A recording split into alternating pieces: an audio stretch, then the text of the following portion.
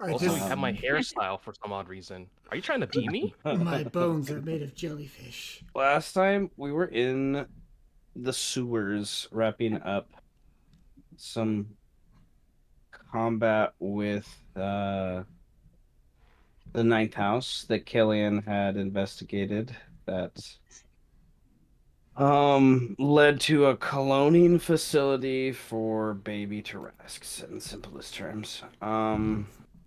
And Xantha and his daughter were in the process of like drinking essence in simplest terms, and you guys And kind then of I was being sexist. yeah, and then you kind of turned Garistro Minotaur form, bulging, grotesque giant Minotaur thing, and then stomps forward, teleporting, all sorts of crazy shit happening.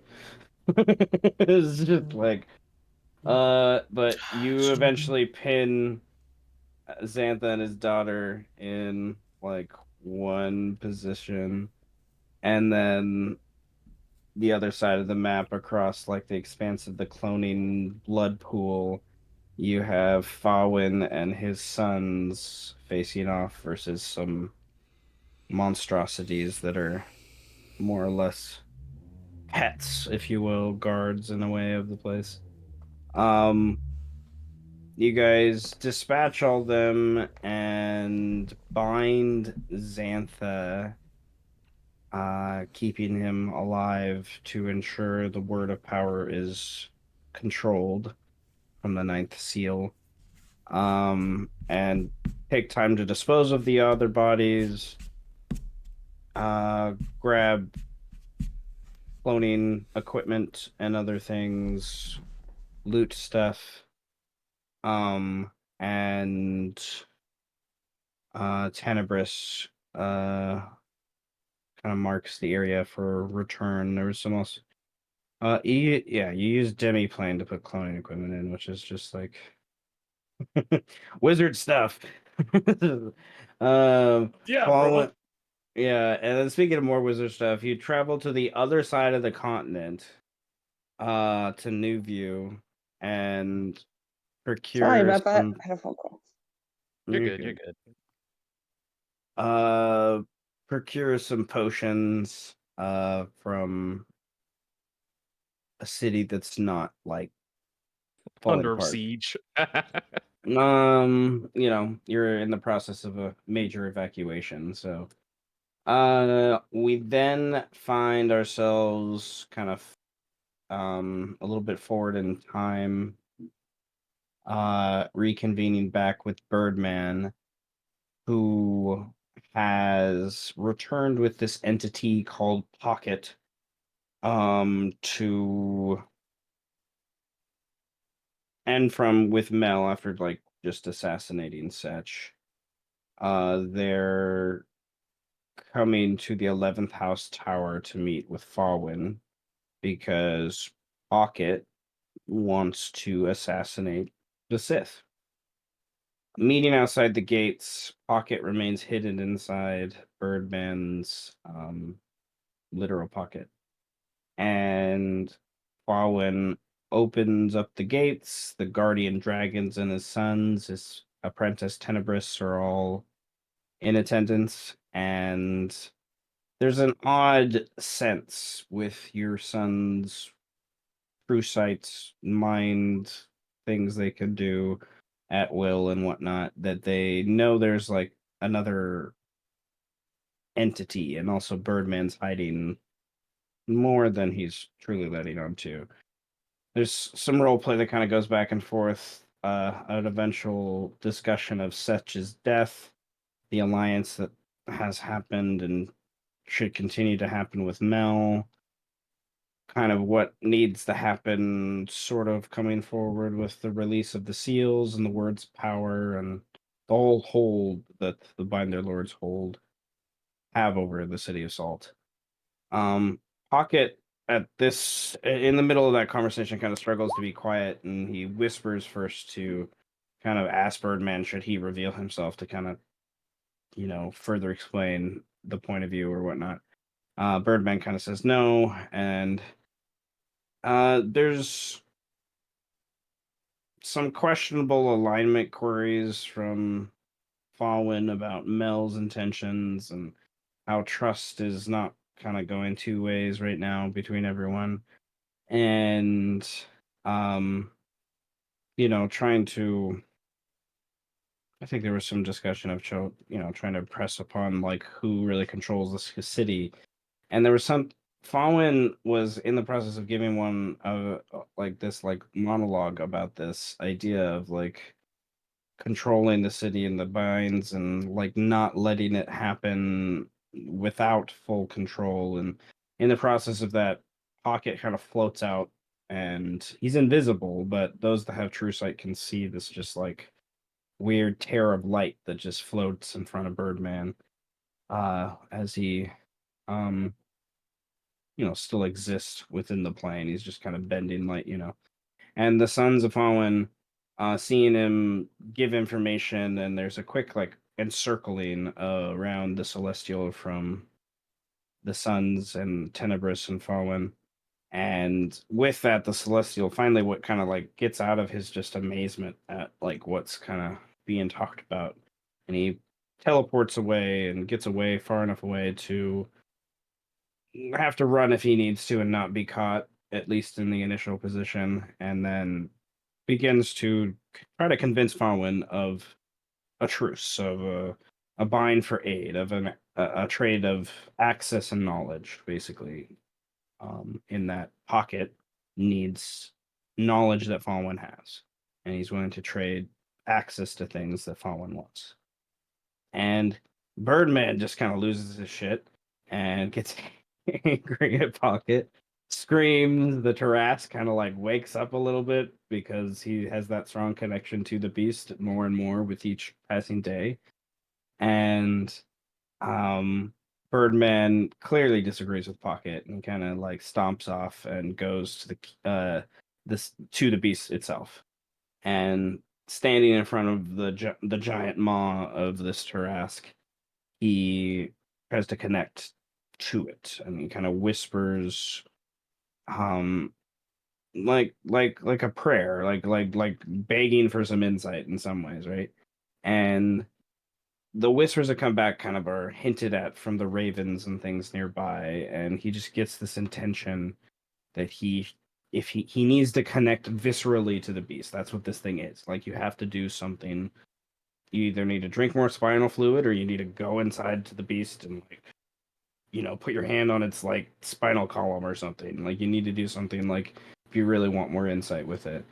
And he decides to drink what's left of the spinal fluid, and he crawls over in pain as he begins his hands, mostly his left hand, begins to mutate and grow claws. And as he screams out, the beast roars kind of in front of him and kind of shakes the whole city in the process. And its left hand rises as his hand kind of rises and mutates in the same process. And afterwards, Birdman's just kind of shaken, and he just goes up to the beast's head and begins to trance as best as he can on its brow. We then wrapped up Amu's last session with Amu's interactions with Karen, kind of finishing up a long day of kind of organizing evacuations of the people, finding the nooks and crannies where people are trying to hide, escape, various things, and just trying to impress upon people, you need to get the heck out of here. Like, this is not, no, this is like, yeah, the last few weeks we've been saying this, but this is now. Like, you need to move now. And they get in a conversation as they're resting, talking about her father and her future. Now she wants to leave and kind of do something about it. And like, whatever it is, she wants to do something positive because of all the shit, her father has done. And Amu doesn't let her, and kind of convinces her that a rest is in your best interest right now. It's been a very long day. And he decides to transform into a giant bat to be able to use its odd echolocation ability to keep watch over Karen as they rest, so she doesn't try to go do something stupid. We discussed some of the loot, so before I step away from the report and kind of forget about that idea, Is there any of that loot you would like to identify at this point, my wizardly friends? wand. Or Why not? The wand. I have time. I can identify them all. okay. You definitely have time. I was just wondering if you didn't care to or not, is my main point. So yes, the wands, there are two wands, and they both have the same, and because of their father-daughter bond, it was one of the things that I enjoyed with that idea. But they are both wands of paralysis. Ooh. And you can look those up. They have a DC of 15. Yeah. But they're really like, yeah, paralysis. Yeah. Yeah. You mutated him before he could do anything with his wand. Not mutated, feeble mind. That was the word I was looking for. Nevertheless, the four sparkling dust, these little pouches of dust, like obviously designed for you to throw the little pouch and they just like burst open. They're like made of this really, really thin paper. It is pixie dust, which gives you and others around you the ability to fly for a few moments. Yo. It comes back again. That was one of the ones that was on a random chart, so I was like, okay. You know. Define moments. Yo, give me one of those and let me fucking tear some shit up with it. Hang on. Who the frick? Who the fuck? The other one is what? The Cloak of the Spider? It's something Xantha found in Cloak of Arachnida. Arachnida? Cloak of Arachnida. Okay. Yeah. It's something that, Xantha got from taking over the ninth house.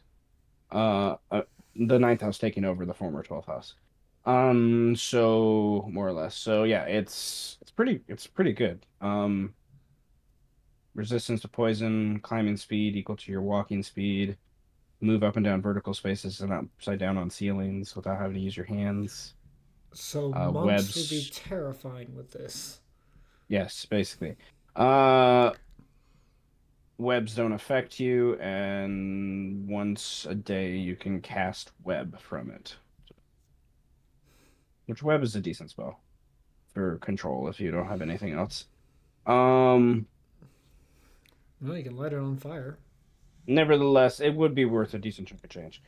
Something you have to go to a different city, of course, to sell, but I clicked away. I shouldn't have clicked away. Cloak with the spider iconography. I gotta open the sheet. Remember the other one.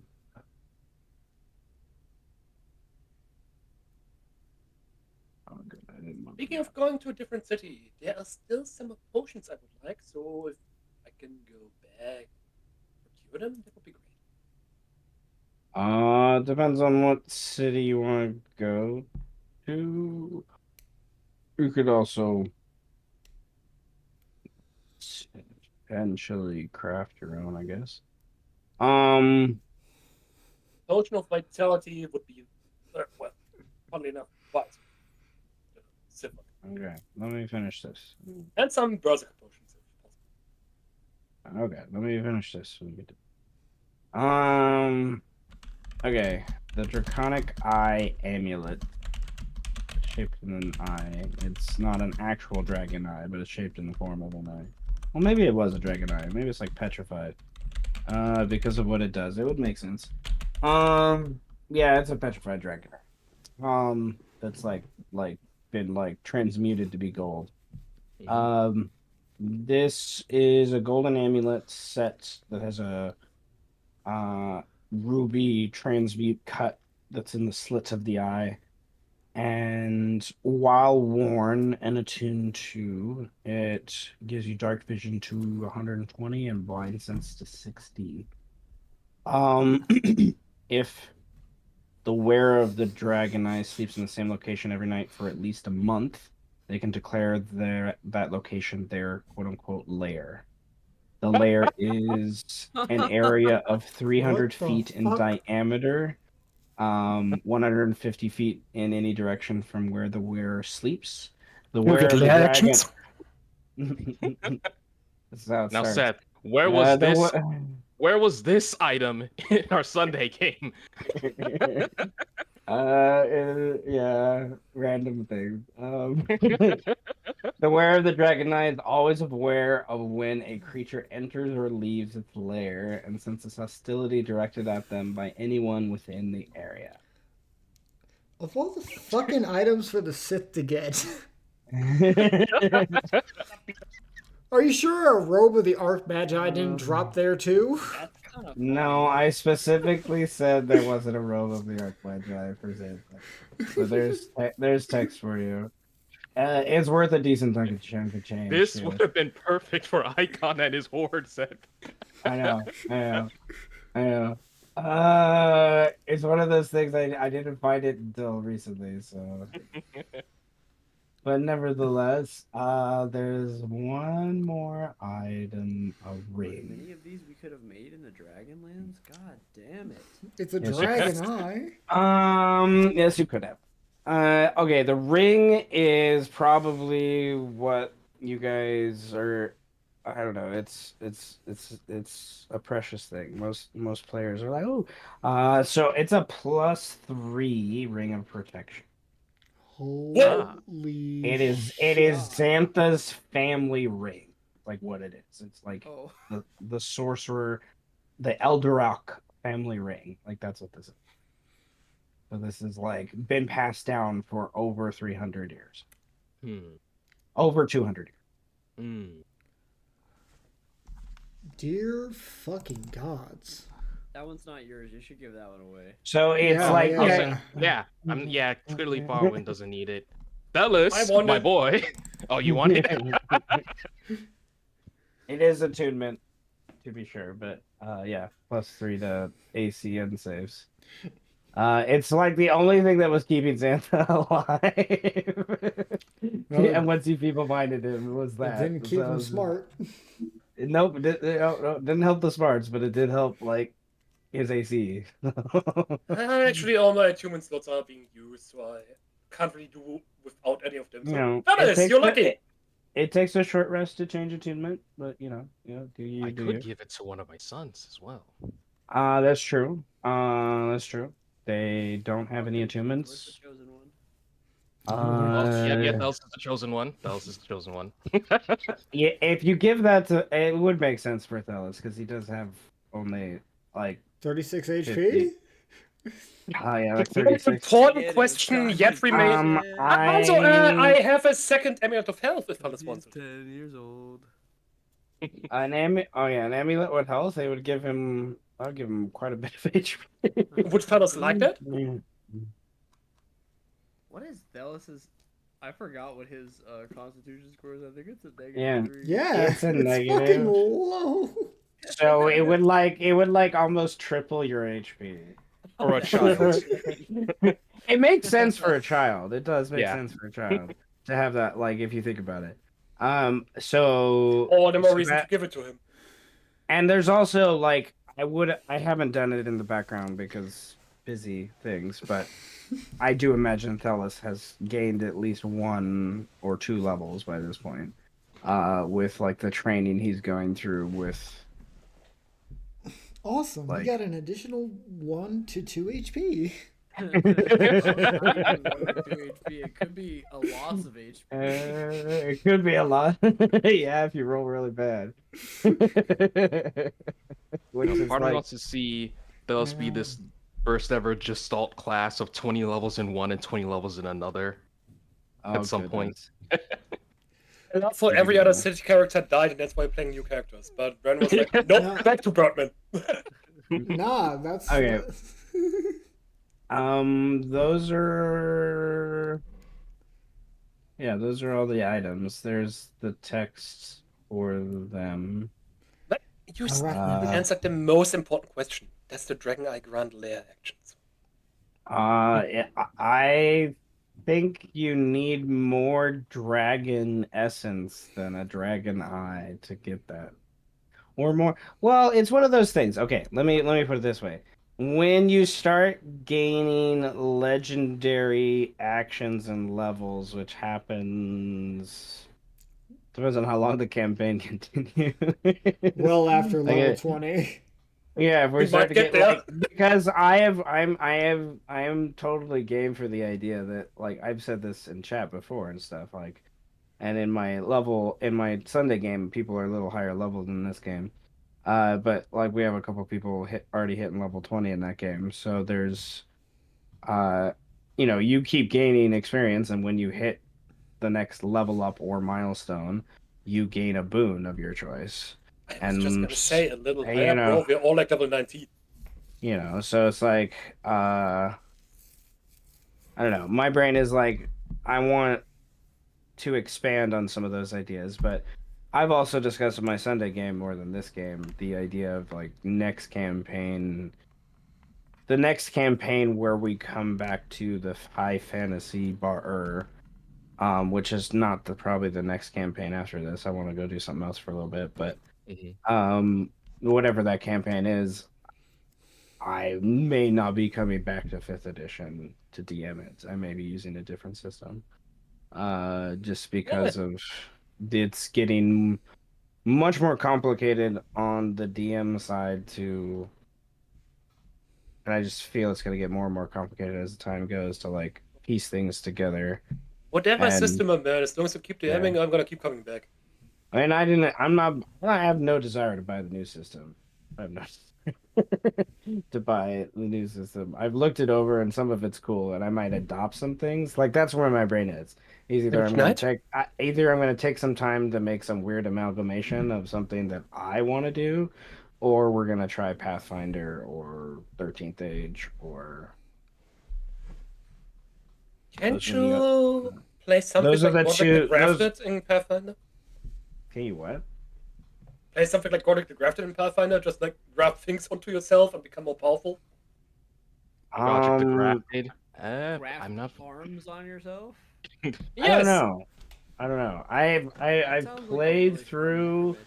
and I played a couple games as a player in Pathfinder and I've read the parts of the book and I have the book, but I haven't read it all yet. Um so I know it's much more customizable. I'm There's so a gonna lot replace my arm with a dragon. there's lots I replaced my arm with a dragon. I love it. But that's like in the future. That's just things I'm thinking about. So I Gray, did can you had what? Yeah, we'll go for it. so I can replace my bones with jellyfish. Maybe. Maybe. I also had this weird idea of like I got a free edition of like a fifth edition campaign substitute whatnot of like a futuristic like space thing. Orcs in space. I've played Starfinder, but supposedly Starfinder 2.0 is coming out, and I that might be fun too. Starfinder's Pathfinder, but it's like Star Trek, Star Wars mixed all together. It's futuristic, and you're in spaceships and stuff. It's lots of fun. There's lots of All fun. lightsabers, sailors. Yeah. There's also like we've never done any of the Star Wars games, and some of those are pretty fun. If we play a Star Wars game, though, I reserve the right to play the protocol droid. Isn't there a whole Yeah, conversion for yeah, I'm 5e playing a with Star droid, Wars? bro. yeah. I'm Well, sorry. there's another system that's like its own system that's a lot of fun. Too. Yeah, there's a 5e one. There's also uh I found a Dragon Ball one the other day. It was just like the whole thing is Dragon Ball, but it's fifth edition, and I was just like Whatever kind of Star Wars film you're playing, I'm being a Trandoshan. Count on it. Yeah. What the I fuck? have all the Star Wars books and I played it before and I DM'd it before. It's just been like 5 or 6 years. Uh but it's a really fun system. It's kind of like Legend of the Five Rings. It comes from the same company, so it has a similar vibe to it. Say no more. With how the system Success works. die. There's let Unlike Legend of Five Rings, there's less kind of character things on. I mean, you know how you have all those character things on Legend of the Five Rings that It's influence your more roles. class-based. Yeah, it's much Mhm. more class based. It's much more like, Character-based. hey, you're a saboteur, you're an engineer, and you can be like crazy things too, like you can be a politician and stuff. It's like Nah, it's I just want to be. I want to be fucking in the debt. No, what? In In the debt. engine room. No, I was gonna say in the Make decks. that happen. okay. To be a light-sided Sith warrior. That's gonna be Nah. so great. No, I want to be the fucking engineer who is just pissed off that you guys keep fucking the ship up over and over, and I gotta Wow. fix it. Protocol droid? Yes. Anybody? And there is like I never played with the force mechanics because they're kind of broken. They The are. one time I saw them, but we can play with them. It's fun. They're supposed to be broken though. It's like it's Even the the 5E force powers are kind well, of broken. and They have 100%, the 100%. My poster. inspiration mechanic of us trading inspiration that came from my time playing that Star Wars game because that's one of the mechanics is that like where you use light and dark side points, and when you spend a point, it turns dark side for me. I'm always the dark side. You guys represent the light side. We can manipulate that, of course, if we want to. That's how it usually is played. It's usually like the two perspectives that I played it from is one, you're part of the rebellion, basically, during the time of when Darth Vader is around and alive and all doing all the things, or you're somewhere out on the outskirts running around and whatever the fuck you want to do. That reminds me of something. The first D&D game I've ever played was Star Wars 5e, the conversion thing, right? I was playing a Trandoshan fighter, and another one was playing Astromech droid, and we were all pretty much, except for one player who was a Jedi. He eventually got so fed up with us, he literally phoned the Empire and was like, "Do you need Inquisitors?" He fell to the dark side. He didn't even fall. He was just like, "I'm done with these idiots." Oh wow. That's a quick fall to the dark side. Well, Trust ooh, me. Trust me. As a yeah, I teacher, figured it out. know. I'm no, I'm an engineer, and I am in debt, which is why I have to be on the crew. I'm in. Well, we have an idea for something for the future. I didn't mean to spin off on that. That totally just like is how it happened. But it's a really fun system, and I definitely want That's how to. the best ideas happen. Yeah, I definitely want to go back to Legend of the Five Rings to be sure. And I've never played a real game of Call of Cthulhu, and Mm. I've watched one or two, and they seem Why would you fun. play Call of Cthulhu when we can Spend play that Orphan sanity like it's Protocol? spend that sanity Yeah. and that luck. Yeah, We Orpheus got though. Yeah, like we got so many years ahead of us. We can play everything. the new Nephilim class in Orpheus seems like a lot of fun. So as well as the I forget what the other one's called, but you're basically a summoner, and you summon these weird. Yeah, you basically. Make robots of yourself. I want to make a John Wick eminent where I have like one of But them has a it's katana. different. It's One of different them than has, that. like, It's a like sword. they're more like essences. They're more like energies and things. Like in a way, it almost feels like if you wanted to, you could spin it to be like a Green Lantern construct thing that you're creating and stuff. But like I don't know, it's different than the what you played the Hermeticist before, where you have the Yes. or like the Witch, where they have the familiar and things where. You guys dealt with the one guy who had his like wolf familiar and the other one that had her weird giant bird thing. Fun. To make clones of himself. Oh baby, just wait till I get my hands on the eminent and just make a John Wick eminent where all of my clones are just me. All my thought forms are just me with different weapons. Yeah. And me and the Hey, squad Phil? roll up on you and fuck your. I felt kind of left out. I can get to see the giant bud thing. Well, It was we terrifying. may we may go back to that story. I will admit I'll have a little hard time going back to one of those stories. There's been a few. We have no hero. Okay. So the all right. Well, for today's session, what I want to discuss, I guess, first now, to get actually back to Animaesus and Trask, is we had 3 days and of downtime, more or less between that we're gonna go that I should little words that has happened between this time and last time. Rap God. Um, okay.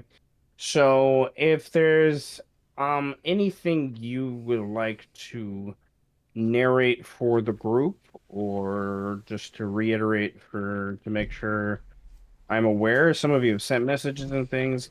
It's basically however much you want to invest in the details of that now is kind of where I'm going to with that. And then I want to, once you guys have kind of given me some insight of what you want to say happened during those 3 days, there's a handful of small little narrative things I want to touch base to of like things you've learned, and then a few scenes that happened during that time. Um, and feel free as well if there's anything like I want to have like in that 3 day I want to have a quick scene with whoever. Feel free to do that, of course. So does anyone want to begin with like what they did during their 3 day downtime? I have a new pen and it's very satisfying, guys. Very, very satisfying. Mm. Let's go. This session's sponsored by Seth's new pen. We don't know what the brand. We don't know what the brand is, so go fuck yourself. What is the brand? It's the G2 Pilot thing. Yes. Boom, boom. G2. Club music starts playing. G2. Those are like my favorite, the clickable ones. Those are my favorite ones. Pilot. Yeah, G2 pens are fucking sick. I like buying them in all sorts of weird colors because it makes me happy. Nevertheless, yeah. Anything you want to narrate for your 3 days, or if it's stuff you just want to keep, if you message me, if it's stuff you want to just say we kind of handled in the background, and that's fine. It's kind of how you guys want to kind of piece those things together. The 3 days is just time kind of goes by, and like a few narrative scenes. So. Nothing really too. Oh, go ahead. Sorry.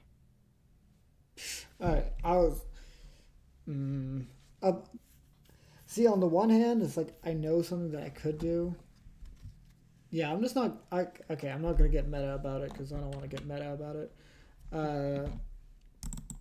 I just want to say that for those 3 days, Amma would be investing many spell points into making more and more water. With this, so that's All right. a lot. Right, it never says the water disappears ever, does it? Nope. I'm just Oh. I'm literally just making more water.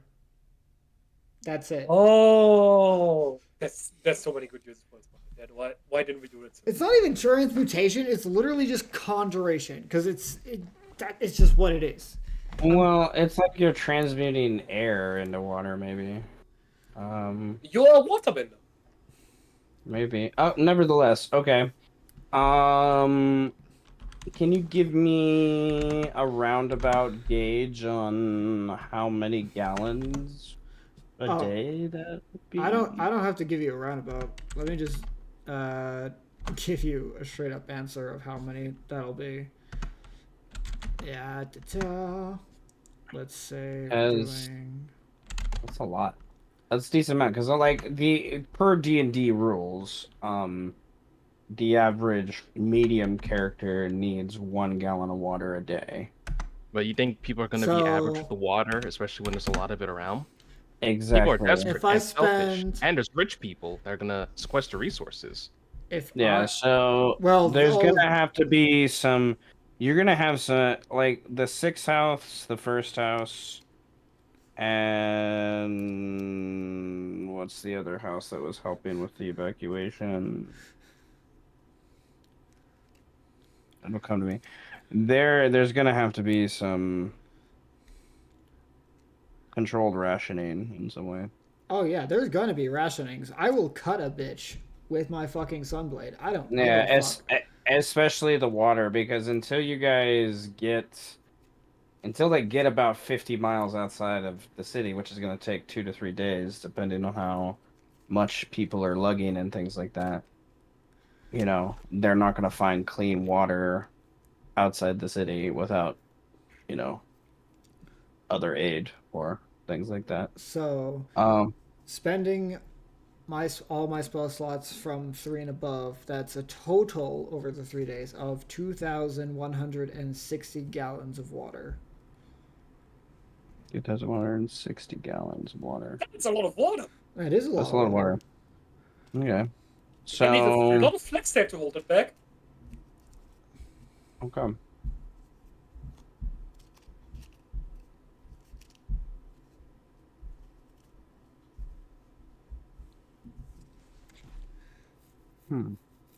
All right. That I went and got on a DM thought experiment, and I realized that I probably should think about that later. Okay. Nevertheless, that is indeed helpful. With the entire process, and I enjoy the irony, to be sure, of Amu being pretty directly responsible for the fall of the city, with the stage courts being also like this defining visual, like that the people see of like the pride in the city and escaping and staying together. And then maybe that's not necessarily the intention, but I can see how people would see it as someone that's just creating water to aid in this kind of unified evacuation. I am an EST, an emotional support terrorist. That is my Emotional. You're not wrong. Let me just do that real quick. Okay. I love it. So Amu, I think it's safe to say at this level and with that add into things. Oh, I forgot to account for my inspiration.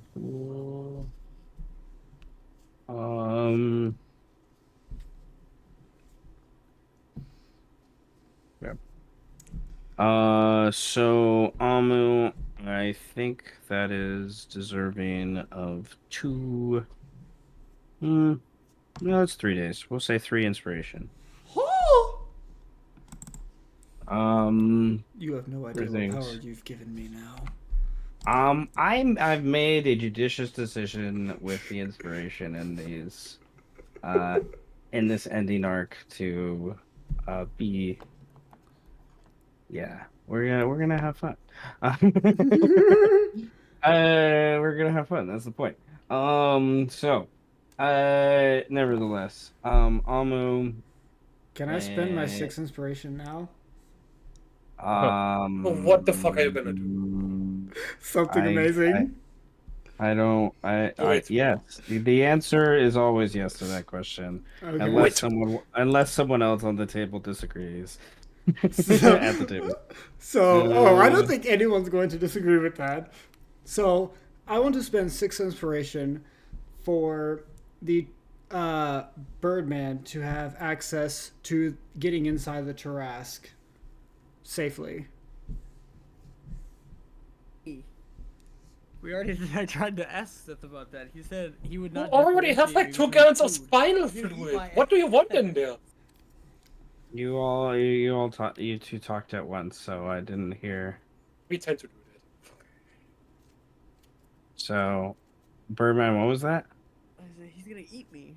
I thought you said he was gonna eat me. Yeah, under normal circumstances. I want to spend 6 inspiration so that you can safely get inside. And that you know that you can safely get inside. Well, there's two ways to handle this. Hmm. Where my brain's coming. Okay. Option one is I need to think of an orifice that opens up. Option two is that when Birdman wakes up from his trance, he's just somehow inside the Trask and he doesn't Birdman know how. enema. I Perfect. He like does- I like and option he- two. And he just like doesn't know how. He just wakes up from his trance and you're just like inside the Trask somewhere. Even So, worse situation. That's where my brain's going with six inspiration there. Is that so? Does Birdman have a vocalization of which one he would prefer? I would prefer it not be a butthole because it's disgusting. But There's a religion knowing made this out of it. character. I was literally There's gonna have you time. roll. Well, if you choose option one to have more control of how you enter the Tarask, then I was gonna have you to roll a D100 to see to gauge where on the body you find an opening. And if you rolled high, you were gonna get the butt. So Say if it has to be the butthole, I think that Birdman would be very confused and very grossed out. which But it would make not it be would out of make character sense. for him to travel this way. No, it would not. So But I if there have are an any idea. other random orifices that are not the mouth that you could think of that would be even weirder than traveling through a butthole. They're on the table. Everything is on the table. I think of this character at this point. I think the weirder that it is, it's on the table for this character because he is like really weird. It's been 20 levels and it's just been the most unhinged shit. Just like, The only other idea of something that I guess come off the top of my head without like literally doing some weird magic that all of a sudden like opens up something, I don't know. Is if not the butt, you would have to maybe like the mouth opens and times in such a way that you can hop in and time in the gullet just perfectly to like slink down and not fall in the stomach and therefore die kind of thing because of what has happened with the fall of the fourth house, the the entire digestive system is starting to wake up, so it's a little different game inside than what you guys were before. Nevertheless, or maybe some sort of nostril escapade. oh, Good. wake up and just Uh, covered in like slime. yeah, like you like I don't know.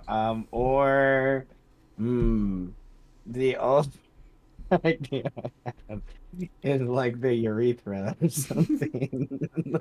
More slime? Does it does That's the only other idea I have. Does the is Tarask honestly- have It'd be ear like more holes? slime and it would Or smell okay, really weird. well, no, there's another idea that maybe with six inspiration, I could see that maybe there's a off books marrow miner or god butcher, um, like mining, harvesting happening. That's the word I'm looking for. Harvesting happening, and you guys come across the entrance that they leave open.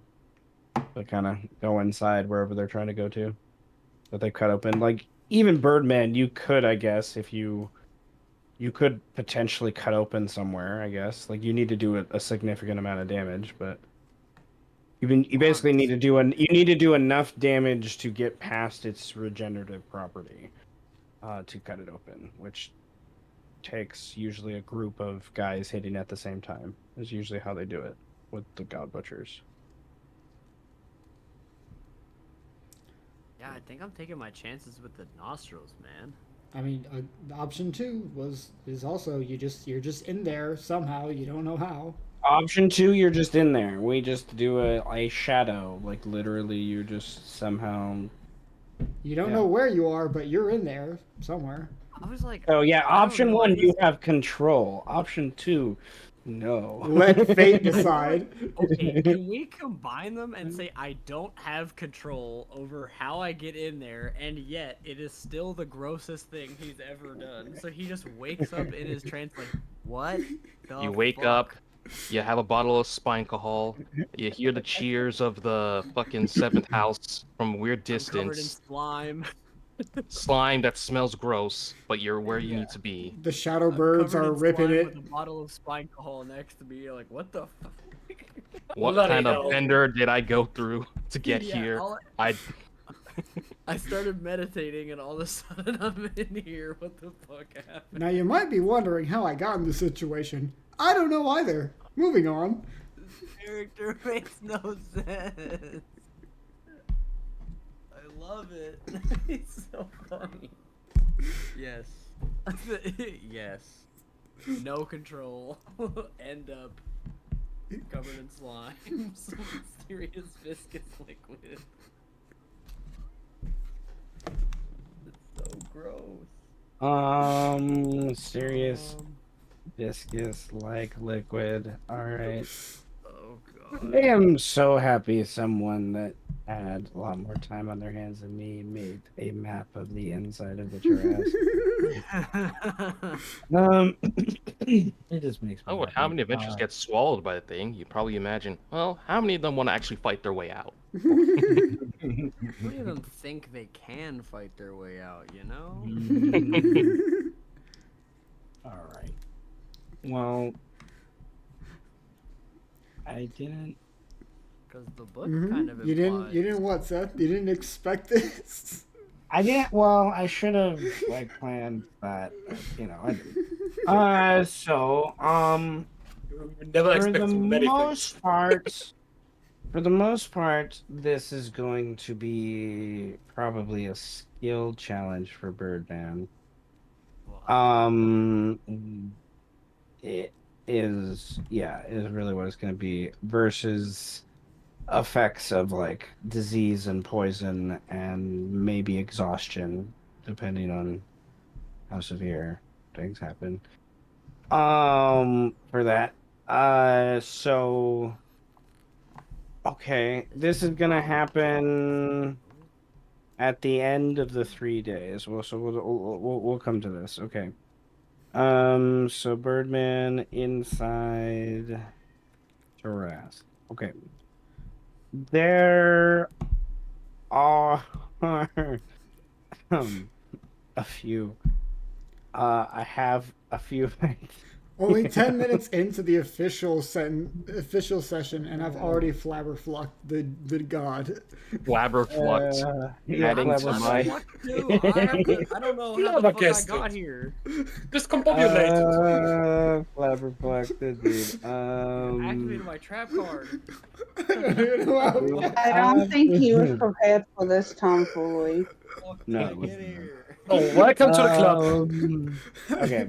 Well, we haven't Trap card seen covered. the lower end of this. So 1, 2, 3, 4, 5, 6, 7, 8, 9.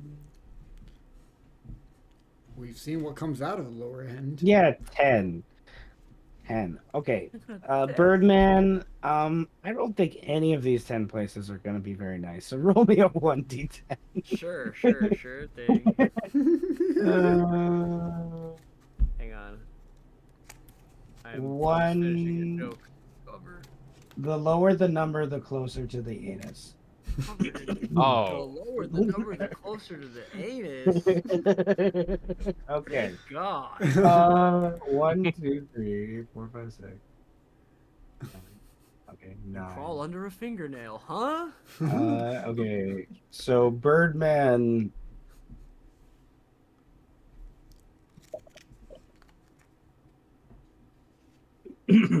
Birdman will wake up in a.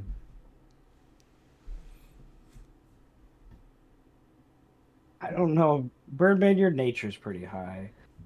Your nature's pretty decent. I'm scared now. Well, roll a nature check to see if Oh, you God. will have any idea inside the organ that That's you're why I have advantage on in. this because of my natural. No, because this is Oh not my god. technically the city. This is inside the beast. I feel like this should be. I feel Oh, like I Okay, should well, you change. still rolled a 33, so shush. I feel like I should change my Underdark proficiency to Damn- inside the damn near dragon. natty. Damn near nutty. If we would have started at a lower level, that would have been a very good thing. Because if you guys started at a lower level in this campaign, I would have made you guys like god butchers and things. You'd have to be in here more often. But nevertheless, 33. Okay, yeah, this is part of its very long colon. Oh. You do not want to stay in here for very long because you might start to be, you know, digested. You see parts of it like moving and jittering the walls and things like that. It's like this dark pink and like reddish kind of teared fleshy structure that's around you. There's pieces of people and weapons and armor and shield and there's something eating something over there. You're pretty sure it's a maybe they're like small little rot grubs or something that are swarming around a body. Your passive perception lets you know that um uh yeah, you how do I word this? To find the best place to connect to the beast, you need to go to something that's not going to consume you. You need to find something that's like so you're gonna have to travel through the beast or cut your way through different parts to go to find a place. Your nature check would probably let you know that down here, maybe if you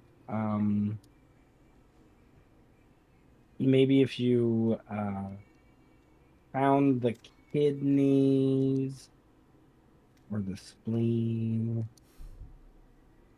you might be able to get a more like visceral connection because kidneys and spleen in like feudal terms and medieval terms, they represent what people back then really believed were like people's like powerful organs. Like we didn't really like humans didn't have this concept of the brain and heart like we do until like the last like 300 years. It was they had this different idea of like where our kind of centers are and kind of our being and stuff like that.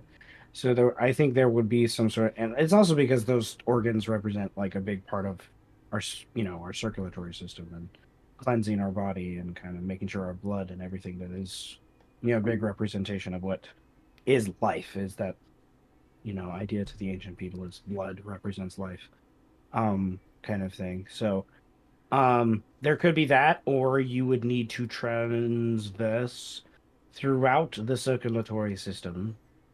And you do know that if you get into the circulatory system and find your way into the correct artery, you can ride it like a water ride. Oh.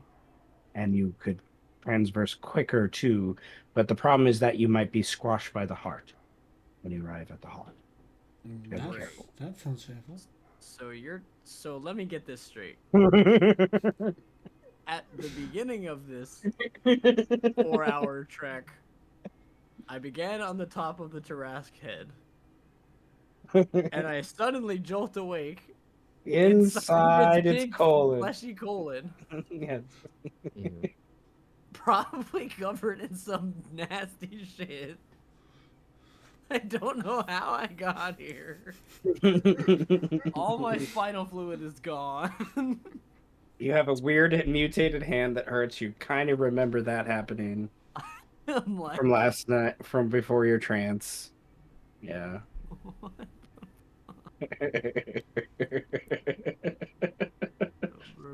I think it's hilarious. Man. I Birdman. gotta tell you though, I can see Birdman riding riding the arteries like he's at fucking Splash Mountain for sure. He's like, oh man, that sounds fun. Birdman, get Oh, we'll be doing that. 2 inspiration points for dealing with a colon in a minute. All right. Does anyone else want to say anything about their 3 days Wait, before? can anybody release me from this hell I found myself in? Well, You I can. can't. I'm making a simulacrum. well, Birdman, yeah, this is after those 3 days too. I would say, like your trance after those Oh. 3 days. What the just- fuck? 3 days of what 3 the days? So I don't No, even no. know how Okay, long wait. I've No, been that's in. not what I'm saying. I'm saying you could take 3 days, and then on the end of that Oh. 3rd day, when you trance, this is what happened. No, I kind of like that I've been in here for 3 days. Nobody knows I've ever fucking been. All right. In that case, I want to give you a total of 4 inspirations because that's fucking hilarious. All right, I Birdman think has it's been a 4 hours, but 3-day, it has definitely been 4 days.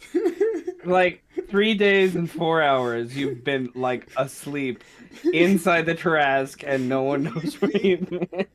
I think I've just been running around doing shit in the trash. Like, you're talking about, like, the grubs being small. I think the grubs are fucking not small. They're probably big. I probably have made, like, a new cloak or something dumb. I just, like, wake up like, what the fuck have I been doing for 3 The shadow has days? taken over. The shadow has taken over. You pull out a mirror. And you have like war paint on your face of blood grub. Yeah, I've got, like, blood and shit, like shit smeared on my face. What the hell? All right, hold on. Oh my Hold god. Hold on. I have an idea of something now because this is too hilarious. Wait, this is actually grounds to change my fucking natural explorer. I think we could lean into that idea. Okay. All right.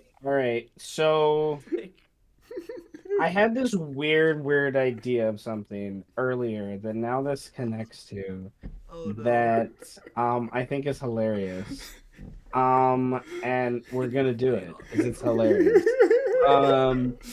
And it's also scary at the same time, and I love it. So, okay. You said you like are gonna like what? It's not pieces of rock grubs. Like it's literally like you have been slowly like having pieces of the Tarask like that you found or like are just like growing on you, grabbing onto you, and like turning into your cloak and your shadow and your things that kind of hide you. And if you've ever seen Spawn, think of like a cloak that's starting to move like that, but it's like made of like weird like Tarask flesh, Ooh. Oh my you know, god. and sinew and things. So bad when I come out of here. Yeah, well, this is what happens, I guess. I think this is what happens when you see. This is why I was just Consequence. talking about this Okay. last week. Was the Setch stuff, bro? Like he had a shadow part because he was a sorcerer. I am a ranger, and so nasty things happen to me. Yeah. When I mutate. You are going to have a basically. Okay, well, first question I should ask is, do you have an attunement slot? I definitely do have an Okay. attunement slot. All right, so there's this weird harass quote unquote item that I found that sort of works, and now it's like going to work, and it's gonna be like island. Oh no! I'm kind of excited. We're gonna call it cloak. It's gonna be a cloak of the innards. Of the innards. Arraignment of innards is great. I like You're that just better. wearing I like that better. a fucking I like that intestine, better. though? I like that better. I like that so much better. Raiment of innards. I like that so much better. Okay. Raiment of innards. Okay, so Come out and be like, I have seen some shit. yeah. Literally. Okay. Fucking intestines cape! Holy shit! How do I word this?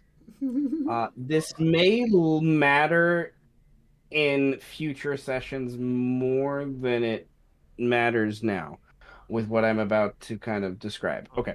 While you're wearing this cloak, you become immune to cold damage. Whoa. And you can breathe in foreign places, like underwater and things. Like that doesn't affect. Breathe in any environment, or it doesn't need to breathe. You can breathe in any environment. You can adapt to that. Breathe in Oh space. my god. You have a climb speed equal to your speed, as well as a swim speed equal to your normal movement speed. Yo. With this, and you can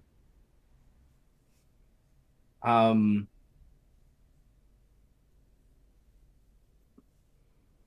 I lost my place. Okay. You also can use your raiment of the innards. You can have it like lash out to things if you would like. Like, Um, when you and say lash out, do you mean like a venom symbiote lash out? yeah, but if you've That is seen Spawn, his like cloak can attack things and stuff. yes. Dude. So basically you can use an attack to either its main purpose is grappling, but you can use it to attack. It just doesn't do very much damage. Kind of thing. Oh, But are you telling me you my climb speed isn't me actually climbing? It's my cloak climbing for me. more or less. What the All right. So you can, yeah, it's basically a whip. It's like what it does is damage. So it's a D4 finesse thing, and it's magical. And but you can choose not to do damage and instead wrap around them with the cloak. And the creature is restrained while they're grappled. And you can grapple up to 6 creatures in this way. Creatures, size is not dependent. Oh shit. Okay. The escape DC is 20 if someone wants to break out of this grapple. I cannot wait to use this on Okay. the most random So, shit. if this it Feels like a I symbiote. was planning on giving you a different item later on, but we're gonna use this item. Uh, Cool. This makes a lot of nevertheless, sense. so it is legendary, to be sure. And the movement thing, I can okay, breathe on. there's a caveat here to the movement thing that the way I need to describe this, I will enjoy your reactions to be sure. The Tarask is a creature that its blood you can swim through. You can now kind of transverse through the Tarask without having to fully like go through it. Does that make sense? I can like Like phase through it. like you're gaining more control of it. To that point, I would like a Constitution save, good sir. Oh no.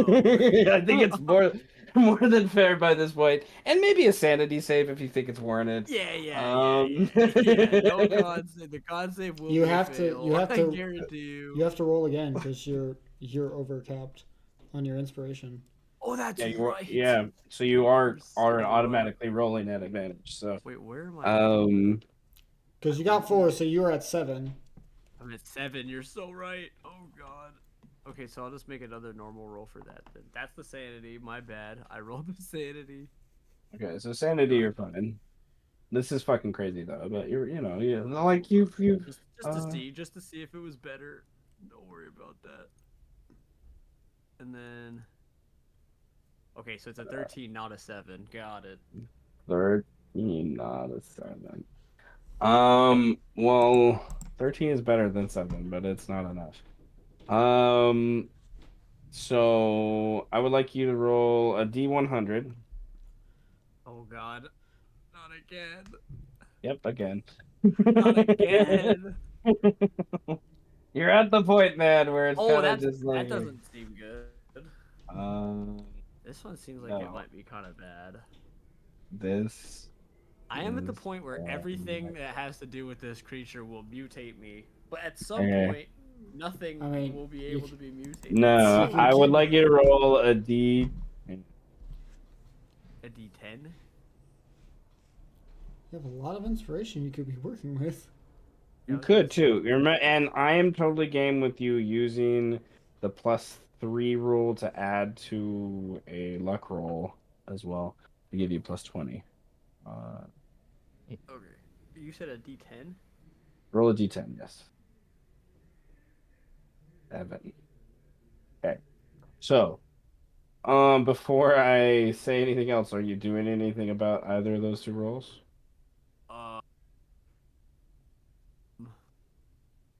You have inspiration, is the point that I'm getting to.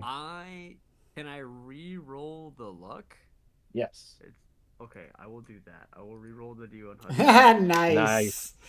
Nice. Okay, so we're gonna keep the 7, but instead of it being a blight, it will be a boon, A which is nice better. boon. Okay, we're going to irony. 7 is what you rolled last session. Oh So, fuck. I didn't mean to click on that. I was clicking away from a thing. You can roll the D10. I was clicking on 2 different screens. All right, let's You're see. Um, On You here rolled a again. 4 before too. Roll I again. have. You're so right. I told you this was gonna happen again. 3. Okay, have you? I don't know if you've rolled a 3 yet. I don't think so. Depends what is 3. I will tell you if I Okay. have or not. Because Do you have blind sight yet? no. Oh, there you go. Now you have blind sight out to 10 feet. As 'Cause your I have armored hide, regeneration, and now Tarask hand. yes. So you gain enhance enhanced senses with this. And that's fun. My eye. Okay. Your eyes are now much more reptilian in shape. Your nose kind of creases up the side, and kind of there's some scales that kind of grow up and around it, and your lips kind of form to be more scaled and reptilian, especially your upper lip, a little bit too. And you're like almost like the shape of your head looks slightly different a little bit too, like on the way, like a little more reptilian and elongated, it seems. You still look elven, but if people look at you now, they're gonna be like, you got something on your nose or something. Like, it's not like extensive, but it's definitely a change. And yeah, blind sight 10 feet, like, things really can't sneak up on you now. Oh no. Things really It can't it sneak up could on me, have though. it could have been um But what's the it could, blinded you were almost about to lose the ability to speak. Oh, Again? Oh, no! That's like what was gonna happen. That That's would've why I been asked this. I awful. was just like, you were about Yes. to That would become have been you're the about to biggest become irony mute. shift. You're about to become mute to where you only could like communicate through grunts and growls. I would like to add some context for Kali here. Birdman used to be a literal Birdman who could only mimic what he heard. So he couldn't speak normally, only the exact words he heard from others before. It was hilarious. In their It was like voice. In their voice, it was mind like- you. Exactly. and it was like 20. It was like the first 20 or so sessions that you did that. Like, Yeah. so. Okay. Nevertheless, there were other ones that would have. Like 7 was pretty bad, but 4 and 3 were worse. Oh, that's good. 4 would have been your intelligence lowered, literally lowered. And then, yeah, 3 would have been you grow an extra eye, but it doesn't work as well. Birdman's So you- lowered intelligence would just be Max Payne. So your perception checks would have been rolled at disadvantage. No! Oh. That would have sucked. So it's like an extra eye that's like partially blind. I mean, with the eye though, you could like stab that out. Yeah, yeah. Some of these you could, yeah. But nevertheless.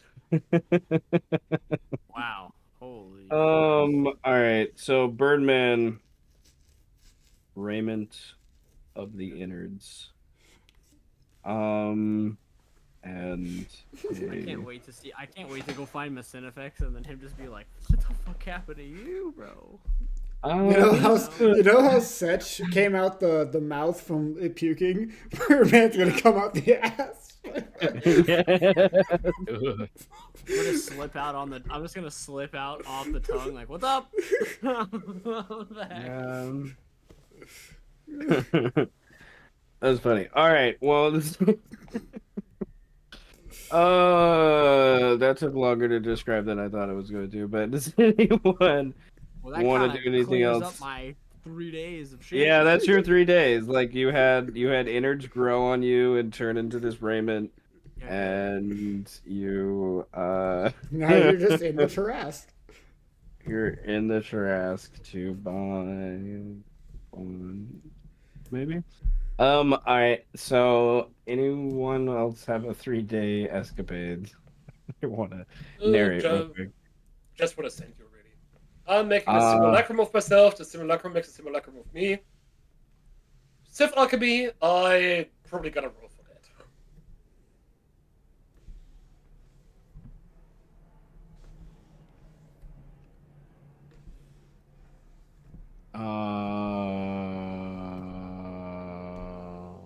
roll. My brain is not remembering. Um,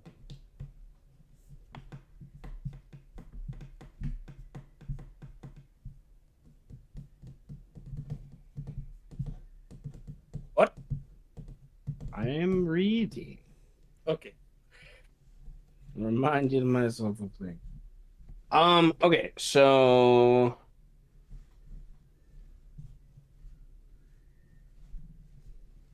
all right, so you don't roll, it's you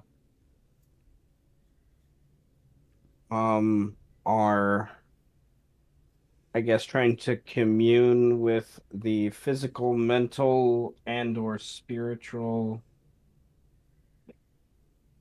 attributes of the creature to try to gain that ability, for example, I guess. Maybe I'm literally consuming Tarrasque parts. I thought we said I need to roll for mutations. Oh, mutations, my brain hurt. I was like, roll up. I thought you were rolling for the spell. I was like, Your what are brain you talking about? trembles. All right, roll. Well, yeah, roll a con save. Not a D100. You Con gotta save roll a con first. save first. Con save Oh first. shit. Okay. Oh lordy lord. It was nothing. When this DC is higher because of how much you're consuming. Well, that's I'm that's re-rolling. No, I'm not.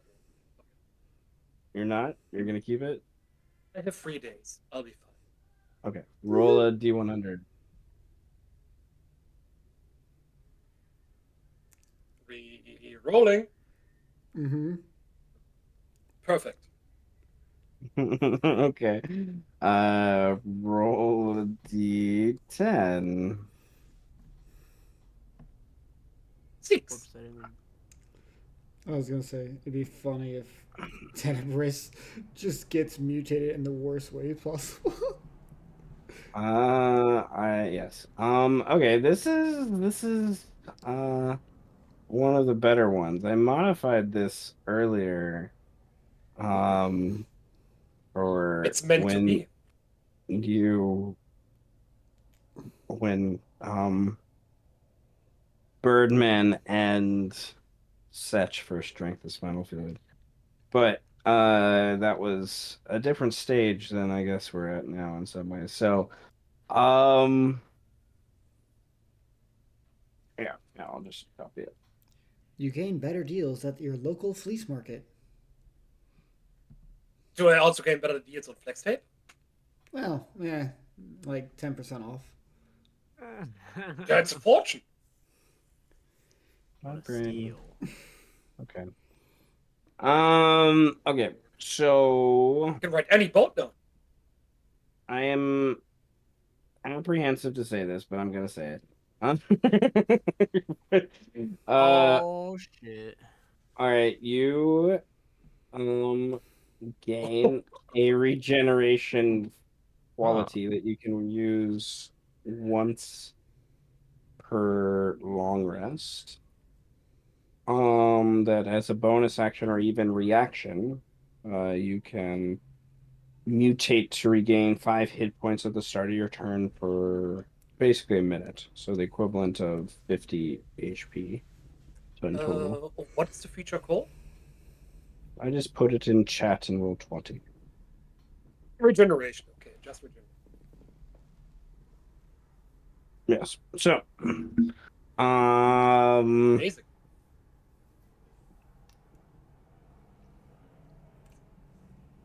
all right, I got lots of inspiration. So, but I want to finish the 3-day hiatus. So, who else wants?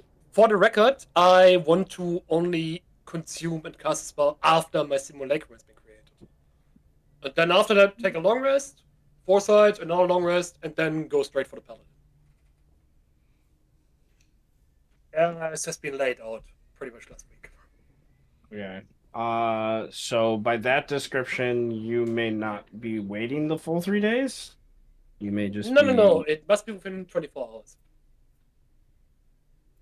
That doesn't help me answer the question. So explain again. Within 24 hours, I want to, or rather within 2 days total. First, cast Simulacrum. Have the Simulacrum cast Simulacrum on me again, so I now have 2 bodyguards basically. Okay, so that's 24 hours.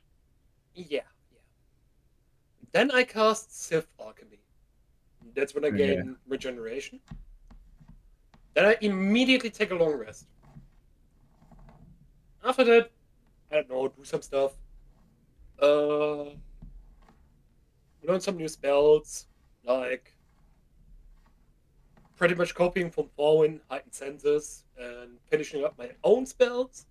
Lightning Weapon and Chain Innovation. And then cast Foresight, take a long rest, and after that, with all my spell slots intact, with all my boss intact, face the lizard.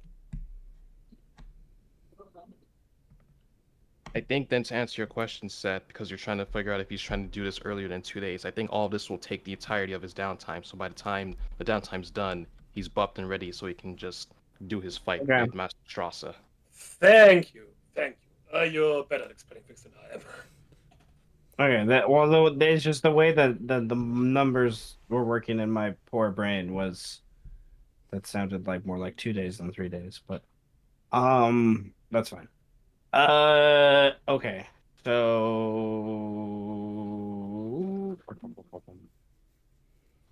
all right.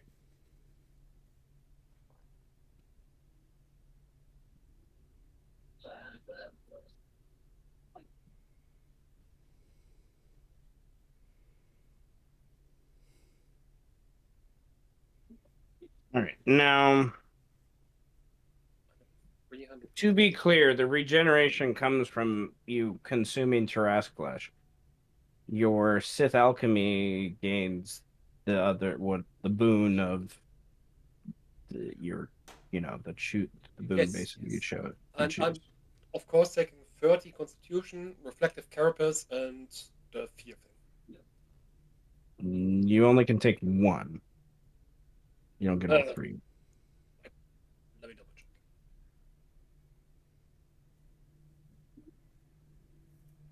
Like, You can have one physical, mental, and spiritual okay. attribute active at one time. I forgot that three.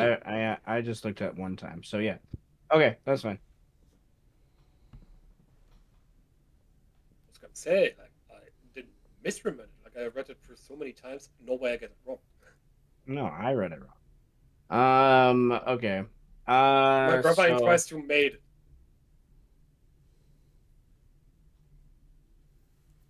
Well, I'm also I don't know, man. You got a lot to take care of. I'm just joshing you. And also, I'm casting I have read contingency. so many essays this week. My brain's a little fried. I'm just yanking you a chain, man. I'm not actually mocking you No, anymore. I got you. No, I'm also casting contingency for a 5th level Shadow Blade. That's a long chain. okay. It is. So all right, and then it's the idea that Pocket was gonna bring you there. Yes, he did offer to bring me to. I keep forgetting the paladin's name. What was his name? I will need to mark it down. Fuck his name. Strasse. But yes, I guess would Tenebris care about his name is the question. Maybe Greed cares. Tenebris probably doesn't. That's just street in German. That's just what? With an extra H. That's street in German. That's just yes, it is. It's just the word street in German. What the fuck? I realized that after I generated the name, and I was just like, well, My bad. I know eventually Greed will see that and he'll enjoy it. I did take 4 years of German. So it's Strasse, right? Yeah, I've been saying Strassa, but that's fine. Strassa. Okay. I hated that in Frieren. Like, every character who ended with the name that ends in E was turned into an A. And I was like, what the fuck? That's not how you pronounce Kanne. Lawine. Okay. All right. 3 days. Anyone else? Nothing crazy. Just to summarize, it's really Tower Mastery and working with Ember since they said that they wanted to have their own body. So pretty much figure out what kind of body do they want. Contingency for heightened sentence again. Update my simulacrum since I got updated. Transcribe the rest of work for a spell book. And the process of making my clone. Since I have my severed hand, start getting the meat off of that, putting it in the tube, letting it float in the water or whatnot. Nothing too crazy. Just becoming a god. Oh yeah. Well, again, godhood overrated, beneath Parwin, at least from his perspective. But yes, I would give Thelis his broom because I did go to this new view to get him his broom. But he can keep the I forgot what I gave him. Whatever it is I gave as collateral, I'll help us. He can keep it because once again, sharing is caring. Spoiled little child. Spoiled fucking brat. Stupid fucking bread. It can be. He's gonna be the worst BBEG of all time. Yep, it's gonna be hilarious. Okay. So, all right. There's a couple little scenes I want to circle back to, and then we will come to Birdman and Tarask with that new scene we just built. But during the 3 days, all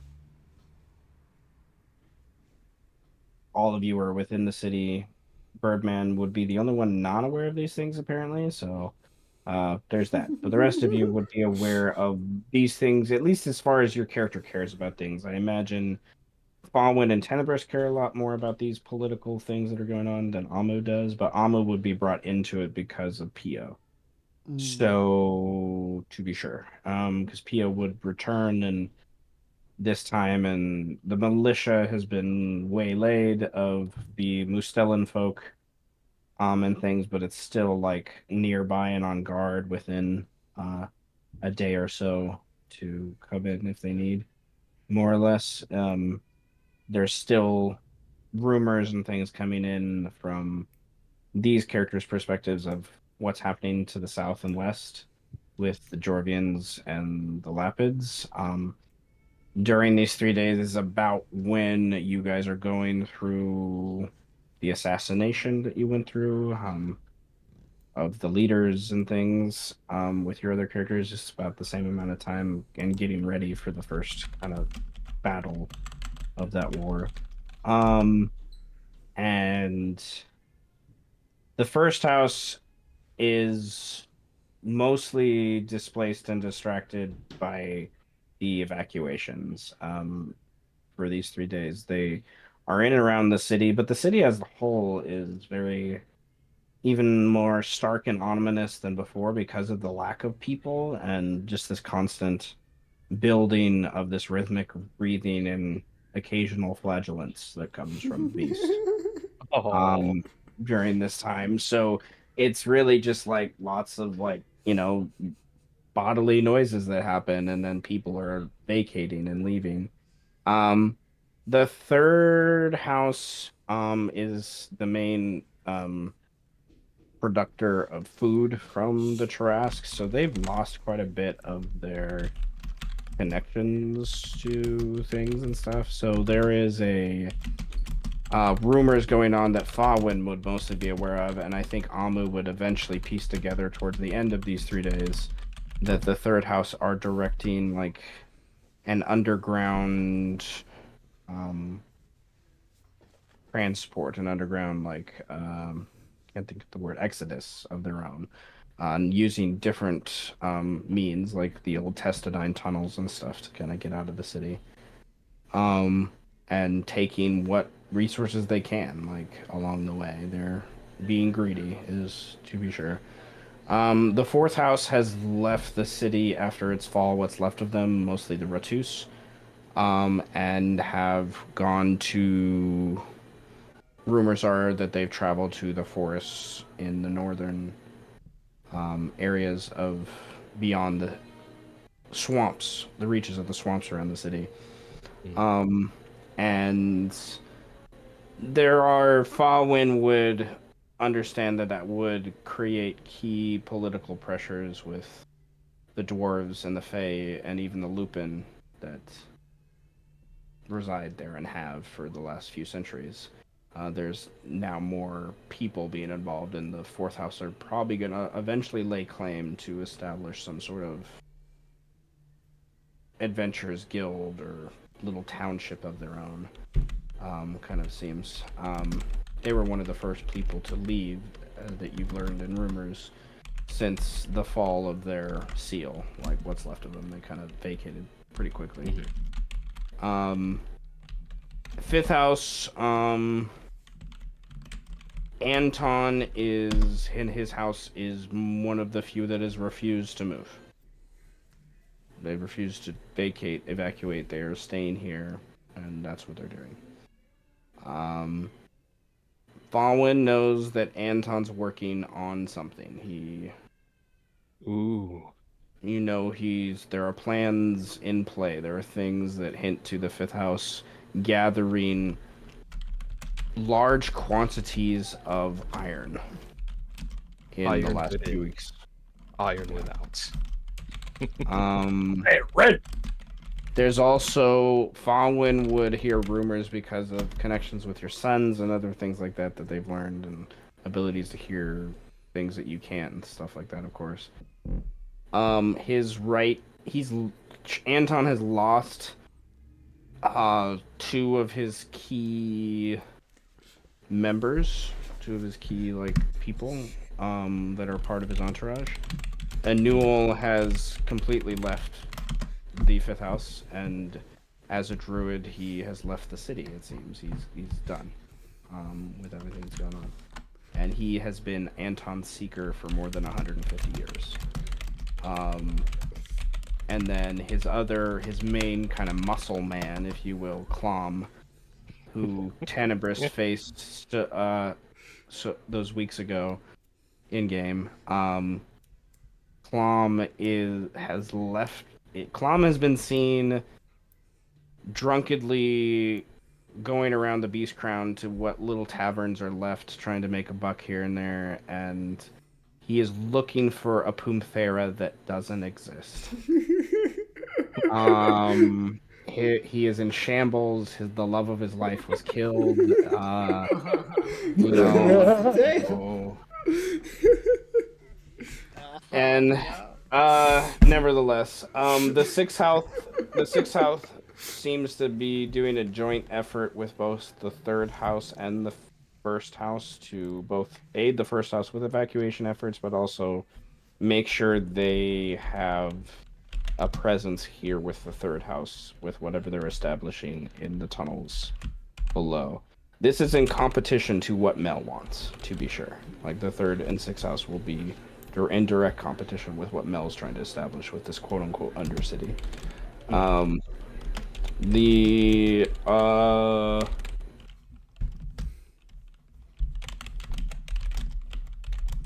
There's definitely still a large presence of the sixth house around and their quote-unquote militia.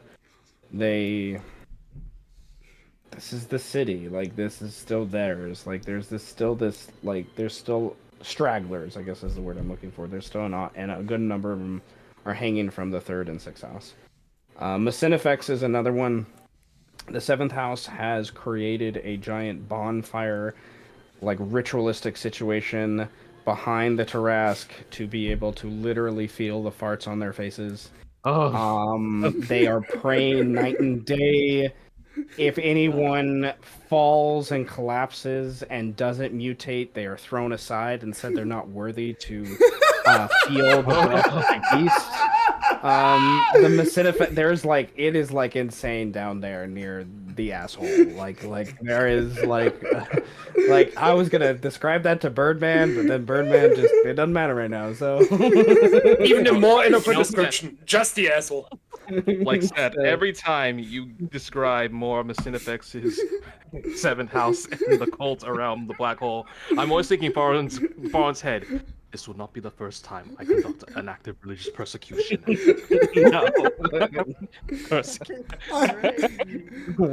want to imagine. Is that technically sodomy? They built a bonfire so they can feel it on their faces. And if they don't mutate, they just like, get the fuck out of the way. You're hogging the bonfire. you're not worthy. You're hogging Or the if they mutation. Farron be like, That's definitely sodomy.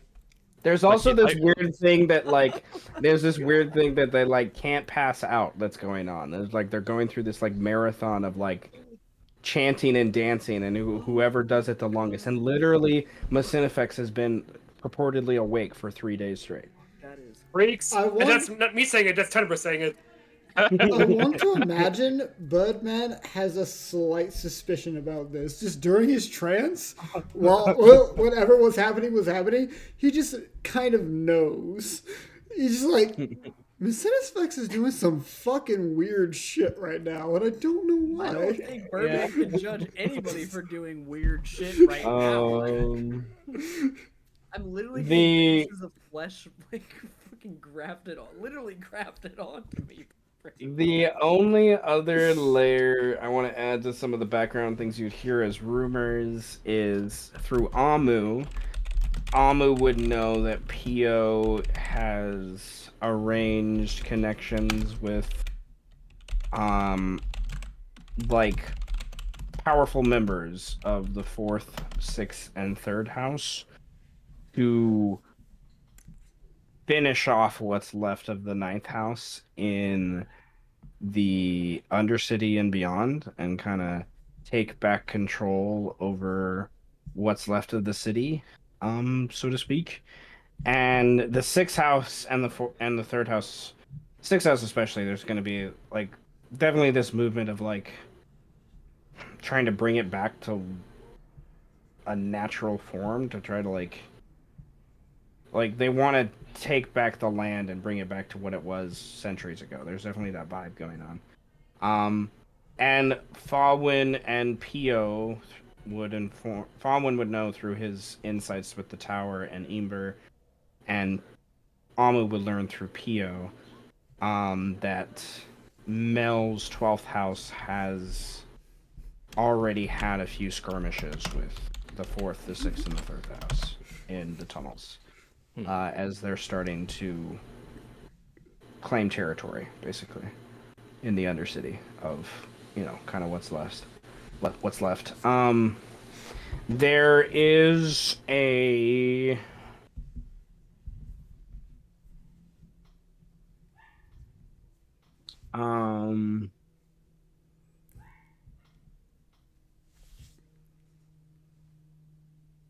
yeah, that's what that is. That's what that is. Okay. Birdman, there was a scene I wanted to do, but you're inside the Trask, so there's that. It doesn't work when you're inside the Trask. It's not the same. Ooh, wait, no. I have one idea. Roll a. You got to roll decently well, but you have a decent score for this. Roll an insight check that if during your trance you see something. Oh, okay. I will use one of my inspiration for advantage. I have a lot of those. Okay. I need to use them. It's harvesting season. There's Oh. lots of apps there. Okay. All right. Well, I was like, well, yeah, it's like a 25 ish. Okay. So during your sleep, like imagine there's like part of your trance where um you dream, I guess, right? Where it's like a dream you remember, I guess, as part of when you wake up. And it's imagine yourself in like this, like you feel like you're in almost an out of body experience where you're almost floating in this like ball of liquid, and the ball of liquid has this like green tinge to it, and you are kind of floating to the edge of the almost like a fishbowl, right? You're floating to the edge, and it's like this green water that you're swimming in. You come to the edge of it, and there's a like glass or something, but it's different than glass. Like the way it feels, it's you like you want to reach out your hand, but there's this out of body experience. So it's like you feel it, but you don't. Your hand's not there, but it's like your hand is there. It's kind of weird. And then for some reason, the glass or this film, this whatever this kind of structure is that kind of permeates between you and whatever's outside this green bubble you're locked into. It kind of clears like fog, kind of peering through, and it almost like lifts up like a stage, like a slow reel or blinds kind of coming up, maybe even like an eyelid or something kind of raising up. It's kind of what it feels like. That it's all of a sudden it's just clearer and it's just not green. You just see out to you, and you see a young woman with red hair standing in front of the breathing Tarask. And it clicks to you that you're not dreaming, but you are dreaming. You have to be dreaming because you can't control anything. And you're seeing through the eye of the Taras that is opened and is looking at Karen, trying to find you, and can't. When she comes to this place, and she's not scared of the Taras, but she kind of stops in front of it. And she looks up at it, and it breathes, and then the eye opens, and she flinches back, and she says something you can't understand through everything because you can't hear in the way you normally can, but you know she says something to it. And she kind of looks around and casts some weird spell and like flies off up and above the terrace, and she's obviously trying to look for you. That's what your intuition tells you with that insight as well. And yeah, there was going to be a scene with her, but you're inside the Trask, so. Meanwhile, a wizard and the elf are yelling at each other. I'm sleeping, man. Yep, you're sleeping. Okay, so during these 3 days, Fawin spends quite a bit of time with Imber, trying to understand the ins and outs of the tower, gaining some more insight into the knowledge of Orcafor's spell work, and hopefully even like helping her kind of achieve sentience isn't the right word. I'm not corporality corporealness? Yeah, corporeal form. Like a corporeal form, right? Kind of thing is what she's kind of after for this idea. And during one of these explorations of the tower, you've kind of learned that some of these rooms and things she takes you to are demi-plane manifestations of this extremely powerful magical entity, presumably like a daughter of Bakab or something like that, can just create, that are actually probably manifestations of her inner thoughts and feelings and things like that, and how she's trying to represent them to you since she doesn't have this kind of physical form yet. It's kind of what she's searching for. So I'm gonna drop you guys on a part of the map. I'm gonna bring you over here, good patience, sir. And she brings you to this. Oh, you dropped me somewhere? Sorry, it's so dark. I haven't dropped you yet. I can't see! Sorry. All right, you should be able to see. You're in the Yep. bottom left.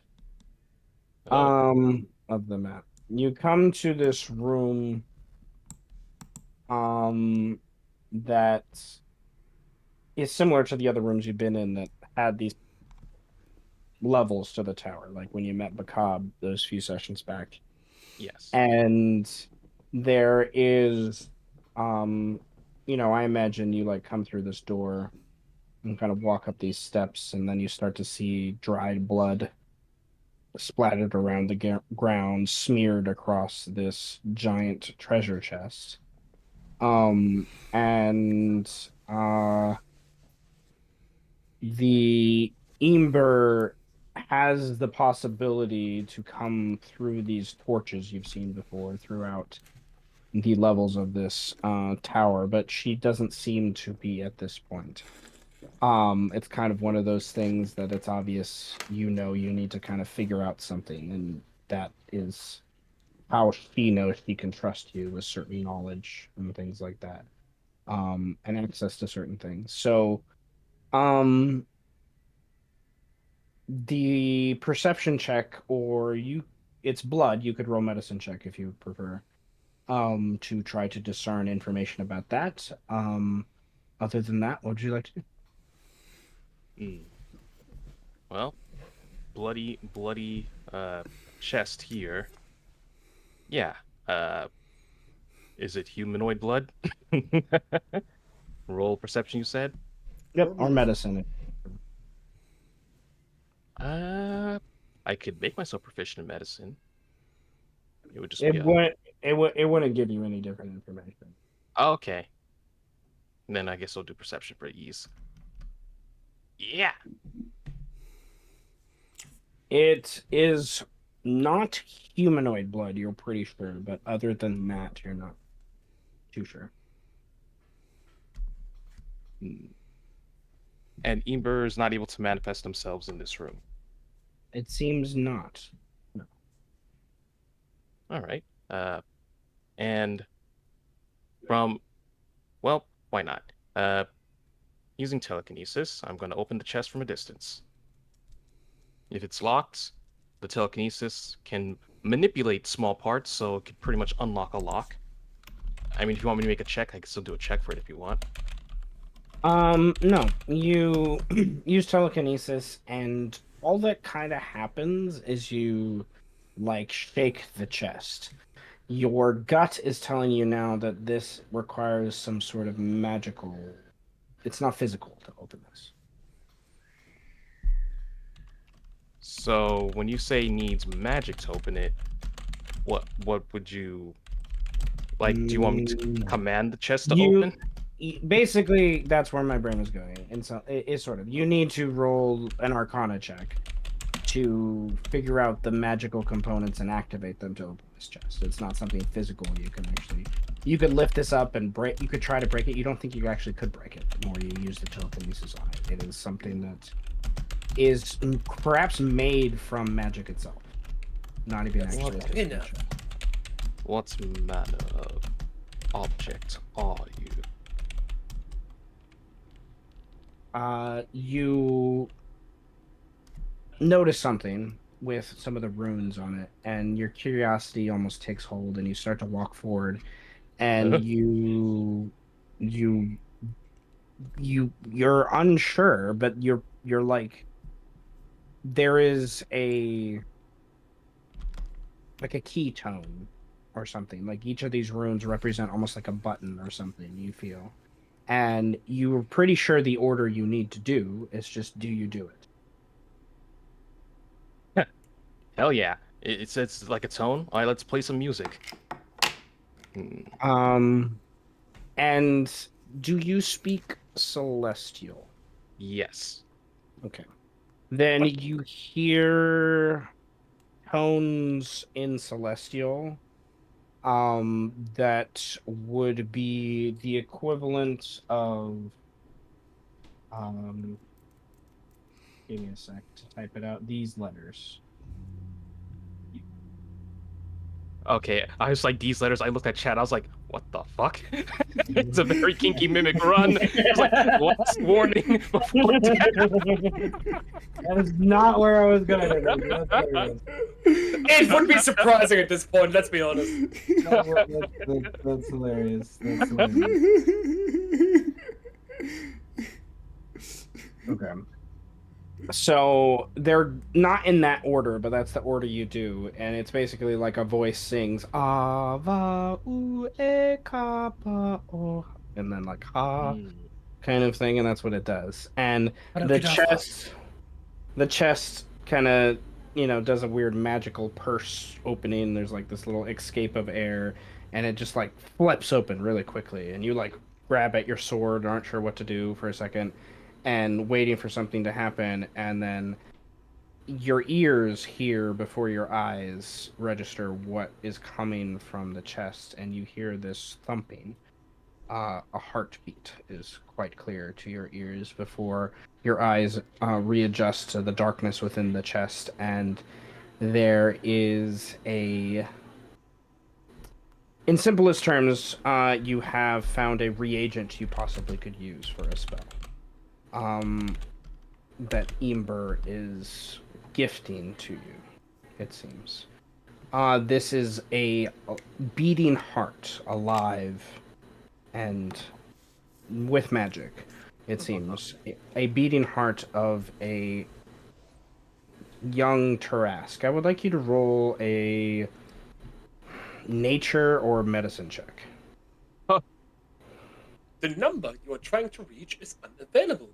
If you'd like to make a call, please hang up and try again. If you need help, hang up and then dial your operator. All right.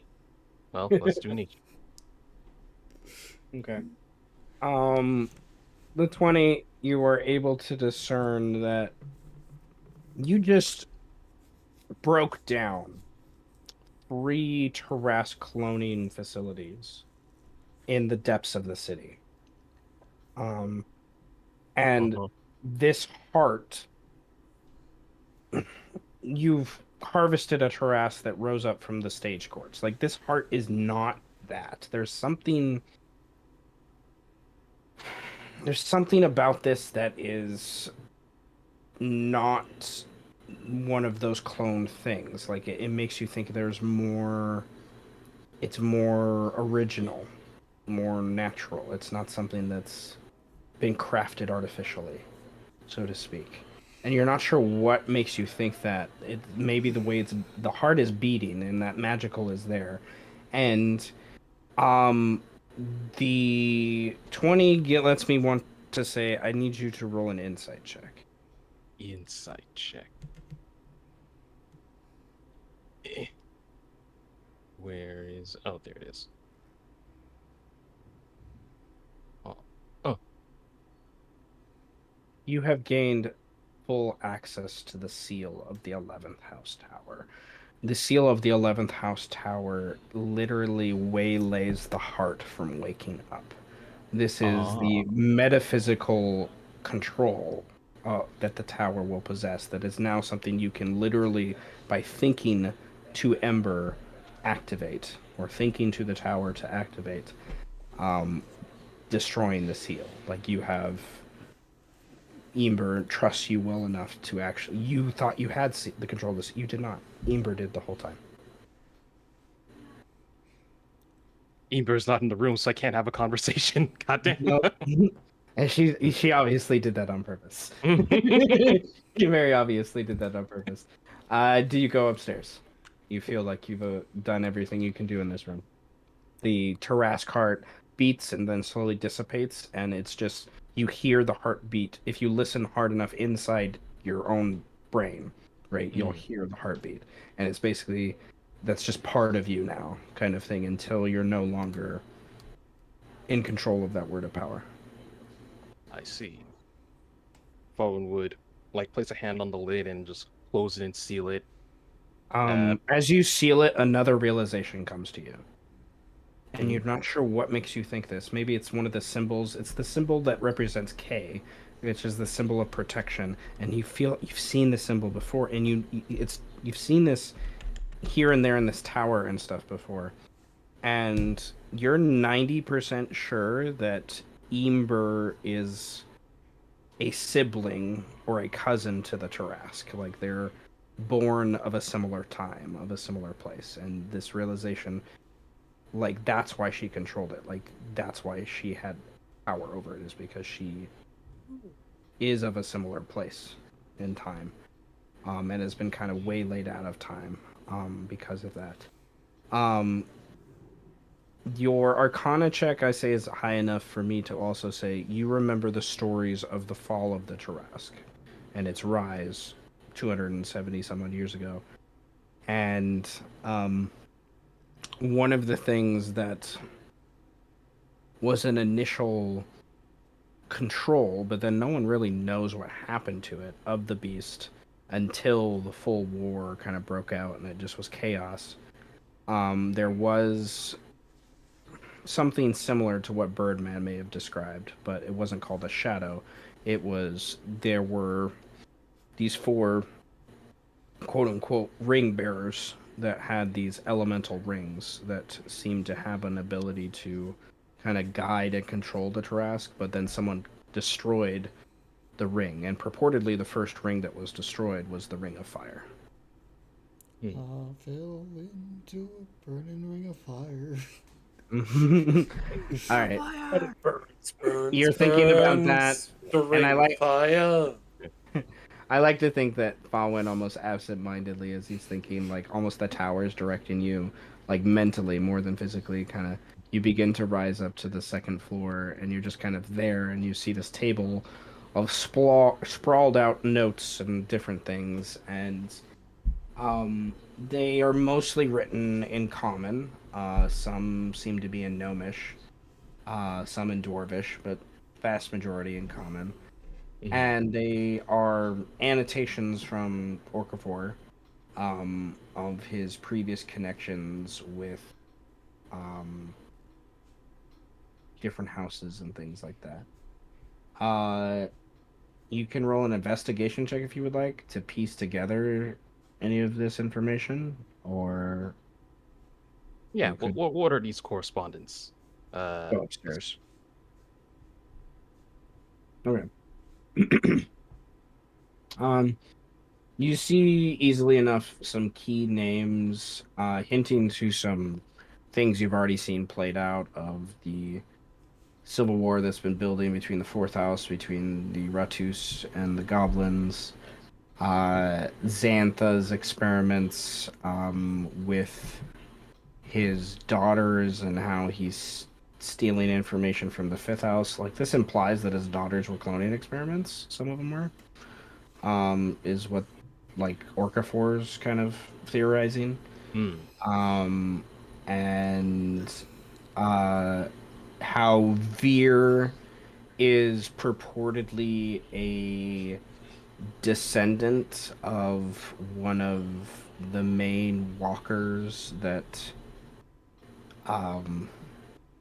helped bring down the Tarrasque and things like that, and like how Veer has political influence outside of the city that he was trying to manipulate towards the end, to, especially in the northern forest, to kind of bring the Sinis people more trade in from them and stuff like that, but it didn't quite work out, obviously. He has something about Lassie and how this renegade wizard, he brought him into the fold to get some insight into a lot of the workings outside of the city to the south, with the different rodent folk and things like that. And to the southeast and southwest, where there's he was a bit. Lassie has a lot more information, you're realizing from some of these notes, about the dwarves and things. He's like a big part of how Orcafor was kind of aware of some of that stuff. And then he had an assassination plan to assassinate the third house lord, but he never got to it. Um, there is also Orcafor was aware of the stage courts to Resk and didn't do anything about it. And he was aware of 2 other incubation chambers of similar size. Similar sides to the stage courts Tarask. Mm-hmm. What are those That- locations? Oh, goodness. Based upon what his notes are saying, it is somewhere near the 5th and 9th house. I see. It appears. So like you know that meme of I forget that chef from Ratatouille, like when he's reading the letter from Chef Cousteau and he's like panicking and like, oh my god. So that's Yeah, probably hell. realizing that like there's another like 2 more potentially giant versions of these beasts that are slumbering underneath. And then when it like sees Anton's name next to one, he's like another. It's kind of like a You turn the page with that sigh with notes about Anton, and it seems he knows much more about Anton than, of course, Xantha's play. Xantha was working, so this means that the cloning facility you found, Xantha had another one bigger than this somewhere. yeah. Okay. And then Anton, who was directly responsible for many of the ghoul and clone attacks that the 12th house was dealing with, he has notes that Anton found something from one of the other houses left behind, and he is crafting something with iron, and he has like a drawn picture from someone else, not Orcafor, like someone like obviously like went down and found something and drew a picture of this crazy thing that they saw. And what you see is a circular something or other that's broken up in the middle at one end.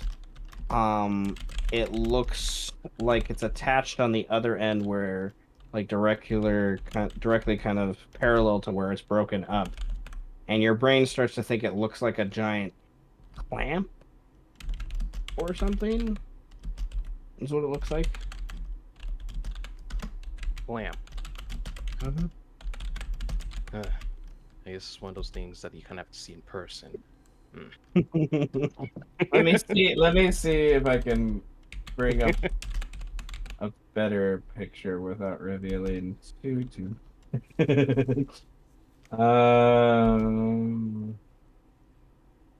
No, wait, no, it's not a clamp. It looks not quite a clamp. That's not exactly right. So yeah, I'm gonna do a little snippet. Give me a second.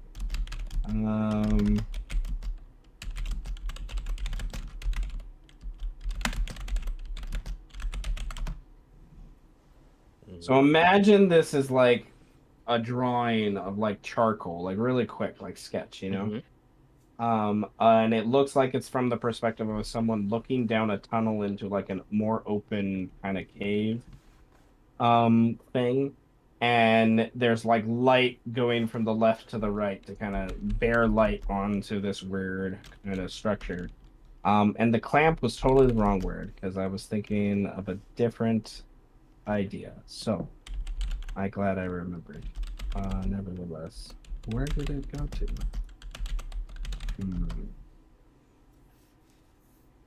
Let me resave it because I already didn't see you save to. All right.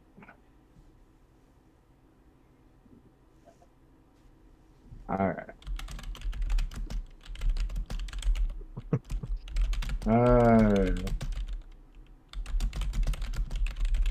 I'll let you interpret that as you may. Well, What is yeah, this? Choose your Pokemon by only seeing their feet? it's like choose your Pokemon, fuck? but I only see the feet. Well, you're already revealing one clue is that yeah, you think it's a foot of something. Oh. Hmm. Oh. And if we were to But extrapolate, the way this is drawn, this foot is huge. This foot Mm. is huge. because I was gonna say, like, is it like drawn like from a perspective of like that is the size of Orcafor, that foot, or is it more Like, like It basically okay. Eh, how do I say this? You're guessing by the way this perspective is drawn. Imagine that like near the not the leftmost kind of pointy structure, but the next in the middle pointy structure.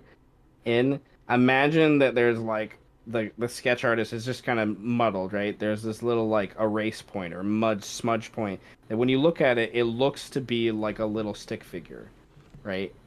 And to represent and give you perspective. And the stick figure barely rises from the bottom black line, like like barely a few millimeters on that like picture.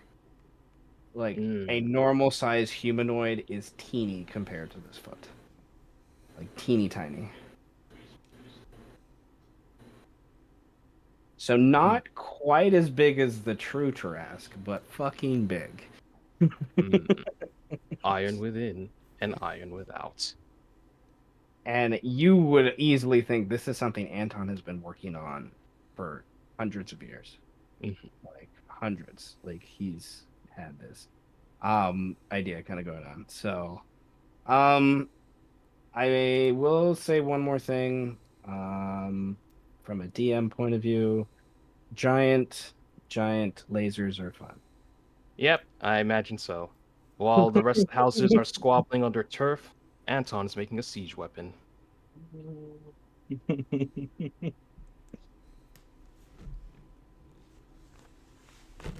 All right. Well, I guess when Farron's like reviewing and contemplating this, he's just ruminating on wondering what Orcafor's place in all this would have been. But alas, he will never know, and it's probably for the best. Fuck that gnome. All right. But I okay. think Farron would hold on to the sketch and some of the correspondence. He'd probably take that into his possession. But yeah, other than that, I will continue and move on from this room. The smell of this next room. Oh. Yeah. Um, Smells bad, man. it's only a of a blood. That's all it is. It's You're pretty sure this is the same blood from what was stained on the thing. You can have another opportunity to try to roll a medicine or perception check to try to see what this could be. Yeah. it's What's in here? it smells like the regret of all your regrets of college built up into one Yeah. moment. Wizard College? You are pretty sure this is blood from the Tarrasque that Orcafor was probably bathing in for certain rituals. Hmm. Pretty sure. You're not You sure see the there's little, you see the little gnome feet on the floor as footprints. Hmm. Farron probably wandering about, circling. Tarrasque blood does have regenerative properties, reportedly, but this is raw, unprocessed blood.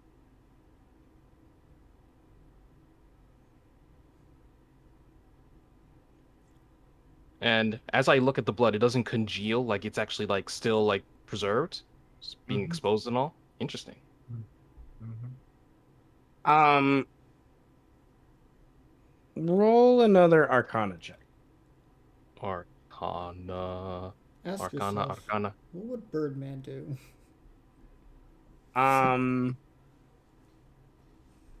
Although you yourself and you have probably never crafted a flesh golem, this is one of the steps you need today.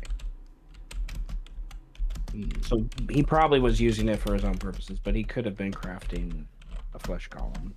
Interesting. So, I will notate this room when it comes to body crafting later. I guess depending on the form that Eber wants, do they want flesh or stone?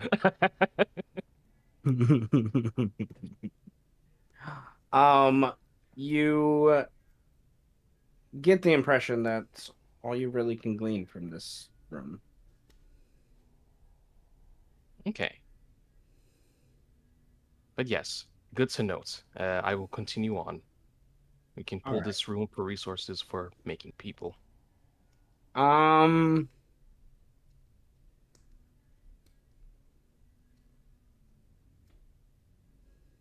all right. So the next room smells worse, which Even is hard, worse. to like imagine in some ways, because this like is like nasty Tarrasque blood that's like yeah preserved, but it's still obviously been sitting here a while. Nevertheless, you come in this What room, in the... and there is a obvious undead creature, um, kind of just sitting in this chair here. He has watches as you enter, completely aware of your presence, of course, and he speaks in um. I'm gonna roll a d3. Okay, and he speaks in common. Uh, welcome, Barwin of House Nibone. It is good to meet you. And who do I have the pleasure of speaking to? I have forgotten my name, but surely this tower will tell you if you ask the witch kindly enough. Which? Farman would Hmm. ponder. She has convinced you otherwise, I see. But she has her own dark past, and I am what is left of it. Farman kind of looks towards the torch that's in, like, in over here. And he turns back to the undead. Then, nameless one, enlighten me on your history. I come from a time that your house barely remembered. And you slowly realize that he probably was an elf at some point. Huh. But like ancient, like 5,000, like this is Ooh. like you're seen by the iconography on his dress and stuff, like he's ancient. Like knows like the primordial world kind of ancient. Like saw the world before the continents shifted kind of ancient. I think Farman had Um, switched to, like, Elvish. You are Eldari. At least you remember the name. And when you say that name, it's like he remembers it too. Like you had to say it for him to remember what that term was. And the torch next to you brightens, and you know Amber does not like that you know that. You know that there's something about that Amber is just like, but there's also a layer here that because of whoever this is, this nameless one, that's all Amber can do. Like there is a level here that if Ember does any more, you don't know what will happen.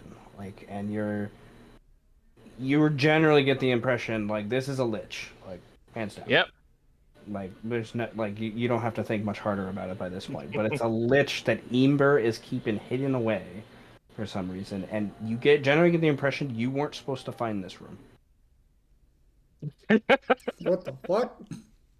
You were not supposed to find this room, and Ember, like, so did the lich bring you here? Did this nameless one bring you here? Kind of thing, which shows that he has a level of control over the tower. He was maybe a past, not recent, but someone that controlled the tower at some point. And you're understanding that this tower is something that is that. It is 10, 20,000 years. What? How many? This is something that represents primordial power, to be sure. So, you see you can't help but your eyes flicker to two other things in the room. One, there's a chest over here. And you know from this tower, there's always something in a chest. That's just how it works. So far. And two, the way this wall is structured, there's something hidden behind it. You're almost certain. This room is far too small. But how to access it, it's a secret door, obviously. So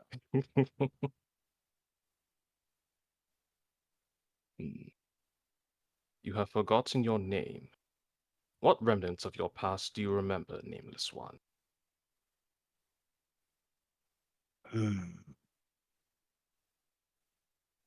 Power, dragons, towers, the great sea, lands littered with alabaster cities and golden fonts.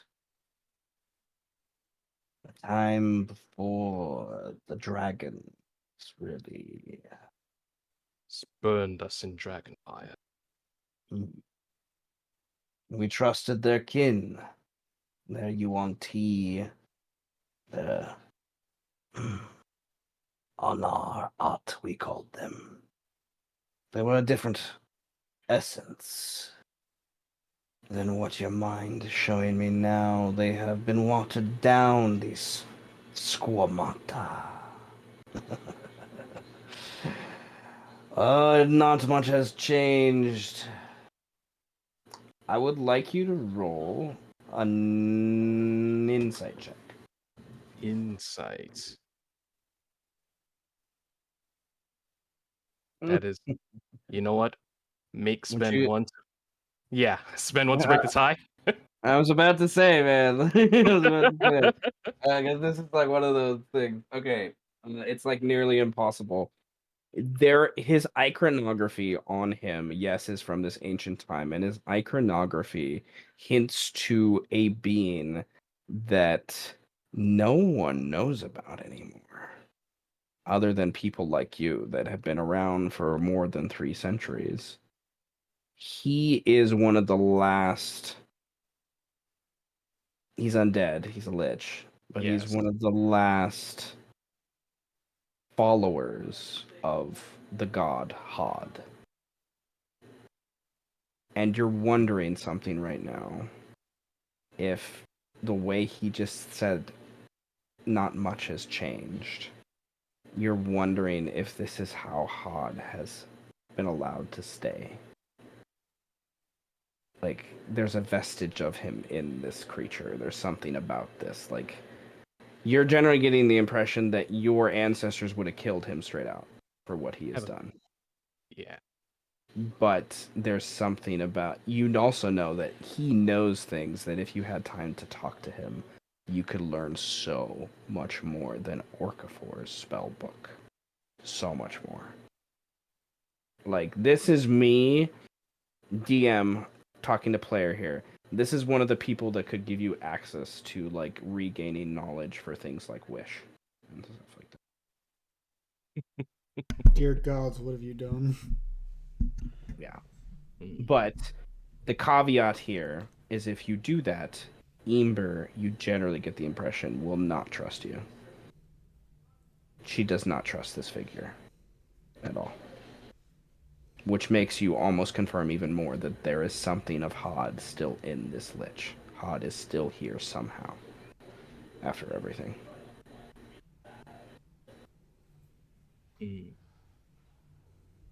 Mwah. No, I'm pondering. It's like Bakab probably knew this. Emer probably knew this. Oh yeah, But then definitely. it's like, So well, you're getting the impression Bakab maybe at the fall of the tower took this to have for his own knowledge and power, and is using Ember to like keep it, mhm, you know, and he has to keep it on the material plane because otherwise the gods can see it, mm, you know, and the gods their power when it comes to the material plane has always been it only goes so far. They're the rules of mortality, you know, things like that that kind of place on the material plane. Oh, it dies twice. uh, Mm, oh, I forgot to add those spells. I don't really need those, hopefully. Uh, well, the problem is Farwin does not understand this thing, so he's not gonna immediately like jump on the bandwagon of this thing because he doesn't understand it. Uh, it's like it's funny. It's like those things percolating in the brain. Like from the perspective of Farwin, he's like, it's just someone who's very ancient, probably knows much about the ancient Elven Empire, Mhm. probably knows what became like the truth behind, or at least his perspective of what led to the fall of it, the burning of Dragonfire, the birth of the Sith, and whatnot. And but at the same time, if he's quote unquote maybe the one of the original Sith lords, so to speak, yes, it's cool to get his knowledge, but hey, you're old, I'm new. Well, this Is is the sort of equivalent of Darth like Revan? okay, guys. I don't know if you watched like the Acolyte was so-so, but I Yeah. totally got 100% inspiration from the little preview of Darth Plagueis. I'm like, yep, Bruh. yep. Here's the guys that can yeah, like 100%. Like this is what. Yeah. Wait. Darth Plagueis was in the Acolyte? For like Yes, two for like a seconds. very, One of very the- brief moment. It was like they could have done so much more with it, but yeah. Yeah. I didn't watch it. Like, past the new movie of the trilogy and stuff, I was just not The acolyte's shit, but it's for like a few Amir seconds. was the best part. There were certain scenes I enjoyed, but as the whole, I thought it was meh. Yeah, like the Khmer fight scenes I feel was the peakest, but probably the best you're gonna get out of the Acolyte. Yeah, yeah. If See, you- they should just make a movies out of Star Wars Legends and shit. If you don't Like, fucking think Make about a movie about Revan. It would sell like hotcakes. Yeah, it probably would. they don't do anything smart, so Okay, so trust the witch or trust the lich. Why not both? War of it. Well, the Trust witch no doesn't one. like the lich. Only yourself. Trust Klondike. Yourself. Fix up to for Klondike bar. I think Farwin would sit at the chair next to where the Lich has been sitting and just wonder. "Hmm, what master do you serve? Or what master have you served?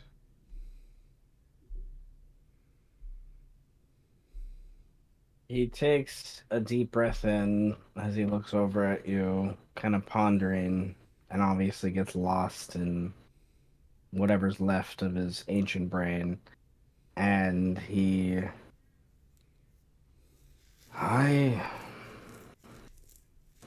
get the impression of like the look on his face and the facial structure and how it's surprisingly accurate and stuff. Like he has most of it still there. Like he hasn't decomposed nearly as much as like would make sense for the time that has gone by. And like you get that look on your face where like someone like has it on the tip of their tongue and then they lose it, kind of thing that happens. And he says, "I don't remember."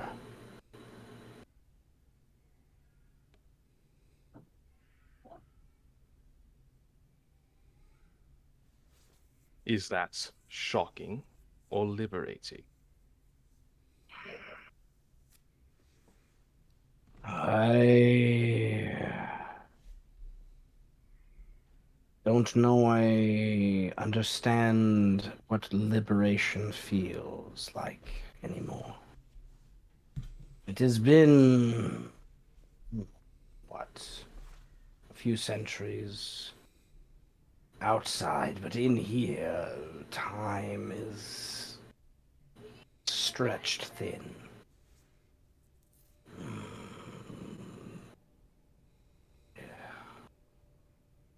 He shrugs and looks over you again with this. Most Time. others who have come here have already begun to attempt to slay me. You seem different. Time is a matter of perspective depending on the creature. Under normal circumstances, I believe my father and my father's father and the creeds that we were founded on would have put you down and struck you. However, you represent, if my theory is correct, well, not theory, more like if my intuition, that's a better word, yeah, if my intuition is correct, you represent a link to a legacy that I now envelop.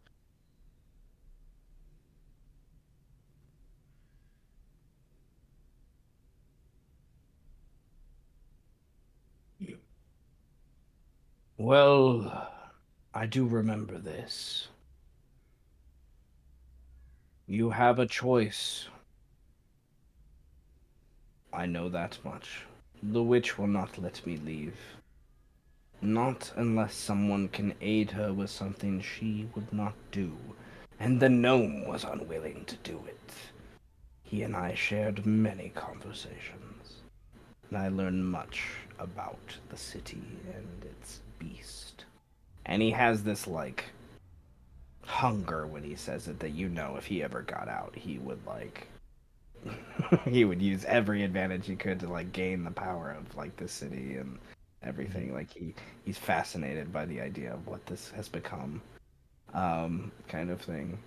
And, well, the chest over there gives you one choice.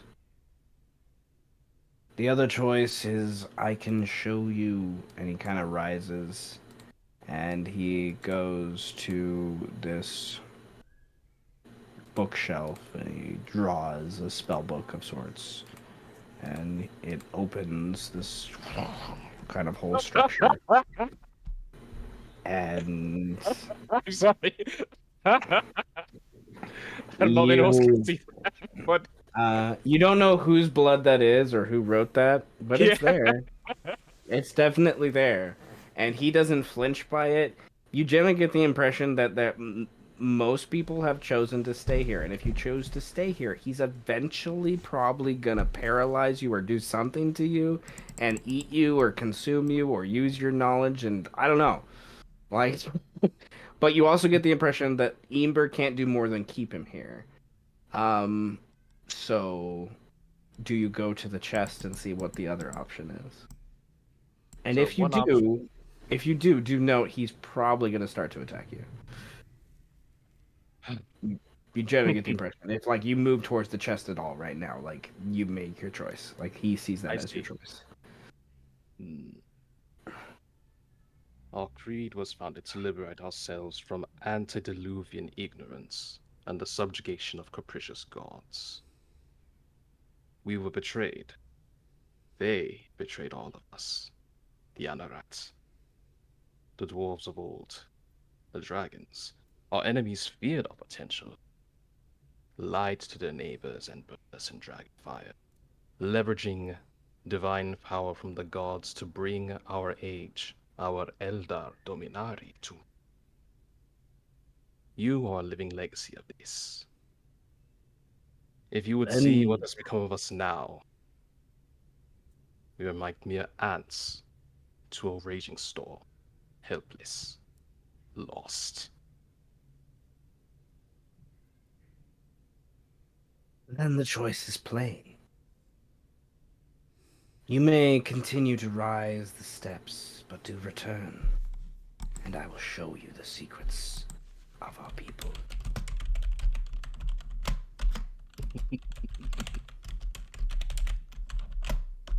What do you do? Indeed. However, we have an opportunity to prosper once more. Our leaders of the realm may not be able to seize it. We will steer them. A singular vision. My vision. Through conflict. It is the crucible of which we evolve. That's why we still exist. You may have broken your chains, but I give you one option. Serve. And Fallen ignites his saber. Or die. Oh shit. Alrighty, I did not expect you to give him an ultimatum for things. All right, Only a Sith deals in absolutes. only a Sith deals in absolutes. All right, I love it. Brian, continue the background music. All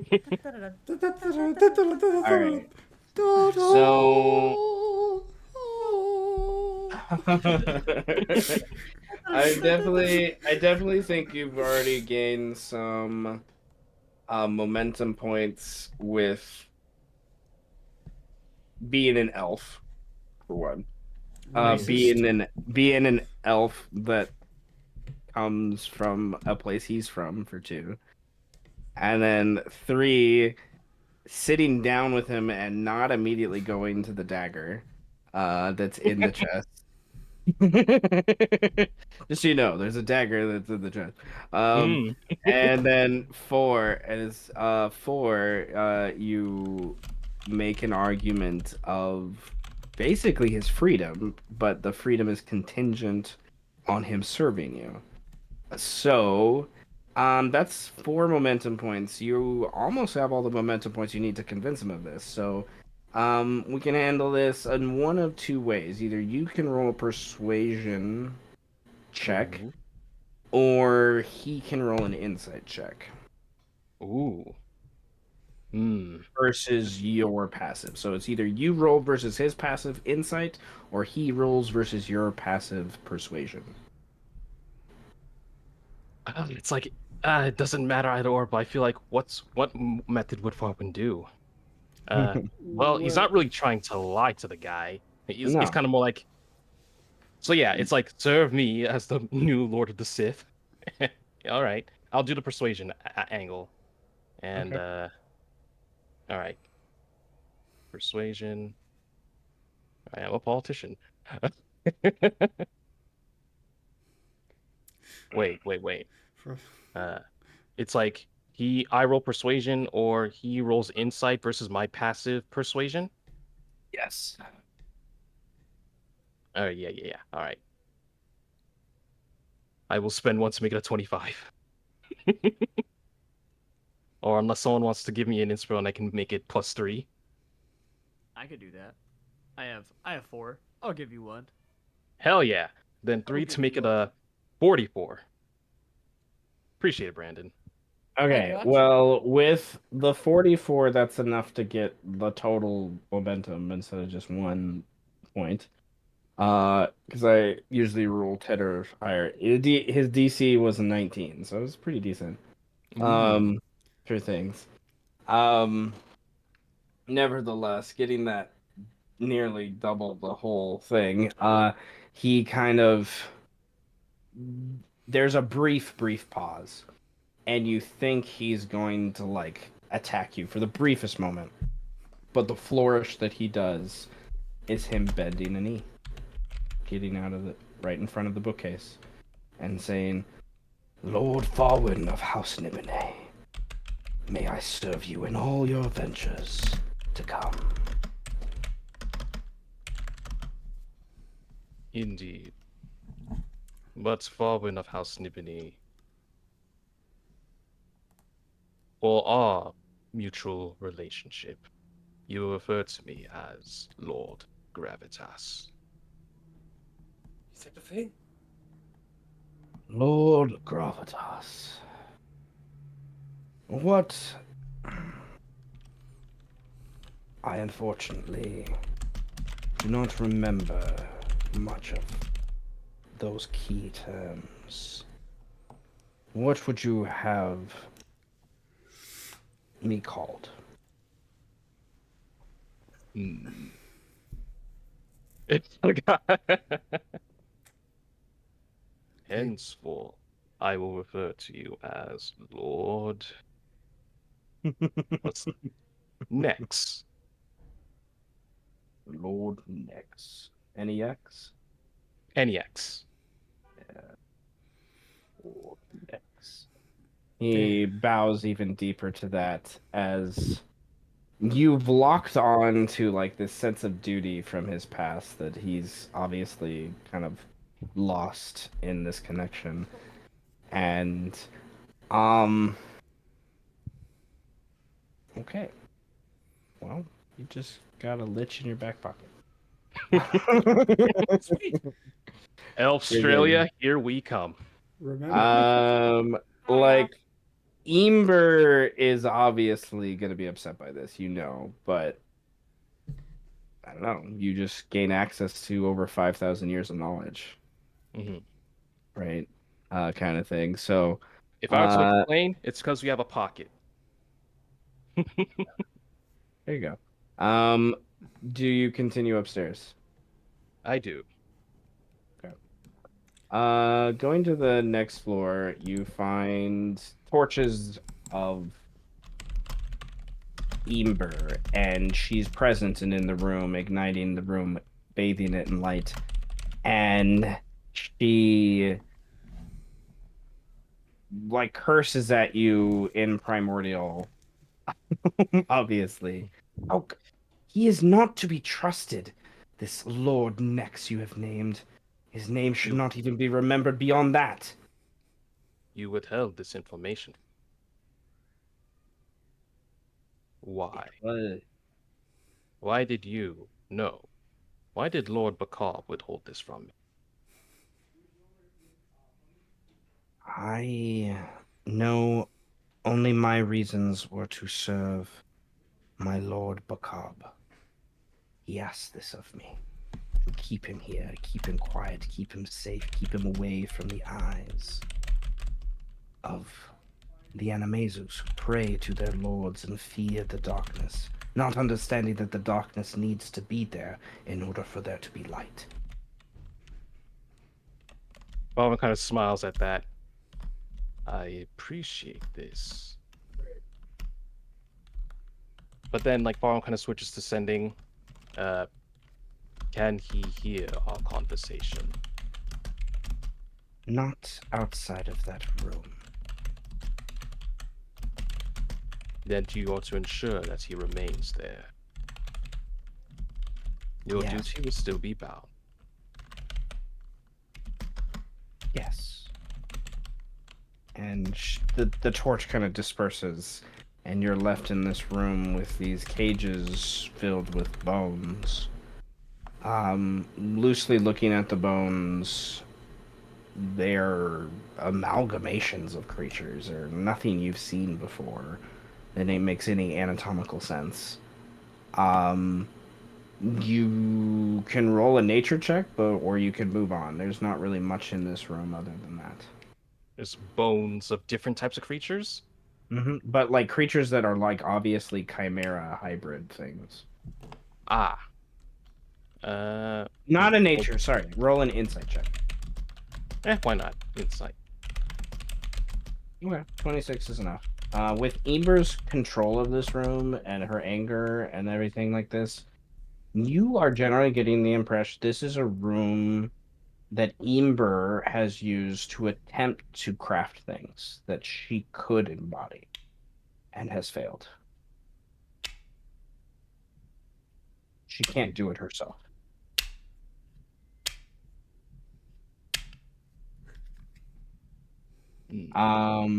So do you continue upstairs? Yes, I do.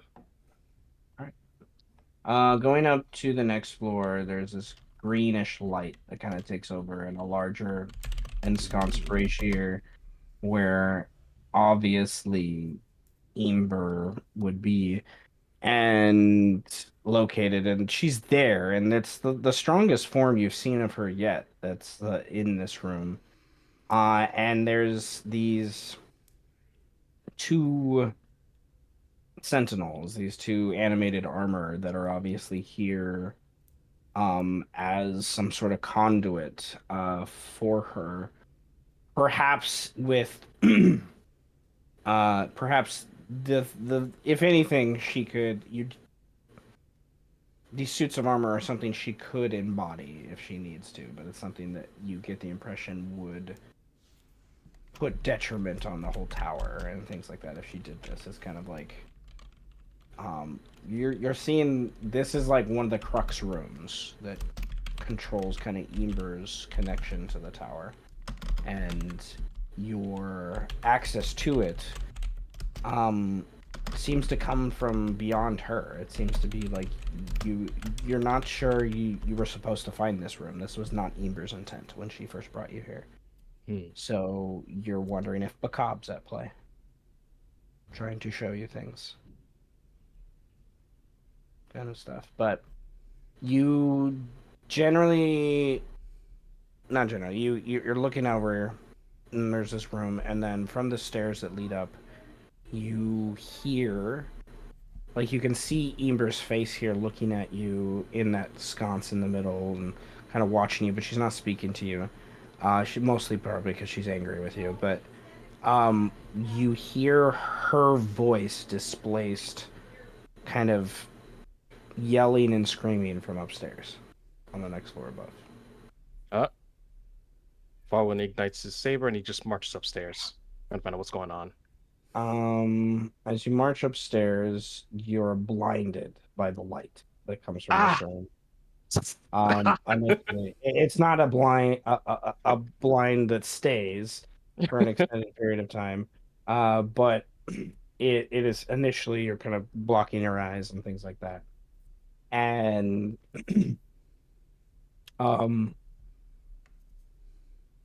you hear kind of being almost spun in this spiral in this room of magic, Ember kind of being like thrown around almost like in a tornado, and her voice displacing,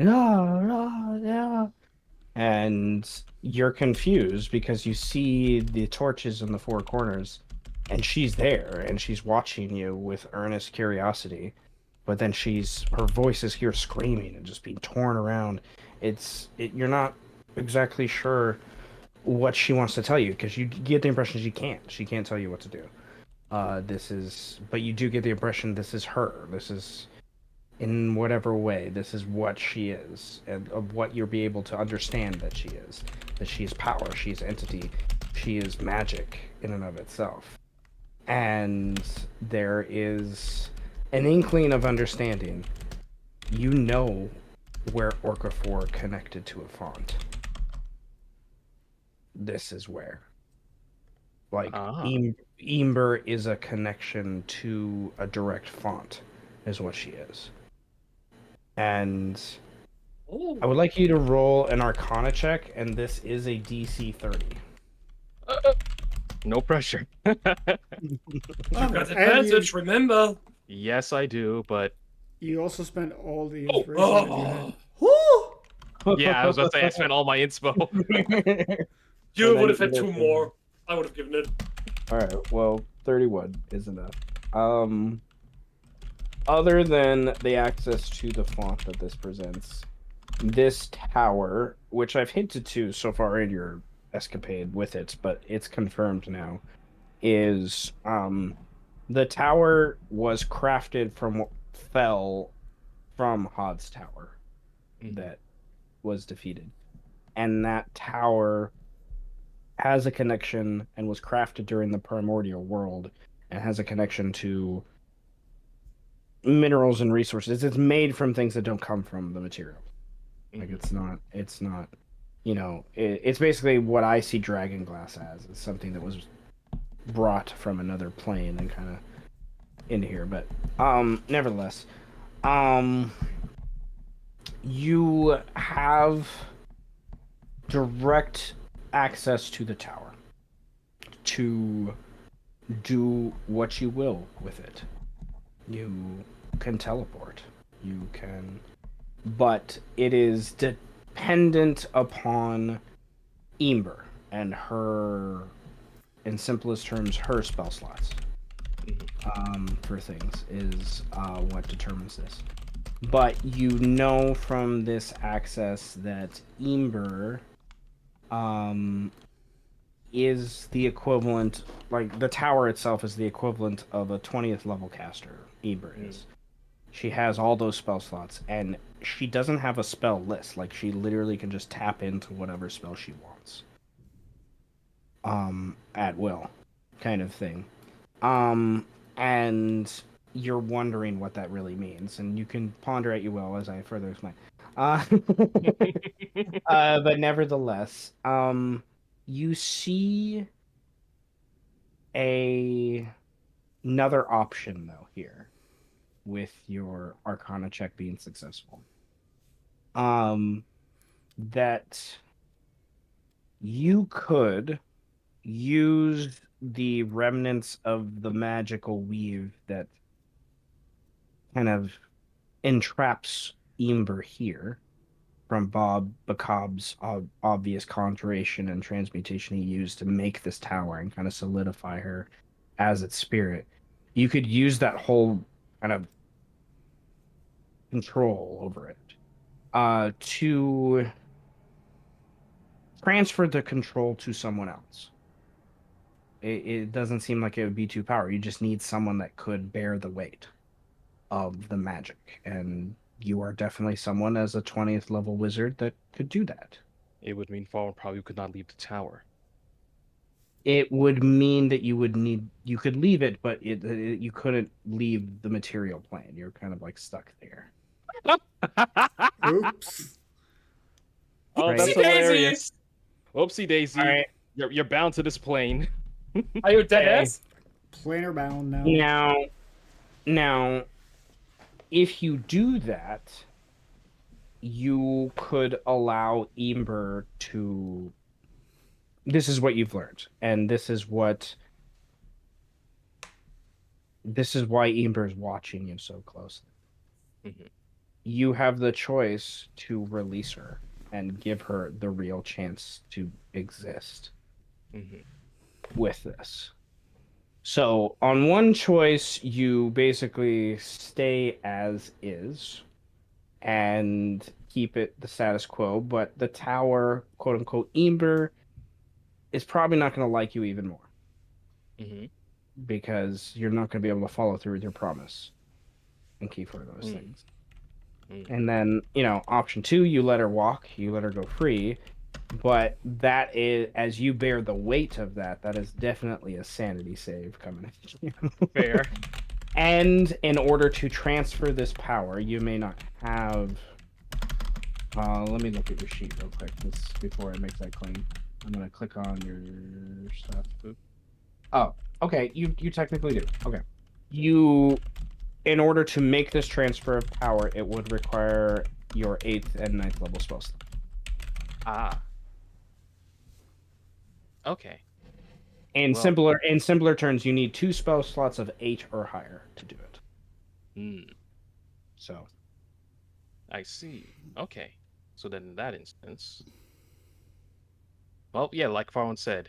I So think that Farwan also might- shows you could transfer it to someone else later too. Like you could. Oh. But I think there was they have to have 8th level spells or higher.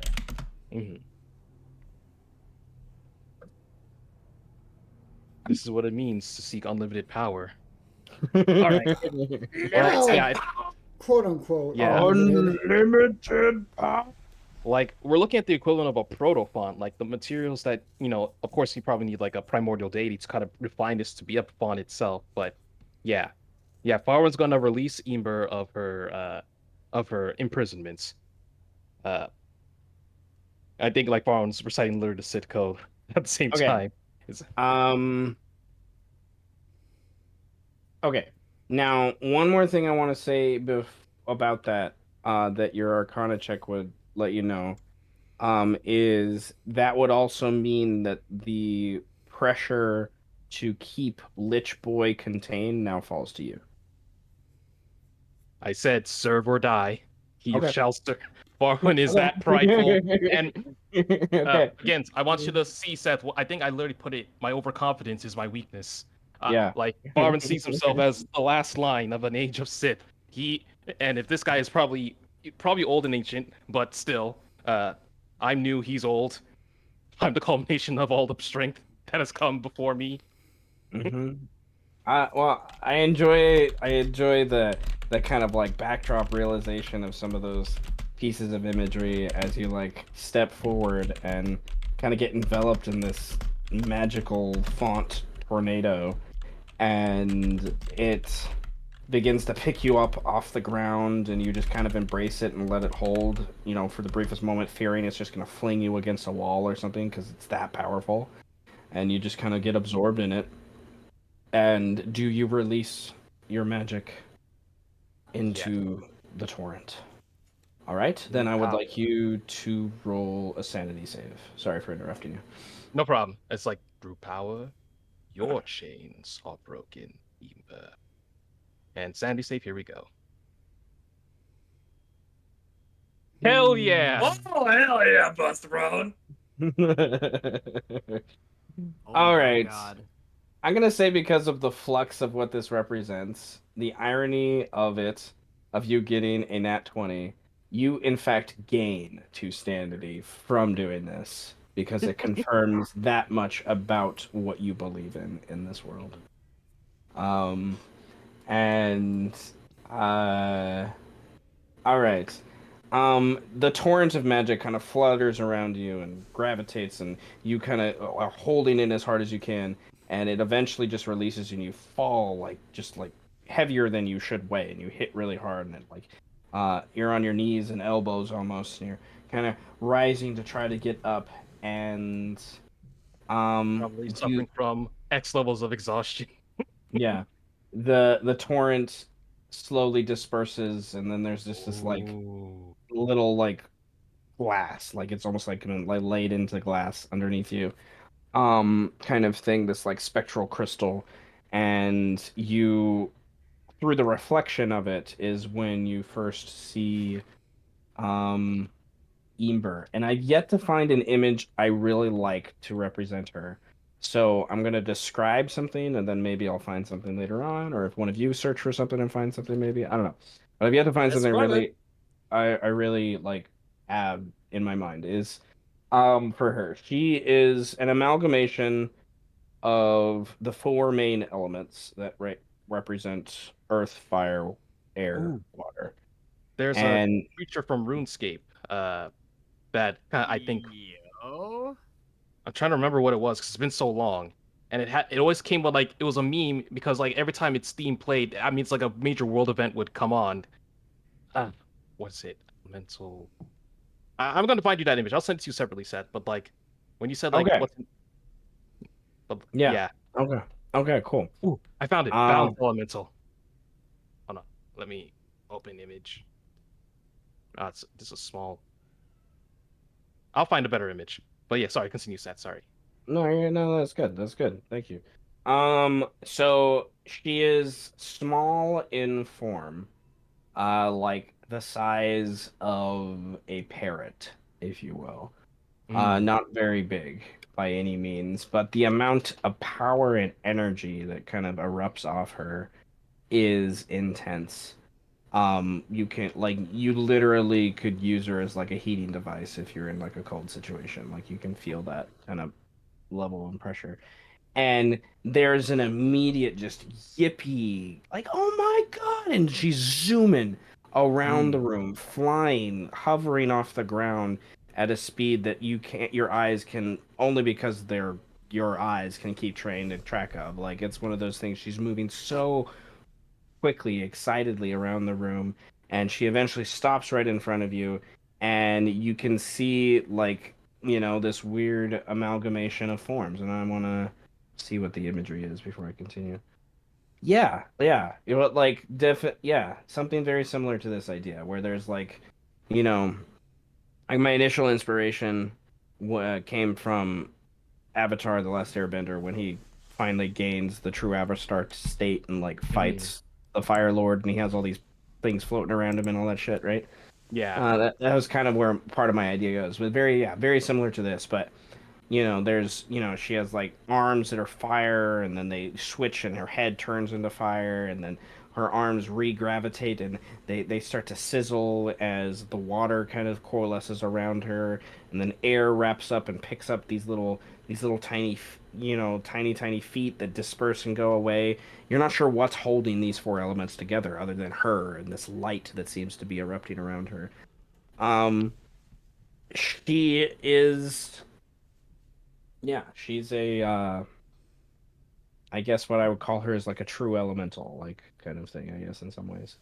As I crafted her, I kind of took inspiration from all four of the elementals to give her some stats and things, and what kind of things are they, excuse me, normally immune to, and things, along the way, and but she kind of leers up in front of you, and there's this warm light that just kind of embraces around your neck and face, and you think she's giving you a hug. It's not quite clear because like her physical form is kind of permeable all at the same time. And she says in Elvish, in your native dialect, "Thank you so much. I am ready and willing." And she kind of pulls away from the hug and looks at you with this fondness that you haven't seen in a long time. I would imagine since the times of your elven age, of someone looking at you with that kind of fondness. And she kind of, you generally get the impression that you now have a personal pocket with you, almost. Like that's what she is in some ways. Is she has that level, like she's not a mortal like Pocket, unfortunately, but she has a level of power that comes from that time period, right? So, is there anything else you want to do? I think Bowen is like trying to get up, like breathing heavily, seeing like the weight of power that she had to bear for ages, and it's like, this is a weight I imagine would break many mortal men. You are the first I've seen in my time, and if anyone, I think it will be you. Indeed.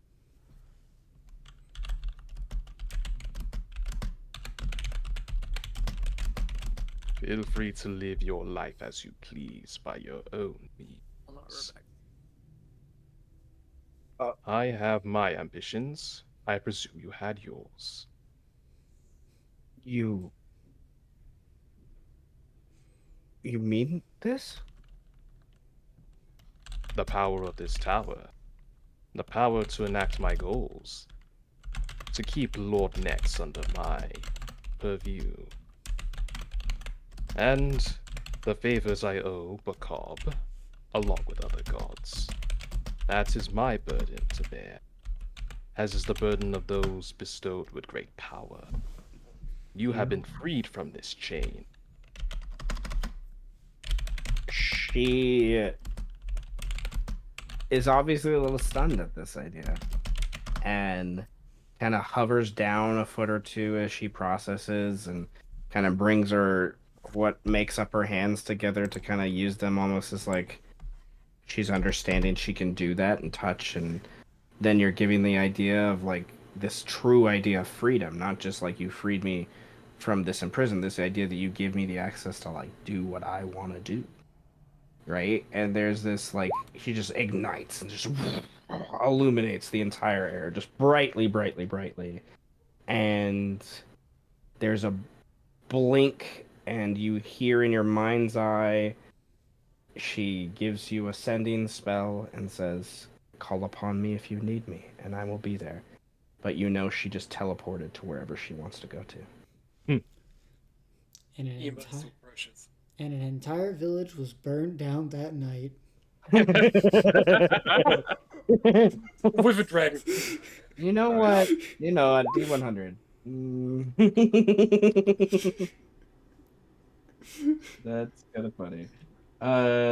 I've always enjoyed the idea of like powerful but innocent creatures that don't know what they do. I've always enjoyed that since I first read, Frankenstein kind of stuff. But It's the all right, best, isn't it? all right. So Ember escapes, teleports away. And when Tenebris, you have fully registered that and like take your next like actual conscious breath in and like really just kind of like let out that sigh after going through all these things. When you open your eyes next, you are back in your room in the 11th house. And you know that you could go to any one of those rooms with but a thought. And you know that when you're in the tower, depending on certain things, it doesn't necessarily require you to spend a spell slot to do things. When you're in the tower, to have the tower to do things outside of itself, it generally would require you to spend some sort of energy to do that. And to that point, Oh, we can discuss hit dice and stuff too. Like you in could that case, why balance don't out I that go way. straight up to Bacab and ask for a wish spell? Because Bacab, um, it, if you want to do, let's see what his answer is. Sure. Is my answer to that idea. Uh, Well, that's for Falwyn to decide. Since he's Of the course, I will consult with the master. That's all. so, um,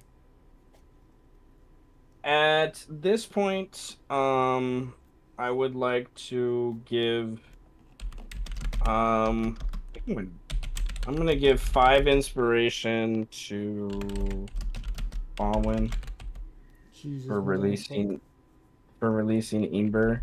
And then at this point, I'm gonna give everyone else 2 inspiration Oh, wow. for listening in on the scene and giving Falwyn time to roleplay through this stuff. I mean, to be fair, I was getting lost in chat with Greed the whole time.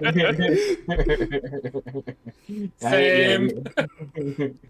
I was That's trying funny. to pay attention, but I just kept getting distracted. Like, I just couldn't It's all help good. myself. It's all good. Nevertheless,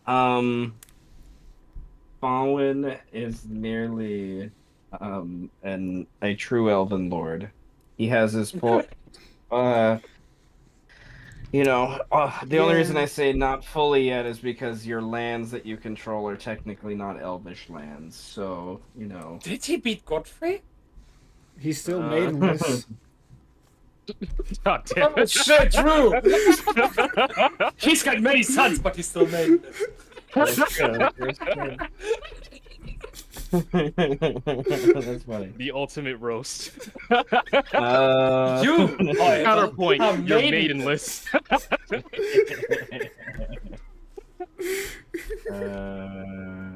That's funny. Okay. Well, let me look over my notes. Okay. Um, as um, as Fonwin kind of gains his faculties back into the actual real world again, so to speak, you become aware, uh, with your new odd senses that come from the tower of like obviously how Eamber kind of saw things that happened in and around the city and the tower. Yet you have in your mind's eye this image appear of what's obviously a gathering outside uh down the city streets to the tower itself from the map we're on here. Mel is not here anymore. Nevertheless, there's a gathering down in the city. Not a large gathering, like the last time you saw this kind of happen. Uh, but there are perhaps similar faces there. that kind of that are obviously getting up the gumption to see if they're willing to test the air, I guess, so to speak, of whether or not the dragons are worth going closer to, that kind of circle around the tower and things like that. Test the air at their peril. Yeah. But there is someone in like the center of the group of them kind of talking that is getting rather agitated and upset, and another person's kind of agitated and upset, and there's like a group of them trying to calm those ones down. And you see it's only like 4 or 5 that inevitably like push forward to the front ranks, and seem to be brave enough to kind of rise up to the tower. And one of them, kind of standing in front of them all, is this Linkson that keeps coming back. Is here, kind of obviously agitating the group and leading them along the way. And the two that are upset, you kind of recognize as their faces, but you're not exactly sure of names right now at the top of head. And you're completely distracted by those three when the fourth person just kind of flies up and lands kind of next to them and speaks to the Linkson. You don't hear them, of course, and kind of the Linkson confirms something to this bird folk, this Avis. It is Lassie who's here as well, who seems to be joining this group of other three as they get the bravery to come up to the gates. Um, the Falwyn, as they begin this ascension, I guess, up the trail, is there anything you would like to do? So there's 4 individuals that are coming up ascending the tower. I must ask because it was something that apparently was a thing. Is there like an army with siege weapons or anything like that, or is it just these 4? Or is it like these 4 moving up, but there's another collection of people that are waiting back just to see what happens because they move forward? There's a collection of bystanders watching these ongoings and curiosity that obviously this group of 4 have gathered for that very witness purpose to see what kind of happens and kind of this And like they're outside the gate or they breach the gate? they're outside the gate walking up this spiral trail. Okay. If Falwyn could, he would command the dragons to assume their positions once again. Probably like 4 of them, because it's like an unannounced visit. So, as far as concerned, oh, they didn't send a raven or anything like that. Well, might make sure like send correspondence that you're coming to the tower or risk. The dogs just don't have a leash. I have a sign that says "Beware of dog," but except more like "Beware of dragon." Well, Syth.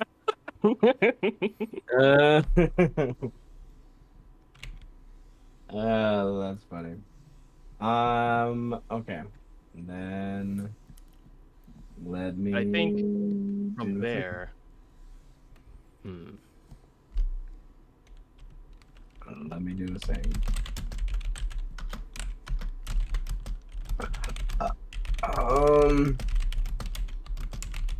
Because, bro, I am suffering from exhaustion from doing my thing. It's like, I'll probably send the simulacrum down to meet them. All right.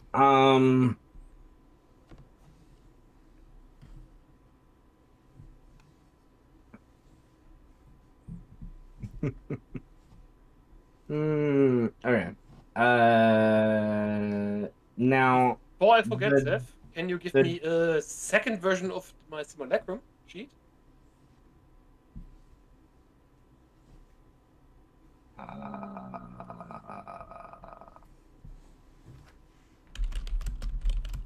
yes.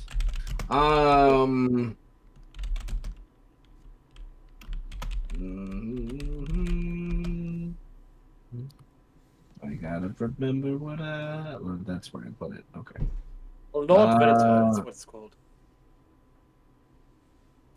Oops. I clicked on the wrong one. I just, okay. Where?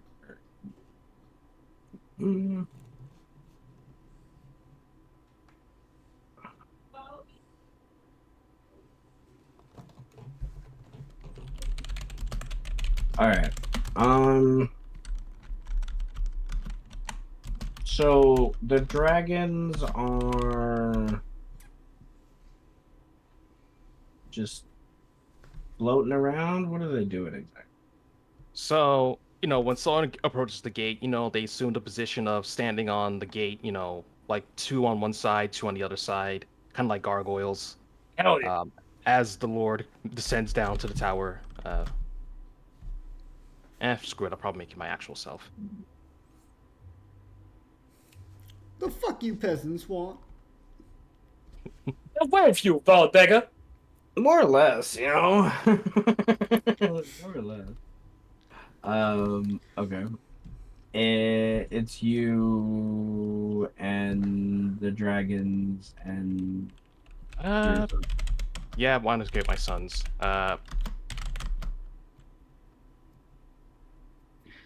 Okay. Yeah.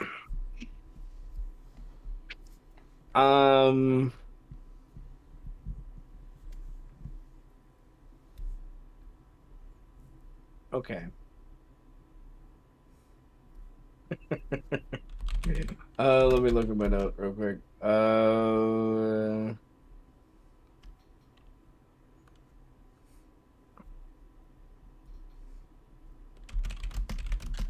All right. Once they see you kind of gathering yourselves as they get to the top area, if you will. There's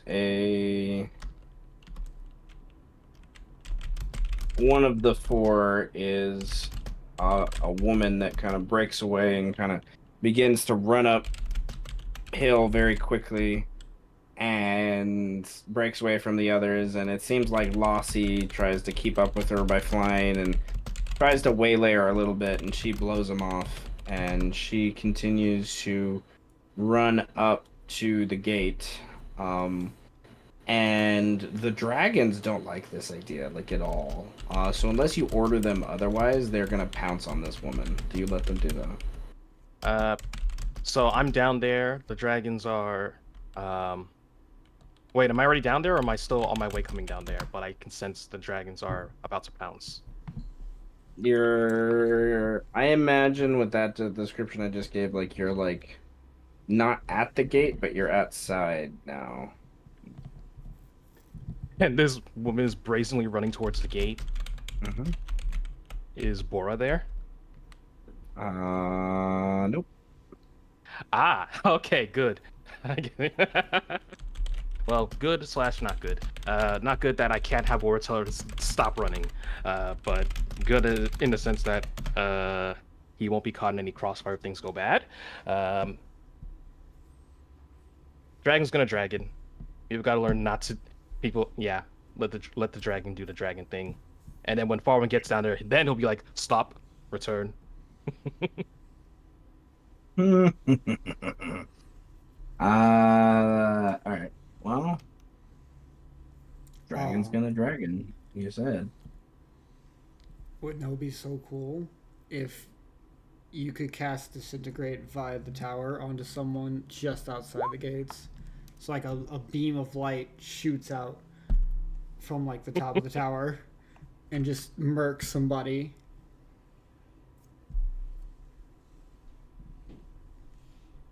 When I was so absorbed in chat, I didn't realize the dragons are radiant breathing people. What the fuck happened?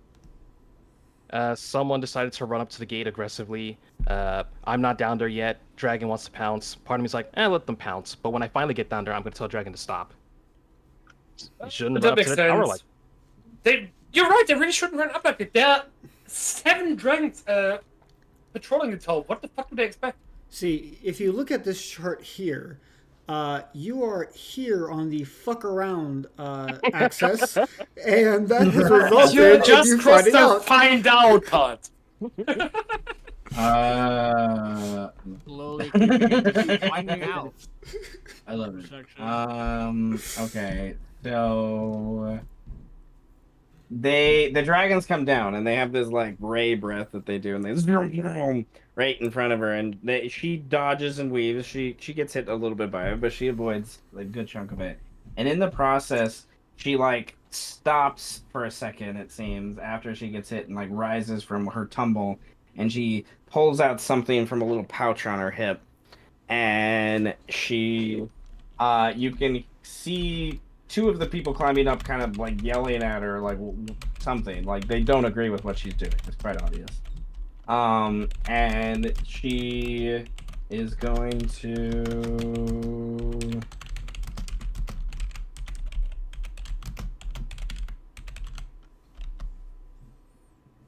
range. Okay. Range, she's going to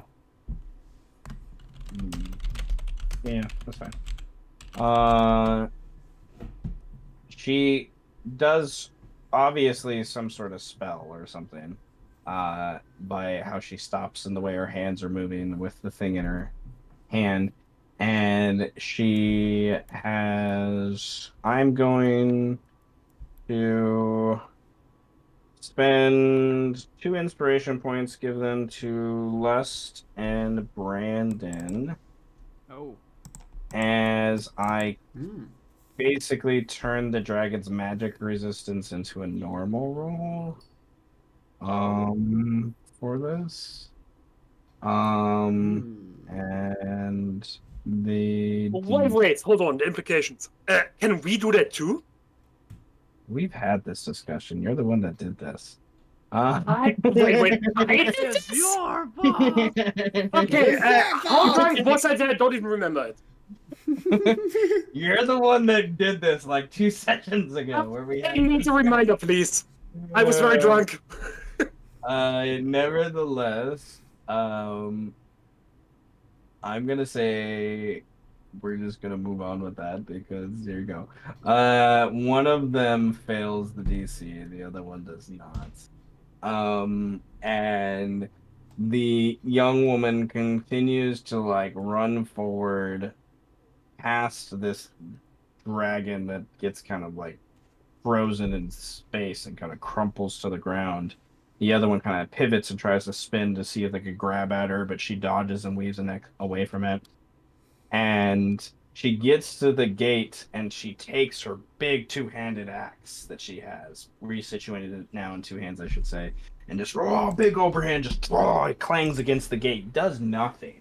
It's obviously she's just fucking angry, and she clangs against the gate and she yells out in common, "I know you did it! You killed him!"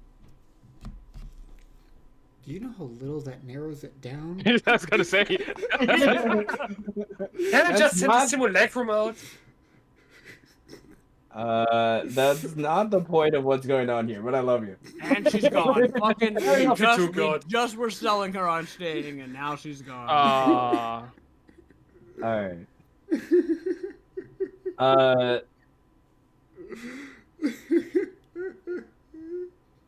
Okay. So, there's a lot of stuff that's happened in chat today, apparently. I can't keep up with that DM at the same time. Nevertheless, okay. I'm going to bring us to the other map for a moment, and we'll have a brief discussion of what does Fallen want to do. Motherfuckers, not only did you run up to my gate aggressively and Oh, shit. you detained one of my dragons, now you're bashing at the gate.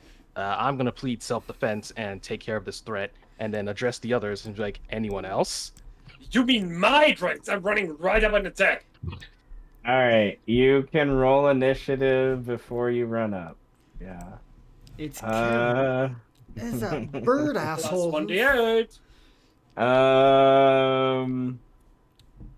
That All right. bird asshole who killed my weasel friends. That is definitely one way to put it. That bird asshole who killed my weasel friends. I love D&D. Like the phrases that come from D&D just make me so happy. Let me roll that. 1d8. Not much, but we'll take it. All right. I'm going to roll right now until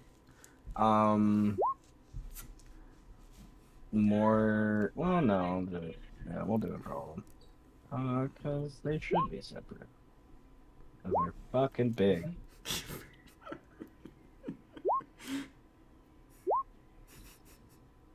All right. I'm going to have. The dragons are angry. Don't worry about my lamenting.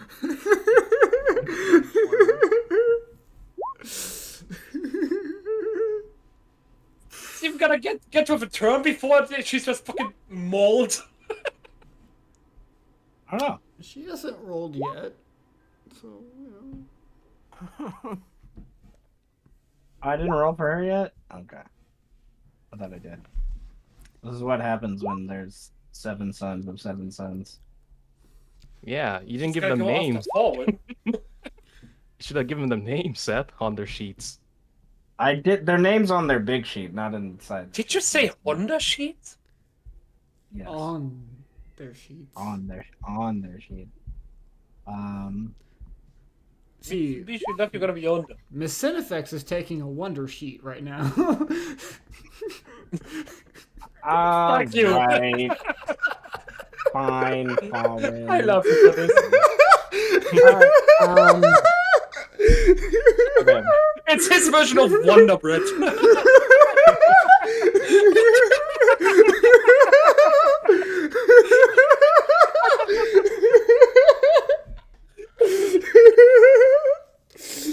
He's gonna need it for all. He's gonna need it for all that soup he's got on him right now.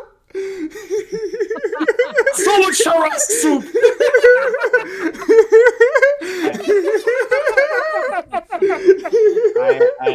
I'm kind of lost right now. I'm not gonna lie. Sorry about it. All right. I think I broke everybody again. okay. I'm sorry. Hey, you're good. You're good. I need to go pee real quick, so I'll be right back. Okay, we're gonna try to come down the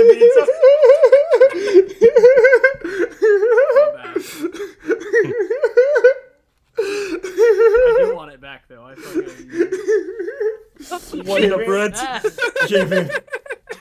Dude, Just want the bird bomb back, man. I just want it back. Just in the corner crying every fucking night. It doesn't come. First back we to had the me. bird bong. Then we have the metal dick bong. Yeah, but I want them both. I want the set, man. I know. Like, Then you we have can- like asshole worshippers where even God doesn't even talk around the bush anymore. He just says near the asshole.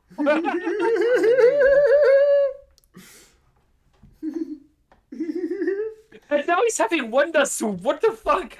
Dude, bro. He's having some It's, wonders. He's having a wonder The Tarrasque sheet. faces are his version of Wonder Bread. I'm having a great. He's having some wonder sheet, man. Oh, she fucking left at the worst time.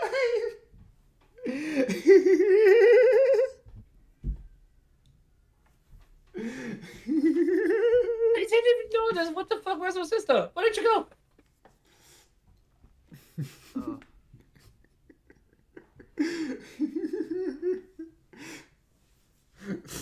This is where Brandon begins to regret again. Like, I can't open my mouth, man. Everyone just starts laughing. Dude. Martin literally was just like,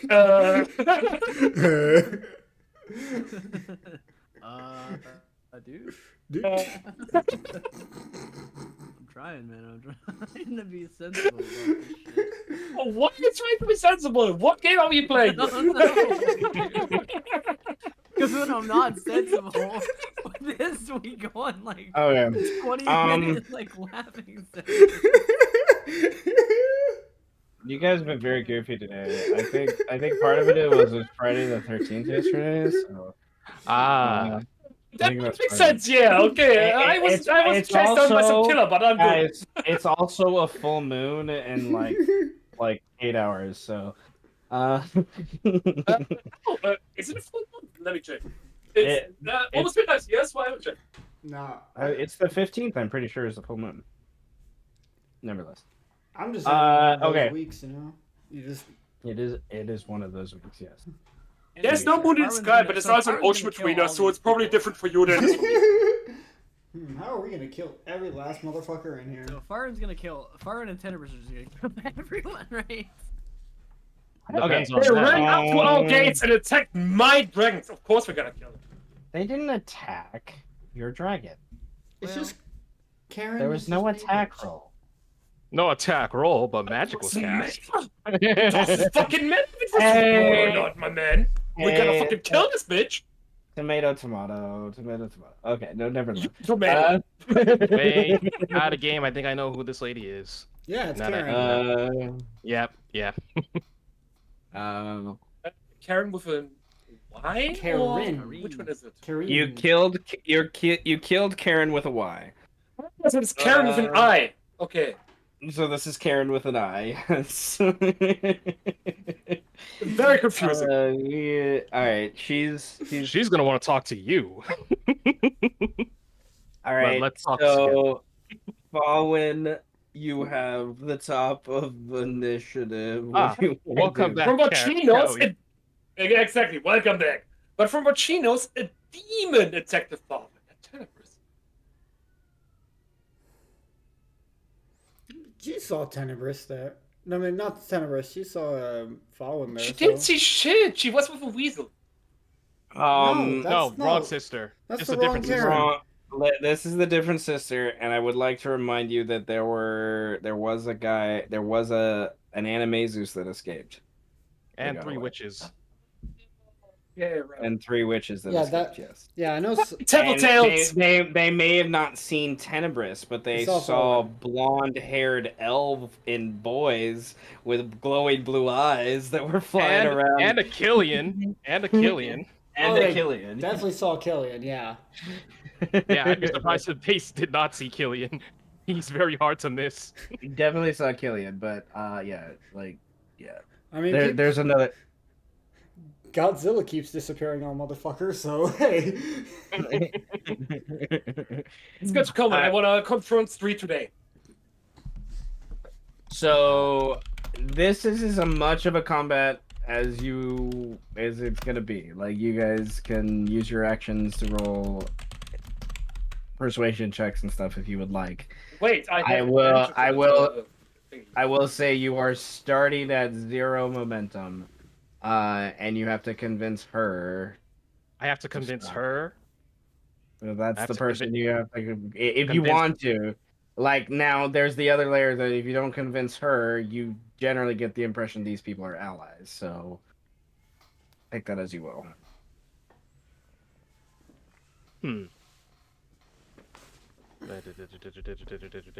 Range of spells, range of spells, range of spells. Okay, all right. Let's do a little bit of civil discourse with magic. But I think mentally, Baron will tell the Kurafin, dispel whatever magic is keeping one of the Chardlins in place. As Farwin would kind of march out, would wave his hand and say, "You will cease these hostilities at once." Targeting. I want to, because I know who she is out of game. I'm trying to think. In game, does Farwin know this Karen? Or know of this Karen to know that she is Karen? Roll a luck check. Because that's really what it is by this point with her. She's been in certain scenes, but I don't know if you've cared. You haven't cared. You probably recognize the familial resemblance, though. Like, I don't think that's... I think because of who Fawn is, you probably would know that she is one of Xantha's children, but Xantha's also known to have many children. Yes. So, like beyond the 3 we've talked about. Like he's yeah, he's been around the block a few times. Nevertheless, suggestion. That's what I was saying. Wisdom save. Okay, I'm gonna spend an inspiration point and give it to Brandon. And to get advantage, you had to get a nat 20 anyways. For things. What was the suggestion again? You cease any hostilities you have. It is not for the best of you or your group to get yourself involved in combat at this moment. At that, Tenris would telepathically commune with Fallen and say, Master, why do you stop her? It was such a great opportunity. They face Farwen of House Nibini, not Lord Gravitas. In public, and there's a... if Farwen knows that there's a crowd behind them, there's a crowd behind them. Think of this as a game of dragon chess. If they... But she was the aggressor! We would have been perfectly in the right to strike her down.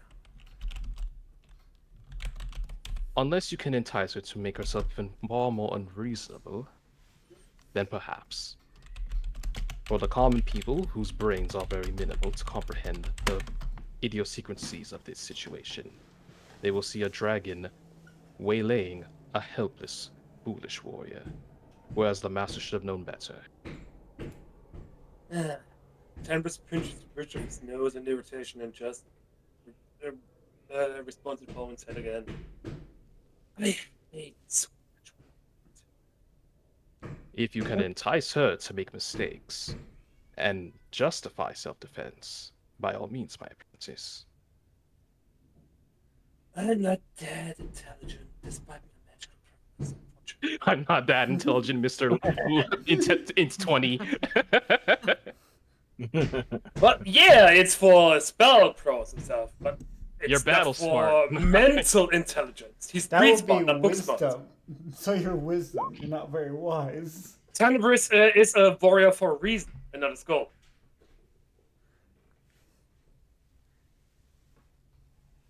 Okay.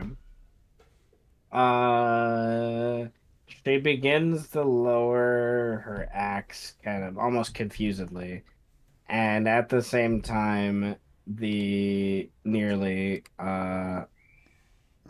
your son walks up behind you and does a quick incantation and releases the dragon from its kind of hold, and it kind of the dragon kind of resituates itself from being partially kind of knocked over, and it's still prone, I would imagine, because it kind of fell from the sky a little bit. But it definitely is like growling at her, and she like looks back and is confused by she's like calm about why there's a dragon behind her. But nevertheless, Liz Dragon just kind of chill. Well, we're gonna have the dragon roll check, because these are chaotic creatures. So,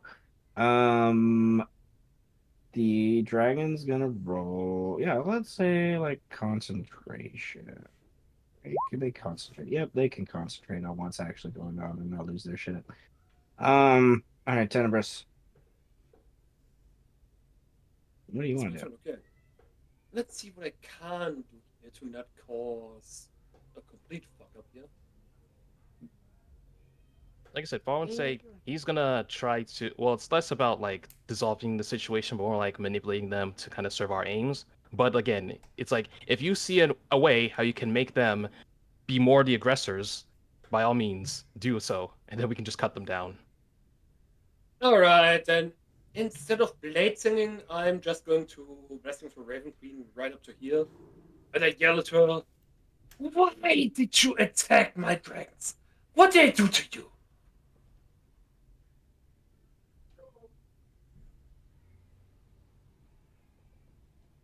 I'm gonna dragons do to you. I'm also gonna end concentration because she was suggested to not be, but then I'm like, okay, well let's see, maybe 10% had a plan, so I'm gonna end it. So she can act of her own volition, so to speak. I'm gonna say if you want to incite her beyond that confusion she's probably already feeling right now, I need some sort of check to do so, Tenebris. As your action. Okay, what kind of check do you want? I don't know, intimidation, I guess makes sense. I'm not fluent in that, but I do have advantage, I suppose. I didn't. Here we go.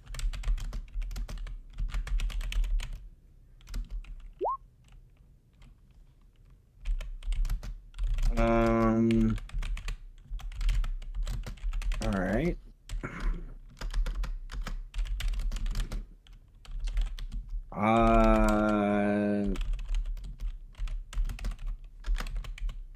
They But I just attack- asked a question. I didn't really try to intimidate. Well, you're trying to incite her, though. You're trying to. You want a reaction from her. That's very true. I want to kill her. So that's what I'm getting. She looks a little confused at you and just kind of looks back and just like obviously has the slight embarrassed look on her face, but doesn't respond. As then is kind of like too proud to respond. That maybe there may have been a mistake here with this idea. Seeing this kind of reaction, looking at what they're doing here, this little Lynxen lady kind of scoots between the dragons there, goes next to her.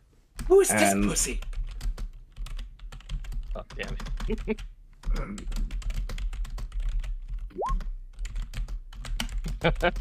That's a valid question, though, that means. That doesn't mean that it You doesn't wasn't ready. roll a save for it. She growls at you, kind of thing, and it's like, "We've met, Lord Tenebris. What? Oh, at least the third or fourth time now. Correct, Lord Farwin? I was coming here. Don't talk to another. You're talking to me. I am When did we meet talking before? I am talking to the house. And as you guys kind of have that disagreement, your dragon, we're gonna have them do a couple. All right. Can I just command them to attack? Oh. He's Or hold up a gonna- hand and tell them, don't. Back, boys. Go. Off. Okay. You to give the full effect of that idea, you would need to use your action to kind of control them, but they're rolling all right for right now. I'm of the mind they got to get a 10 or higher to do it, so it's kind of a sort of a 50-50. Karen Thier kind of walks forward off to your other side and kind of gets ready to draw a weapon, is all he really does. And a drunken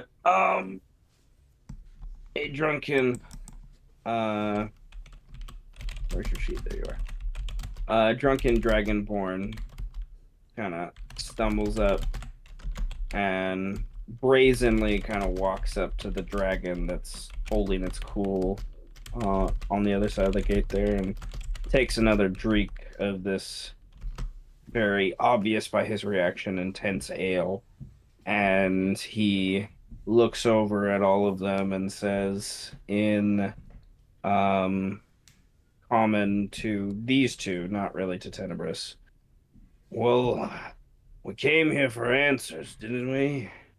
And Karen kind of turns and says to Tenebris, "Your dragons have created a menace in this city.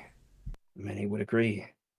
As They are most the refuse flying to- equivalent of guard dogs. What the fuck are you on about? Yes. You ran up to our gates aggressively, did you not? And you're surprised The guards attacked you? What are you smoking, lady? I think Fallen would step up and say, "The last time you graced these gates, you had an army behind you. Do note that I forgave that discretion. Well, that not discretion. What's the proper word? I can't think of a proper word, so I'm gonna say disrespect. That such disrespect, and here you do so again. And not Master, even you with know this harlot?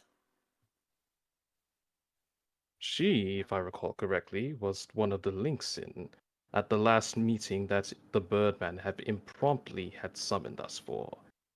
You took a rather close proximity to me, sniffing for something.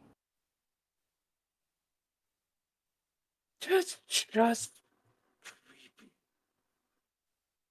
Indeed, an intrusion of my personal space. Another thing I have forgiven you for. And once again you come here without proper correspondence, with a raging warrior, a drunkard. And then Farben looks at Lassie and a traitor. They attacked my babies. How dare they?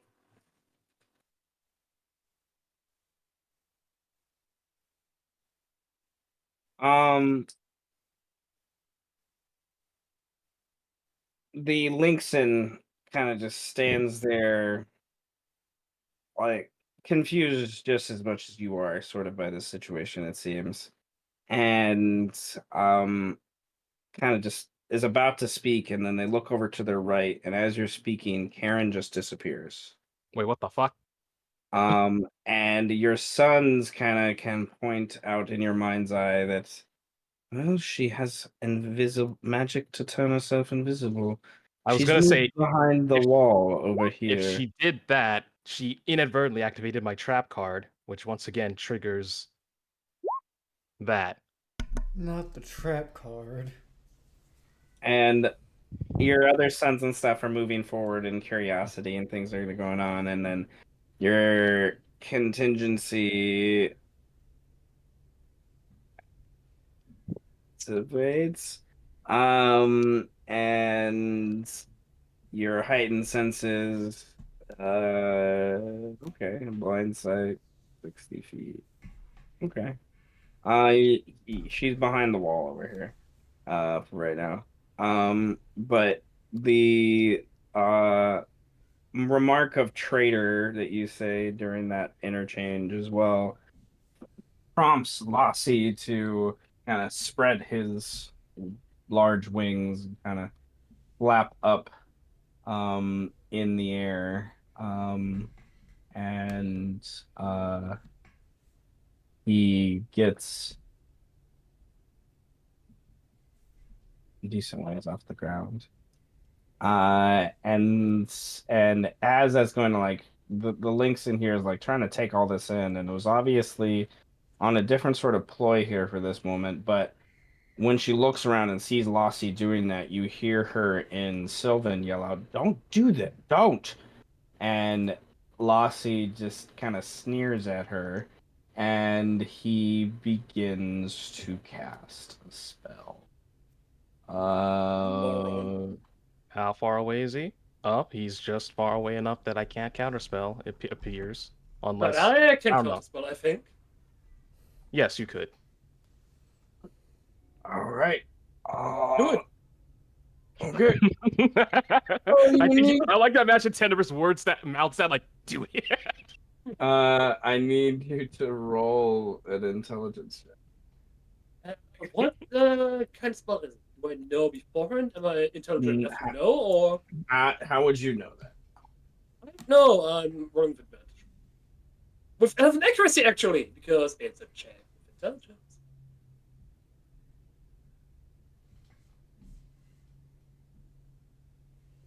Wait, what are you trying to do? Counterspell. Yeah, counterspell. That intelligence. Okay. You are. Would you like to spend one to break the tie? Ooh. Yeah, sure. Okay. He was popping off. God's damn. Yeah. Tenris just says, Yes, "Fuck you." No. I think Tenebris, and for my own gratification as a DM, can both of you roll a perception check? why not? Oh no, Arcana check. Arcana check. Arcana. Why not? Arcana. Okay, sure.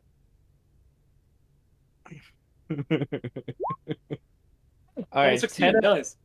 Tenebris has no idea what the spell is, but he knows it was strong. Fallwind was, yeah, I don't know. Fallwind, he was about to open the sky with a meteor swarm. Bruh. Jesus Moron. Christ! You bitch! You bitch! You think you're a one-winged angel? Seth, I I'm love a- you. Thank you for giving me the option to back the time. I debated about it there. If you heard me in my voice, I really debated about it there. I heard it, yes. So that's why I'm thanking you. I mean, All right. to be fair, like you could kind of guess, like, well, there's only one other level of spell left, and if you say like, it didn't work. You gotta break the tie, yeah. Yeah. Thanks. All right, the dragons are waiting until like I a. think Farwin says, and so you show your true intent. Farwin ignites his saber, and then he just says to Dracarin, the dragons, Dracaris. Sir, unleash me. Oh, Farwin said Dracaris, so dragons go wild. Dragon fire. All right. Well, this last dragon will get that message before that happens. Then, the dragon will look back confused for a second. Okay, kind of shrugs like I thought I wasn't eating it. I thought I Dragon wasn't fucking destroying shrugs, okay. it. I love the visual.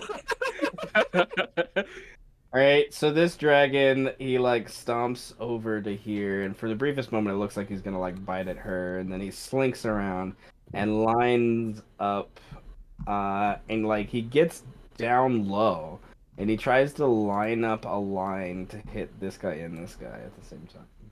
Ooh. That's my So, I'm gonna have him roll a perception check for that. And then. It's so funny how an evil mecha dragon. Almost. He almost gets this guy in the air, but it's not quite high enough. But he does hit Clom right in the front. And Clom with a dex save. Fails, but he's got damage reduction, so Clom minus his 4 from that. All right. With that, Baldwin, what do you want to do?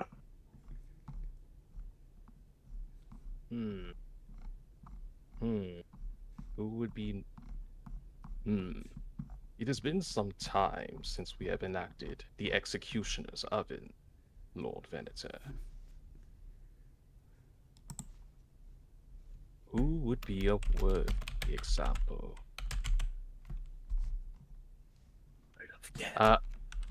And I would like to mention, Tenebris kind of, whoever played Bound by Flame, when you turn into the demon thing, it's kind of what Tenebris looked at, except it's more Taras. Oh, you have a bit of a mutated look to yourself? Yeah, regeneration and the spell itself. So I'm sitting at a pretty 300 HP right now. Okay. I'm trying to think of who do I want to target with this. Lassie might have a chance to break out, maybe. Is it too late to bring a simulacrum in?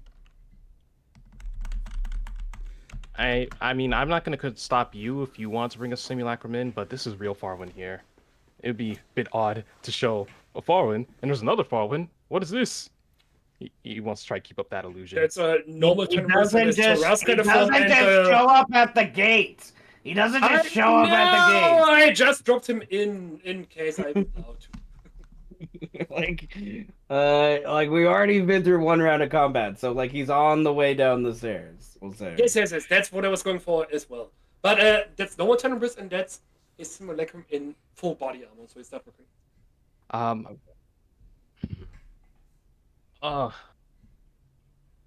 Screw it. We'll make it Clom. Mostly I think he can take it. Yeah.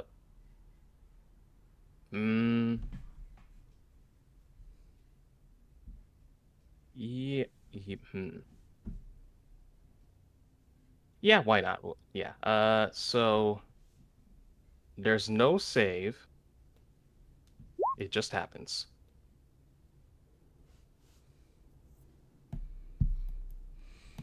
Force cage. Because a part of it's like, well, there's still a chance for them to run away. Well, less run away, but more like sue for some sort of peace. But I'm trying to remember. Gauge is the 20 foot. On each side, so.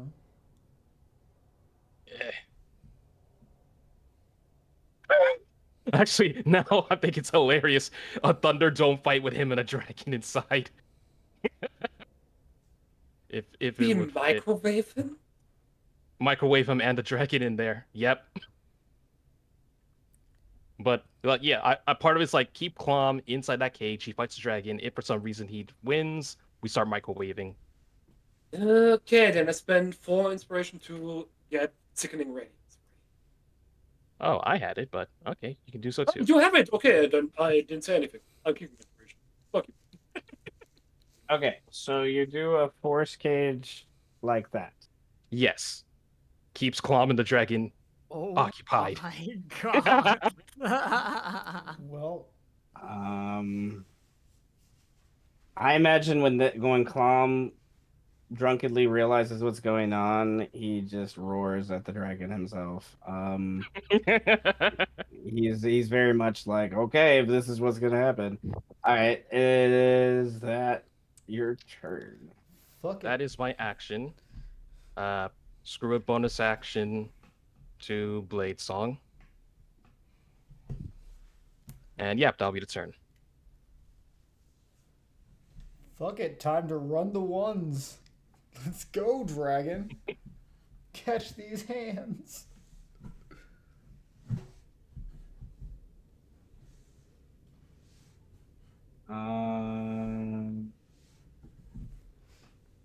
Kurufian moves over there and then casts fly. Well, he'll cast fly on himself and then fly over here on top of the wall. And he in Elvish starts to. No, well, yeah, in Elvish. No, telepathy. He's one of the ones. Okay. In telepathy, he starts to give orders to the sons about, his true sight. No, this one doesn't have true sight. It's the other one. Nevertheless, trying to look for her. The other one. No, he does have true sight. Okay. Yeah, The they all 30 should. feet. She's kind of shortly out of range. But nevertheless, this dragon is going to fly over. And it's going to go for multi-attack on Lassie. So as it flies over, Lassie looks over and it's like, oh, okay. There are no meteors. What happened? Wisdom. So he passes, and then that will make him immune. So there you go. Then the dragon will go in for claw, tail, kind of in the air at Lassie. First claw will hit, and Doesn't he also get to roll a d6 to see if he gets his breath back? Oh, this one didn't use his breath yet, so Okay. that's what the yellow dots were for these other two. But nevertheless, Tenebris, you're on the other side of a gate or something. So, what do you want to do? Stepping right out. If I could make it through the gate. You It gotta won't let me open the pass. gate. You gotta open the gate, and that's to be your action. I click on it and that's an object. Action. No, I can also this just this teleport gate- through it. There you go. The gate takes an action. It's not an object of action. Then I teleport through it and use my bonus action. That's more design. Okay. Can you just put me on the other side of the gate, please? I can't pass. You're not supposed to pass. You shall not pass.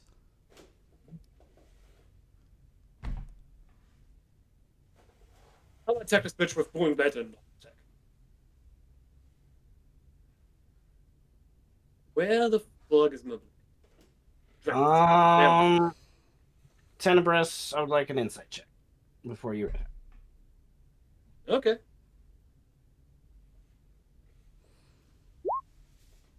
That's high enough. 18. She was trying to stop them from doing this, and if you attack her, you will bring the whole brunt of the seventh house onto you.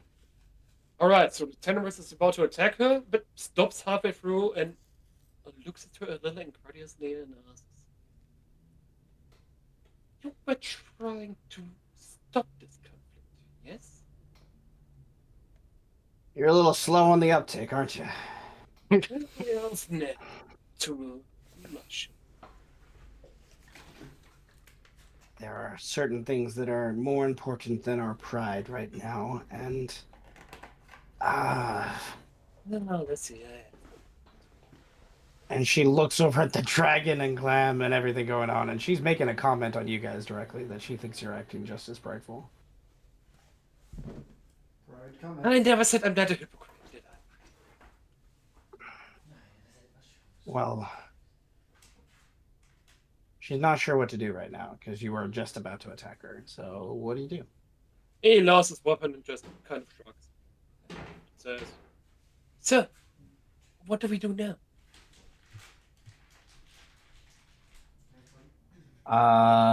Is that your turn?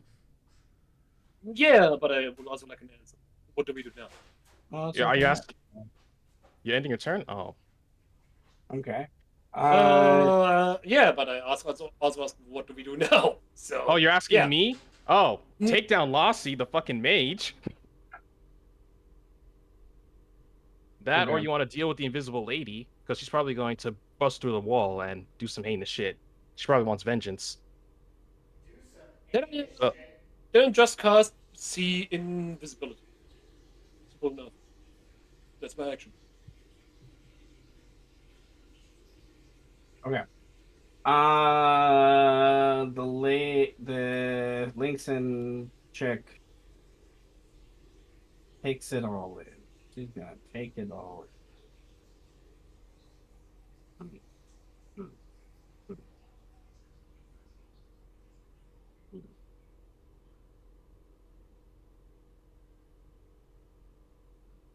Okay, well, I guess that's high enough. She will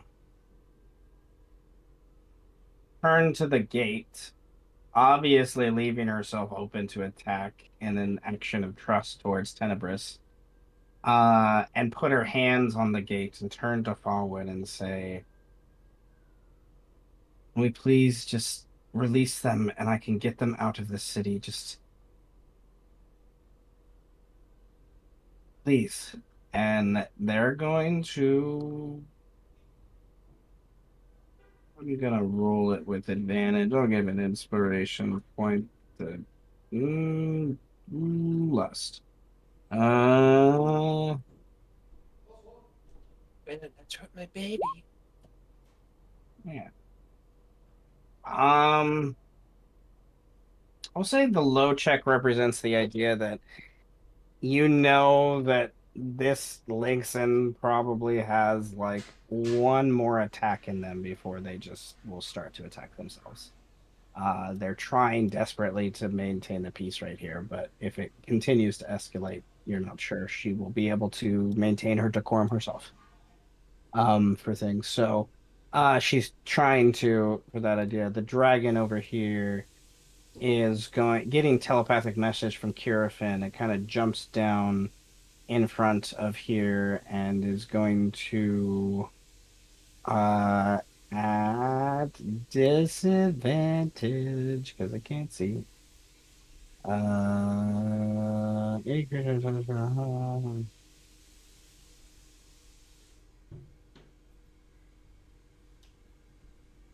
Interesting. Ja, Path of Exile File bin ich download.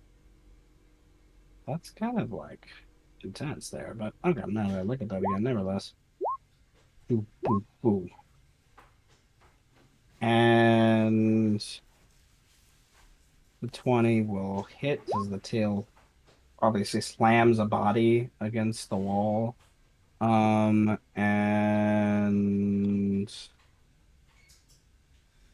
there's a hoof from Karen probably along the way, and Karen's gonna roll. Well done. Hello. Hello there. Well, hello there. Better you know me. You're a bold one. Shut up, you uncivilized brute. All right, the other dragon like fly hops over to the other side of her now that she's like visible, and it's going to yeah.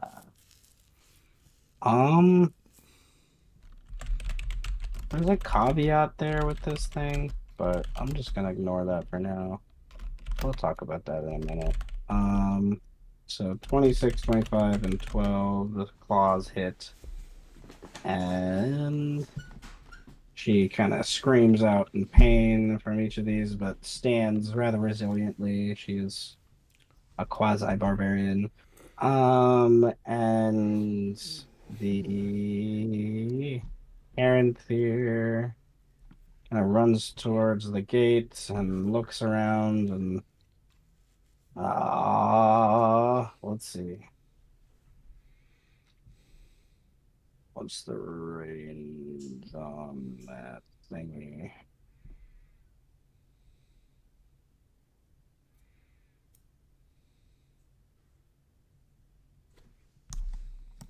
Okay.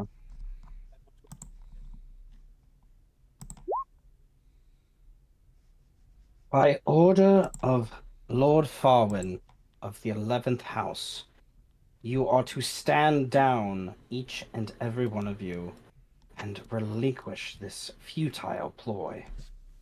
And I'm gonna have each of them roll.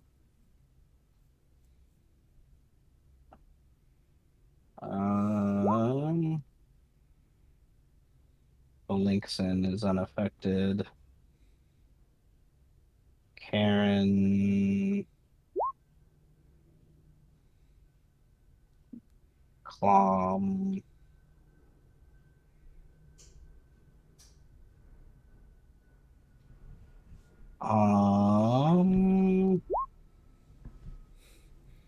Bossy.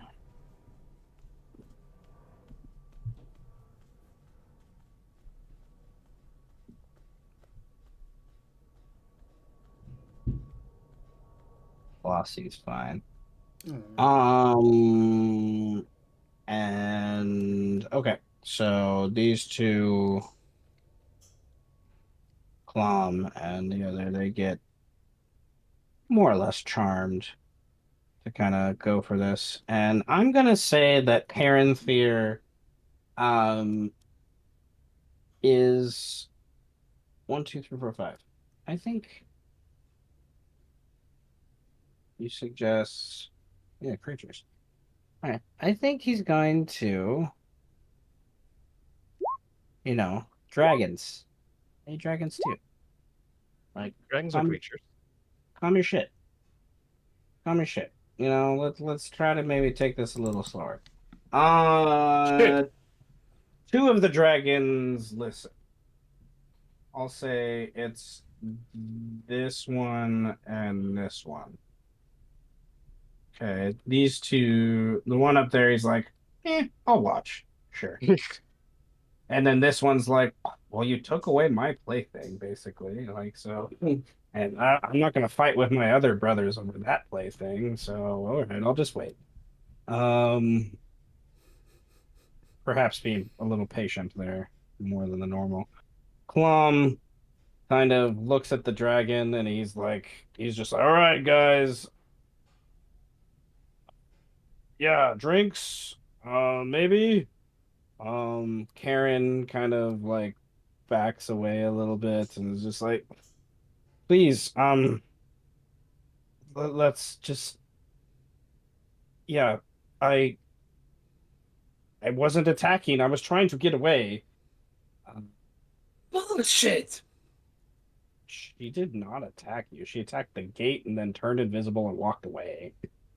She Yeah, but she froze still the attacked dragon. something.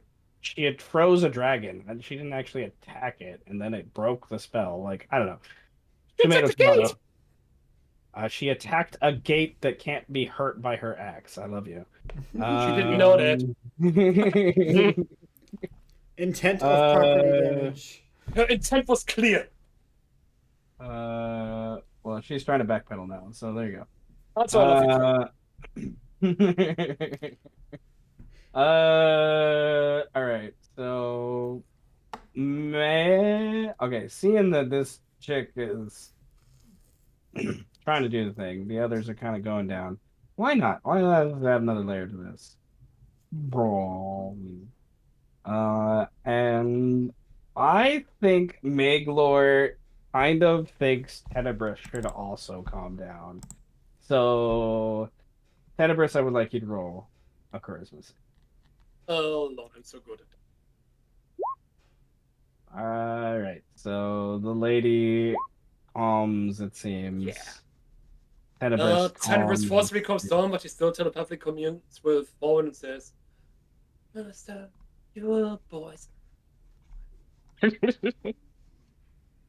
right, that dragon's just chilling.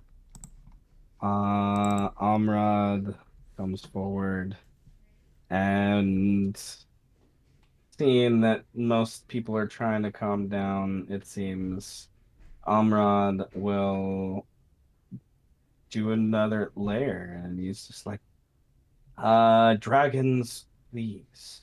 And you up there, we are done with this. We have spoken. Either leave or you will be destroyed. And Lassie is going to roll first. Does it affect constructs?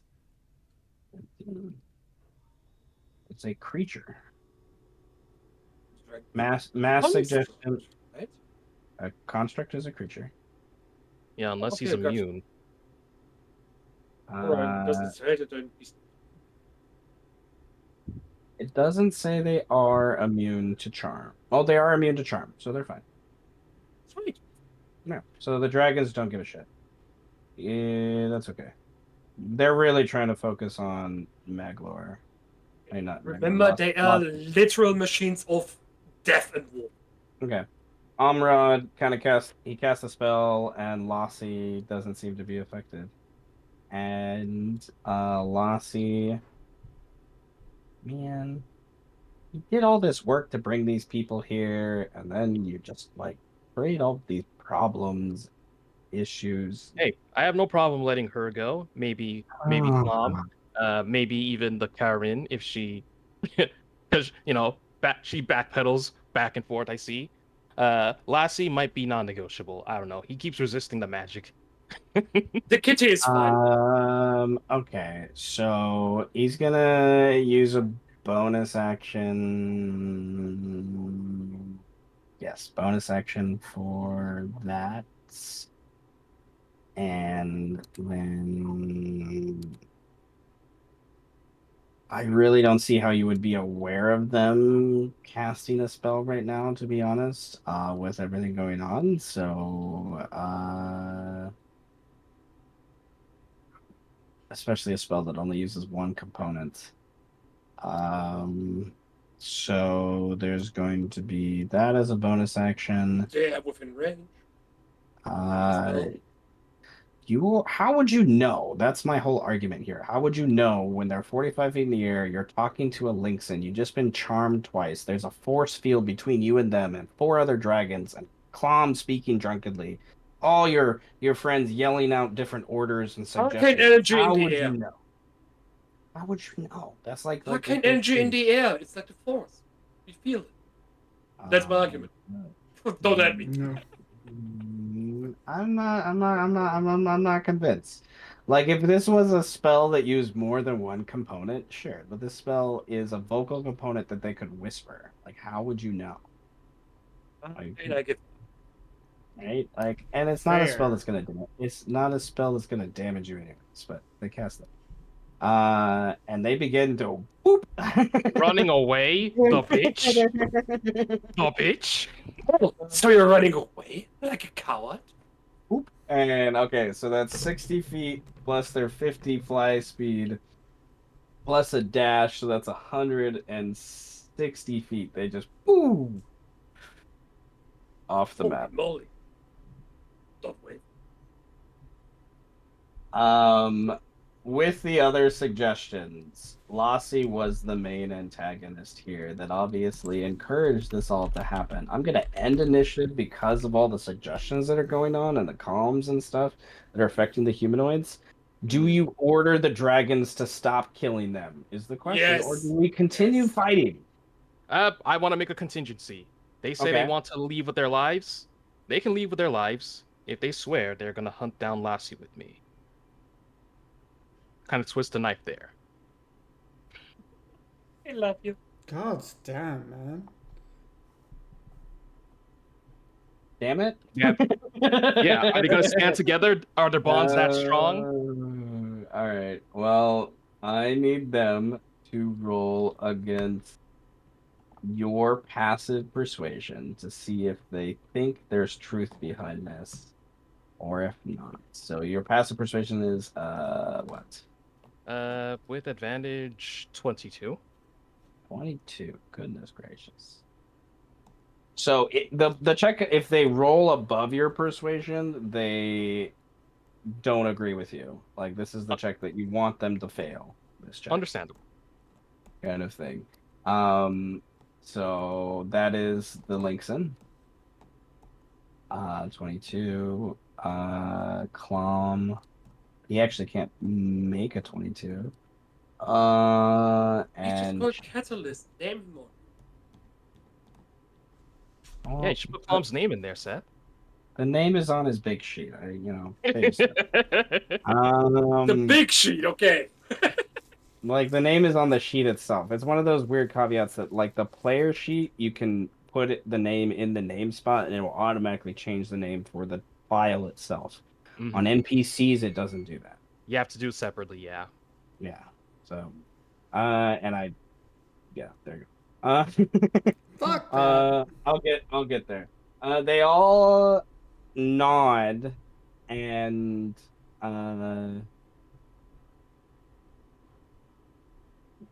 they all nod, and it's obvious that Karen and Chiabo are the most likely to disagree with this, most likely to find a way to break away from this. Clom seems to have some understanding that, maybe he wants to do this. Like he came here to do something, and this will give him some sort of gratification for the, sadness he's feeling. This man is broken. He's broken beyond belief. Like it's one of those things that I brought. He got brought here because he was easily manipulated, and I wanted to see if like something weird that would happen, and nothing did yet. That would like make him think that one of you is a Pumthera. Oh no! And then he would just lose his shit and be like, "No, you killed her!" But that didn't happen. Kind of thing. And then so Chiabo goes to explain that in so many words that Lassie has been speaking about your tower, it seems, for a few days, and he has convinced many people of your evil intent. I am unsure of your goals and truth at every step, but I do know you have yet to go against the city in a way that I think is evil, as the others do. Lossie simply wants revenge for what he believes should have been his. He was next in line to take the seal, as he explains it. But I doubt that is actually the truth. He manipulated those easily manipulated and brought them here. I witnessed the conversation he had with young Karen, already having the drunk Clom following eagerly for some sort of violence. Having been here before, I knew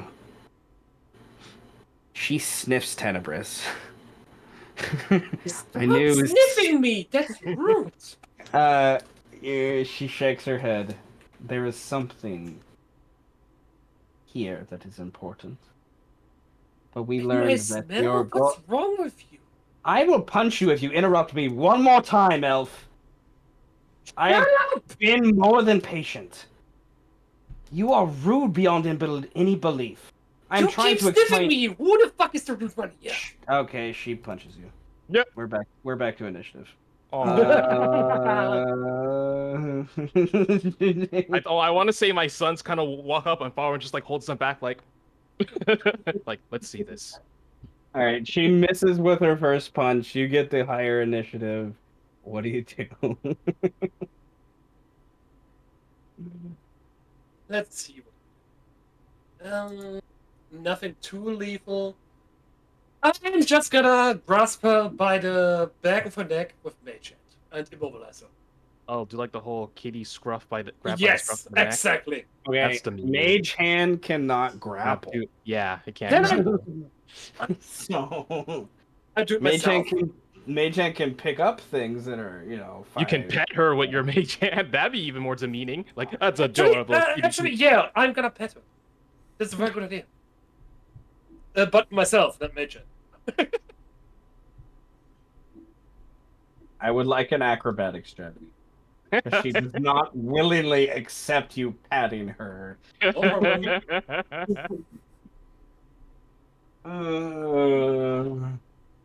Alright. Alright. Sorry, let's just calm down, alright?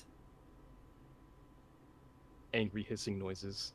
Angry cat hissing noises indeed. I would like you to, as part of your pat, I would like you to roll a persuasion check. So good at that.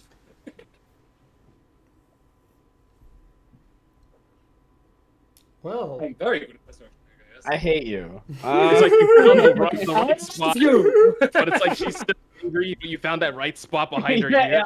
100%. Like I was like, you got the only way you're Just gonna get. underneath the ear. Like I was like, the only way you're gonna convince her, like literally, her insight was a passive insight's a 20. I was like, you gotta get. Like, I hate you. And I knew, and I'm like, you only got a +1. Oh god. Well, okay, whatever. You find that spot right behind her ear, and she's like, stop. No. Oh, right there. Yes. Please. Oh my god. Wait, she brushing you off. No, stop. Stop it. Ah, goodness. And she looks around at Clom, and Clom just gives her that like shrug look, like, well, I don't know what's going on there. And Chibo, see, okay, well, I will take them back, and Lassie is not going to be easy to find. Understandable. Commit to this, and I will provide you with aid and resources to ensure that Lassie is no longer an issue. Karen? Chibo yells out to the human, and the human kind of stands there, still kind of apprehensive with all the dragons and stuff, and her rage is kind of dissipated by this point, so she's a little more clear-headed, and I think Yes, that bird has caused enough trouble. By my father's own account, he is partially responsible for the fall of the Sage Horse.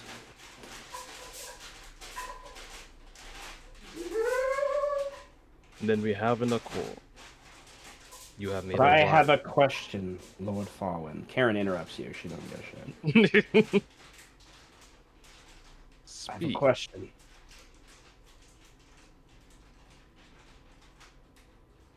Members of our order, cousins of mine, witnessed the fall of my father. Were able to escape in all the chaos, and they gave descriptions that match nearly all of your sons as participants in his end.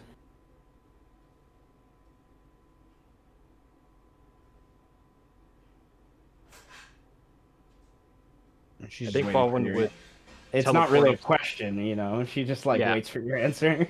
Yeah, I think Fallen would kind of teleport up top here and kind of take a seat. She situates. The dragons look up at you, waiting for an order. Do you want to kill me? Is that a yes? Fallen smiles and says, "If you want to kill me to seek vengeance, I do not blame you. After all, that would be something I would desire." No.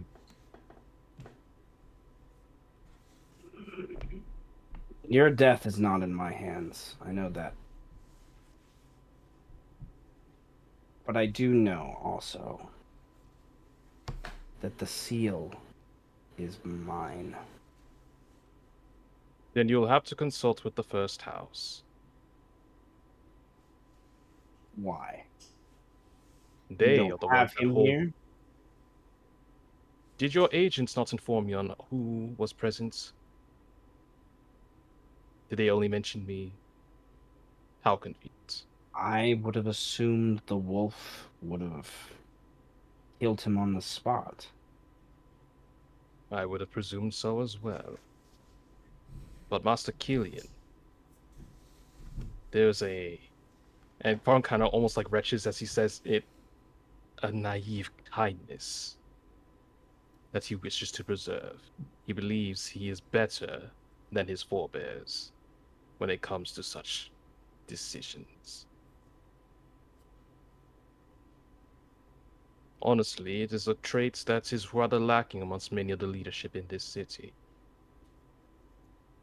Weakness, she says. Indeed. He will be disappointed. There are many choices a leader must make. That's he must do so for the goodness of his people, or for the goodness of his city. Whether it be a city-state such as this, kingdom, an empire.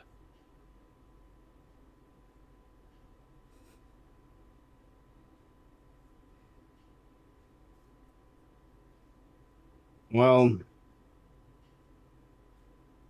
if I am to fully agree, she looks over the dragons somewhat expectantly.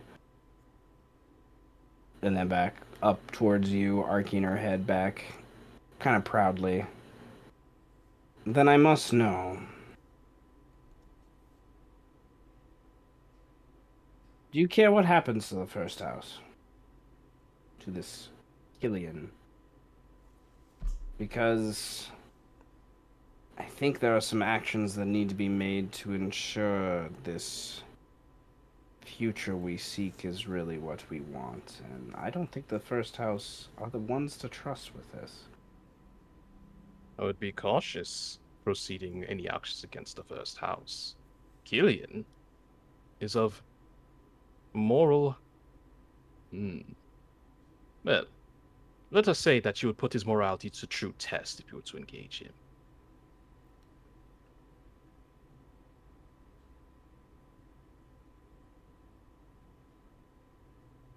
It would not be I.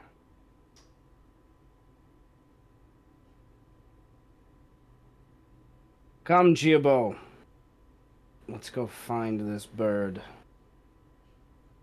I wouldn't mind a wing or two. And do please take your friend with you. As Farman kind of deactivates his saber, kind of like gets like a little screwdriver and twiddles with it, and it makes like a green light, and then just on the force cage. And That's very extra. I love it. Certainly. I love it. That's just like such a throw of strength. Like, It's a very Sith thing to do. it's like, all right. Plum kind of stumbles out and resituates his gear, and then looks up over at Karen, walking over to him, and Chiabo walks back as well, and they briefly confer together. You eavesdrop as well as you can, and they're laying out a plan to go for those things, and definitely the tone is they don't like this, but they also don't like how Klom and Karen, it's very obvious they don't like how they were manipulated by Lassie. To be sure. And So Tenebris Peasant Dragon was stuck in a cage and is like, easy now, boy. It's okay.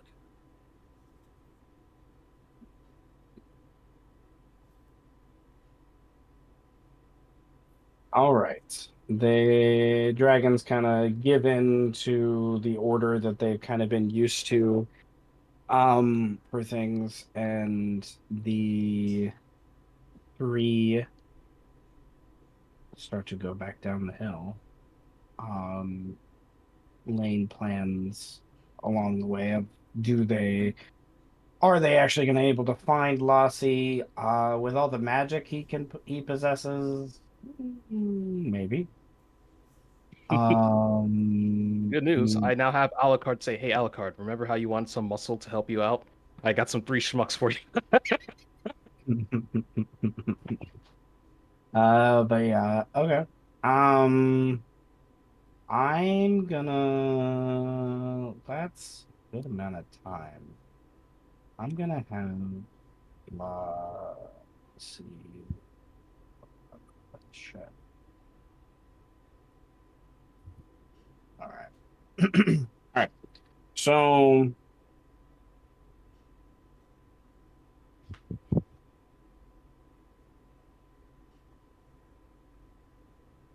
all right. Then I love this game. Things that things I didn't expect. All right. So, good job. Yay. Well done. I thought that was gonna be a brawl. And I totally expected it to be a brawl. And those were not pushovers. They would have been a decent fight. Yeah. For things. They would have taken out a dragon or two, to be sure, and maybe one of the sons, and you guys would have wasted quite a bit of spells trying to handle the monk, to be sure. Um, because Chiabo is a high monk, like a high level monk. Like they have proficiency in all saves and all that stuff. So, Mhm. you know, you know, can remove charm and fear and all these things. So, as well as just stun, Yeah. I think Farman would so be saying like, "Excellent work, Lord Venator. You have proven most capable in such encounters." It was kind of fun to pet that cat. I'm not gonna lie. Hmm. And I think Farman he's doing the same affirmation to all of his sons. Rather impressive work, especially the mass suggestions from some of them. hmm yeah, I like that. Okay, so that's like that took longer than I thought it was going to, but it's good stuff. Um, You expected so this. yeah, so the more or less those things happen during those 3 days, Mhm. at some point. And the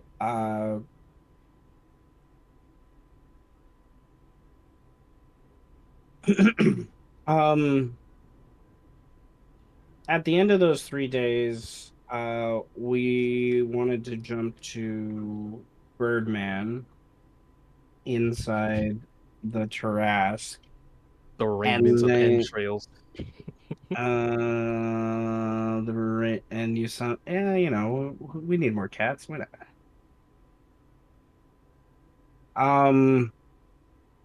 So Birdman, are you here? That's the question.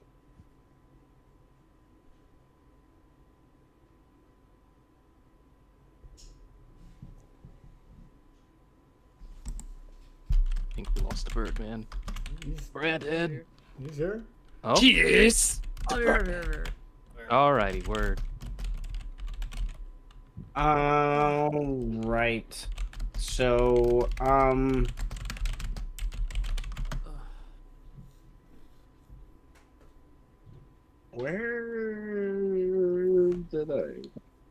where did I put you? Why aren't you in the colon anymore? What the fuck? I feel like that's Out of Fuck context. Birdman. That's a good question, Seth.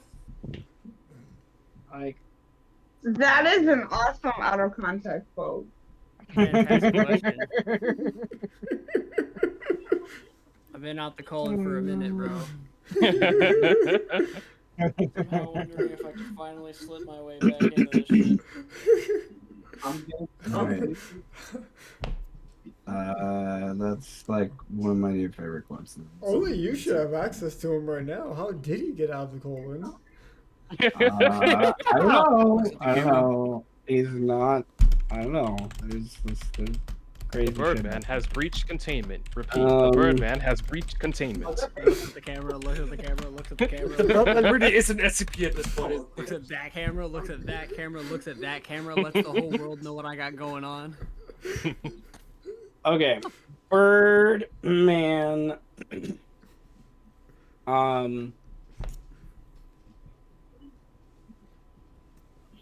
Okay, Birdman, you're in the colon. Okay, and we're going to. This map is huge, though.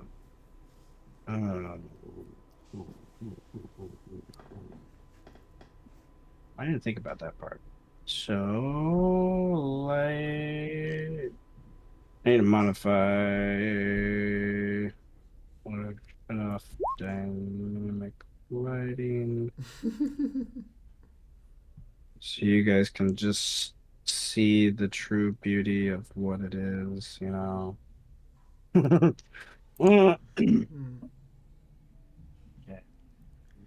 Yeah, fuck it. I want to spend 4 inspiration for the shadow birds to beckon Birdman. Oh no. Oh shit.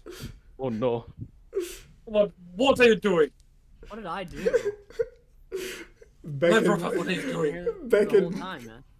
beckon Birdman towards the ultimate goal. Show I him the just gotta wait way. the trust. How many inspiration? 4. 4. You know the way. All right. So, let me copy that. Delete. I have now spent 10 inspiration on Birdman. All right. As you should.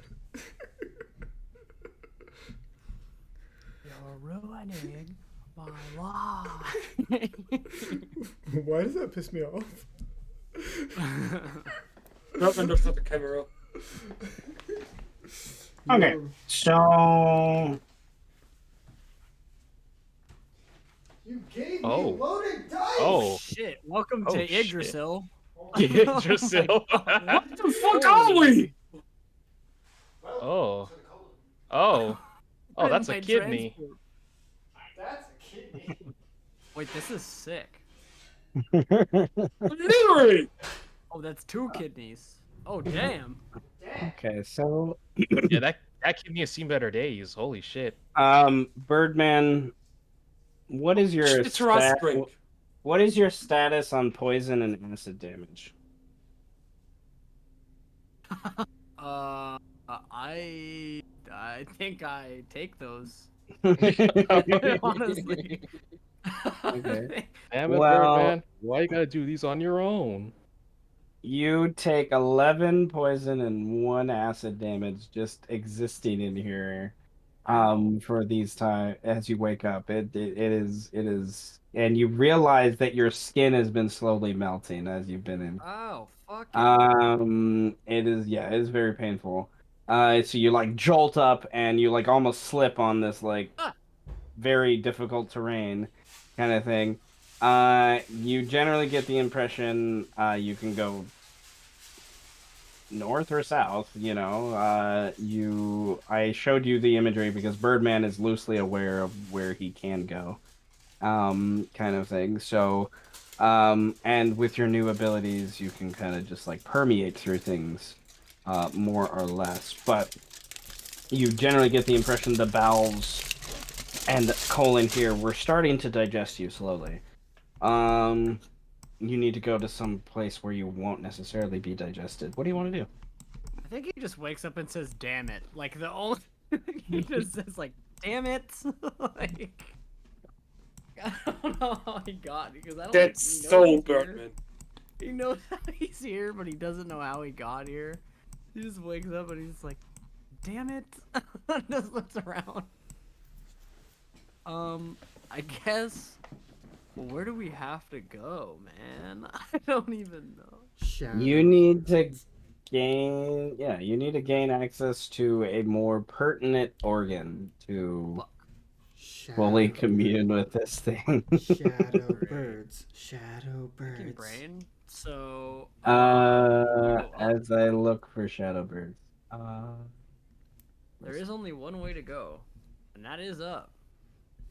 Because if I go any further down, I risk getting digested / shitted out. And maybe At this Which point, I you might as don't well want, deprive him of oats, right? brother. So I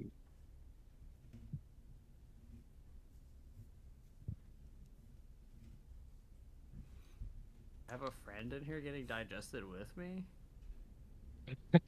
I'll Oh, leave that motherfucker in here. I'm not alone. Okay, you can stay here and die. Yeah, I'm gonna catch the bloodstream straight to the brain, and you can die. I don't know how I can do that, but I know I can do that. Okay, oh, is that supposed to be its gallbladder? sure.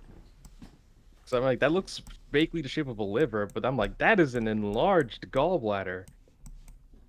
Oh gosh, I think you should see someone for that. Yeah, probably. Maybe that's normal. Maybe that's normal for a Tarrasque, though. What? When was There the was- last time the Tarrasque took a piss?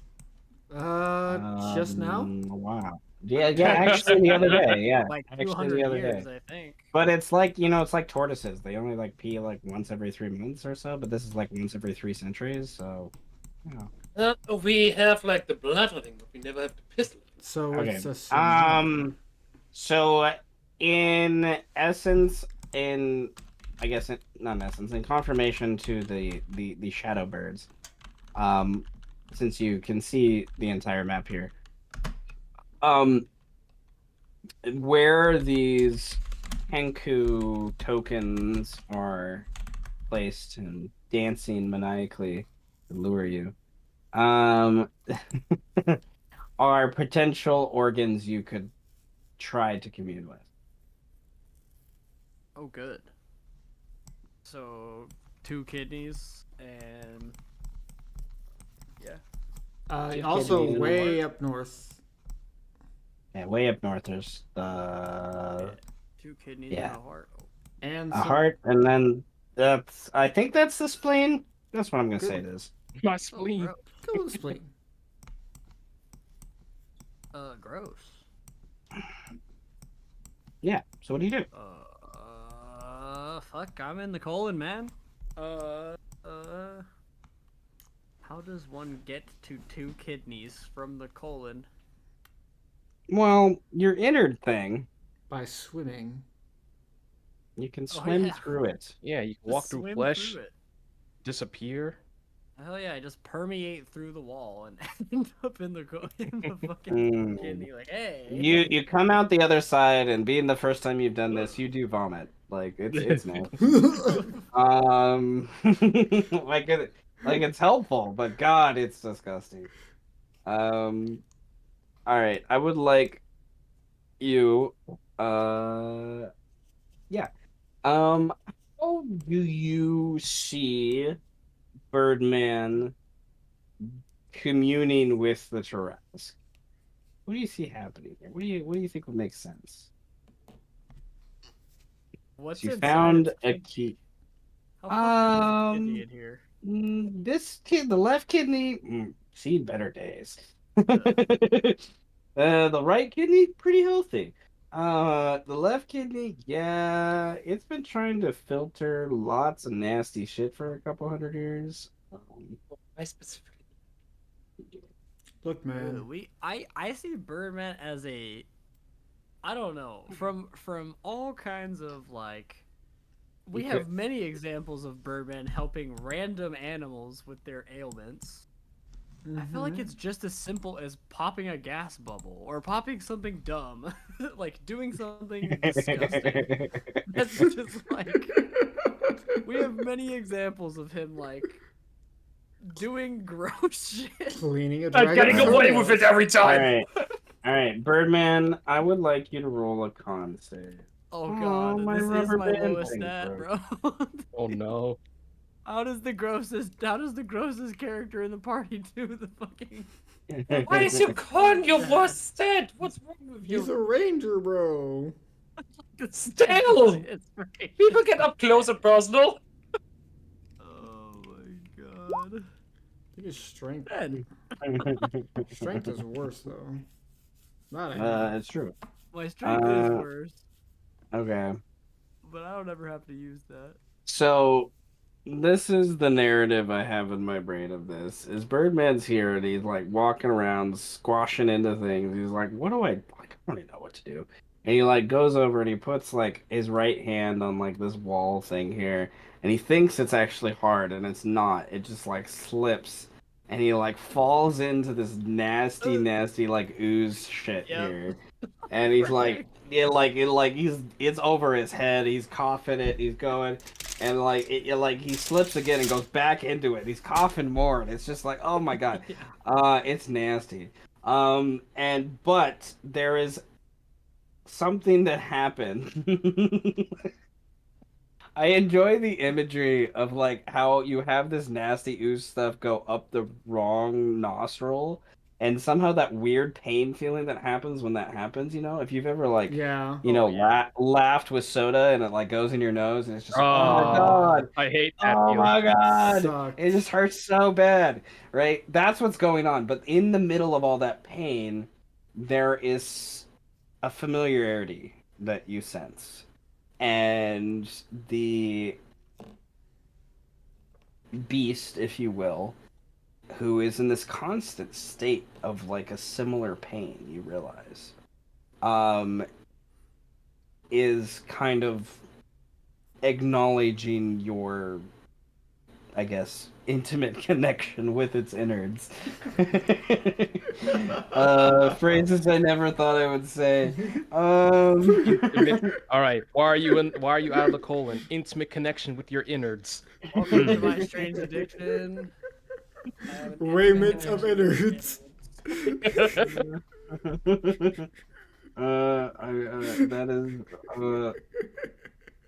That is That's just the title of Birdman's auto bio, bro. Yeah. A raiment of innards.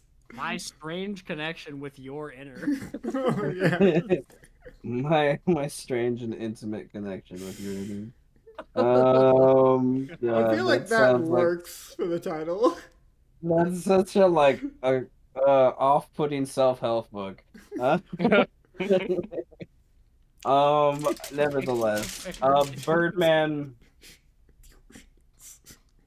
The question is, what do you want to do with this weird connection? What are you after here? I guess I'm trying to figure out like where it wants to go. after it finally wakes up, after I finally awaken it. Because it hasn't told me shit. Oh, that's And I'm right. hoping this is I the told one thing- Tenebrous the other thing, right? That's Yeah. right.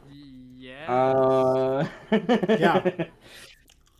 I know that Okay. it has a goal to swallow the sun. What the fuck does that mean? It wants to though? swallow the sun. It's a very simple creature. I was gonna. Hmm. Yeah, but like, where are you gonna go to get to the sun? Space. Okay. The Tarrasque is not that smart. But I have a track record of talking to not very smart things. Yeah. I can fly on the Tarrasque. I What? fly. No. Okay. Okay, so you. Okay. Um.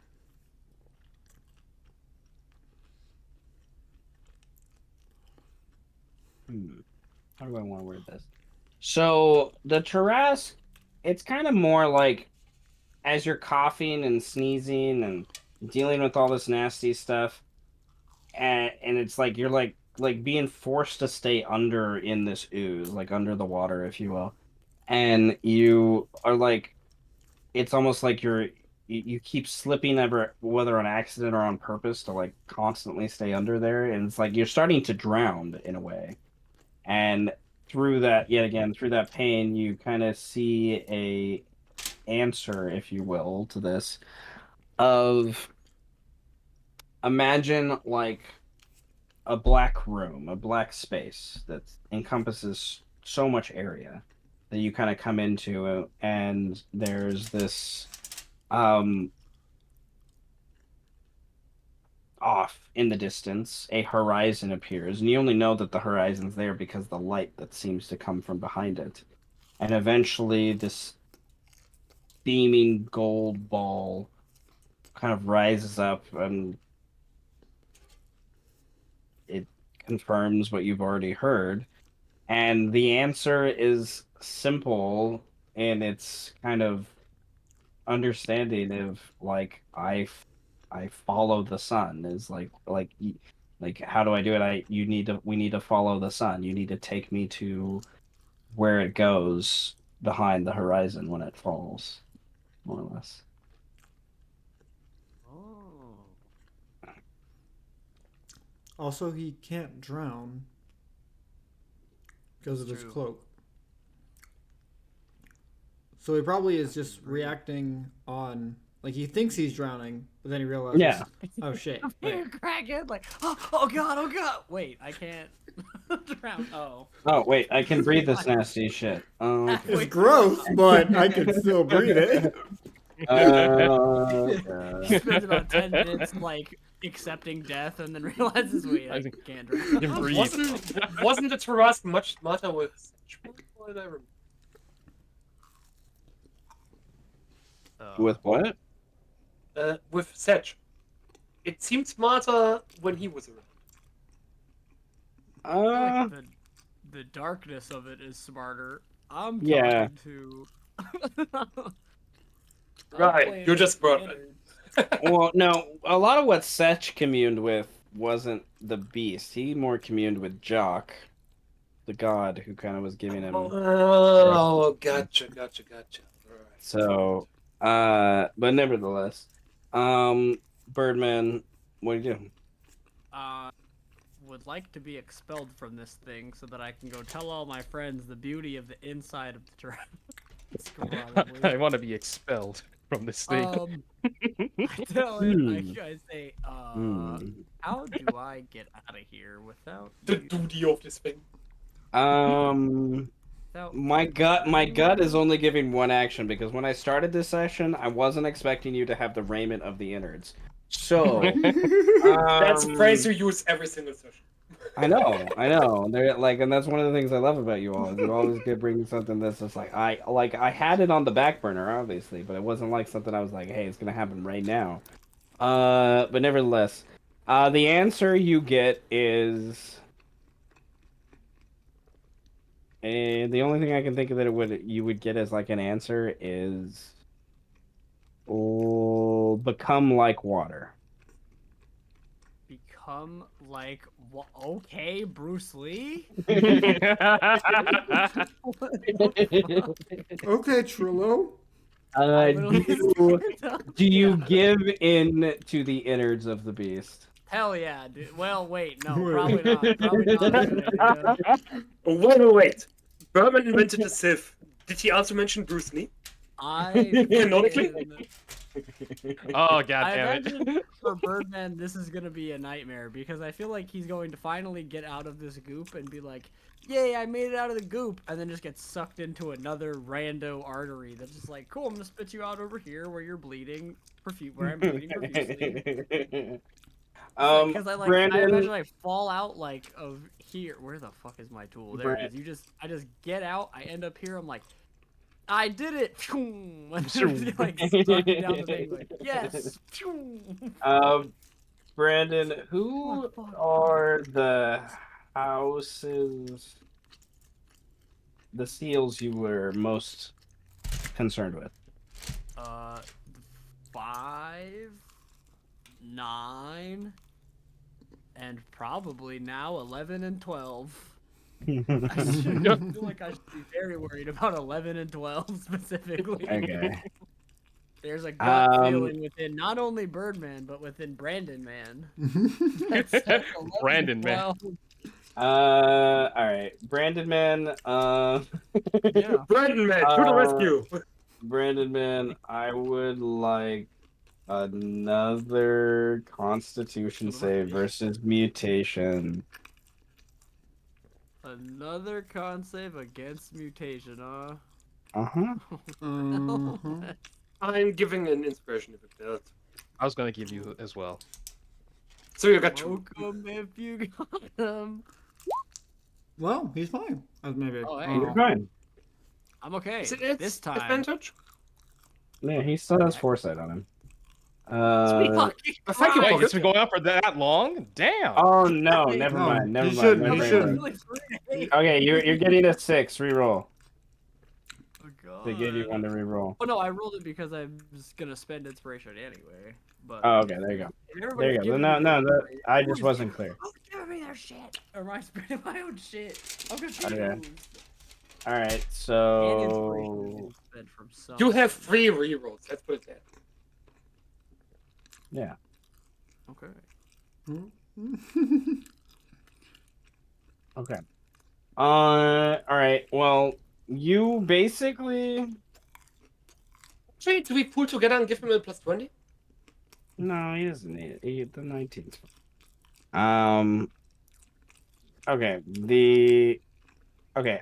This is where my brain was going with this, and I don't know.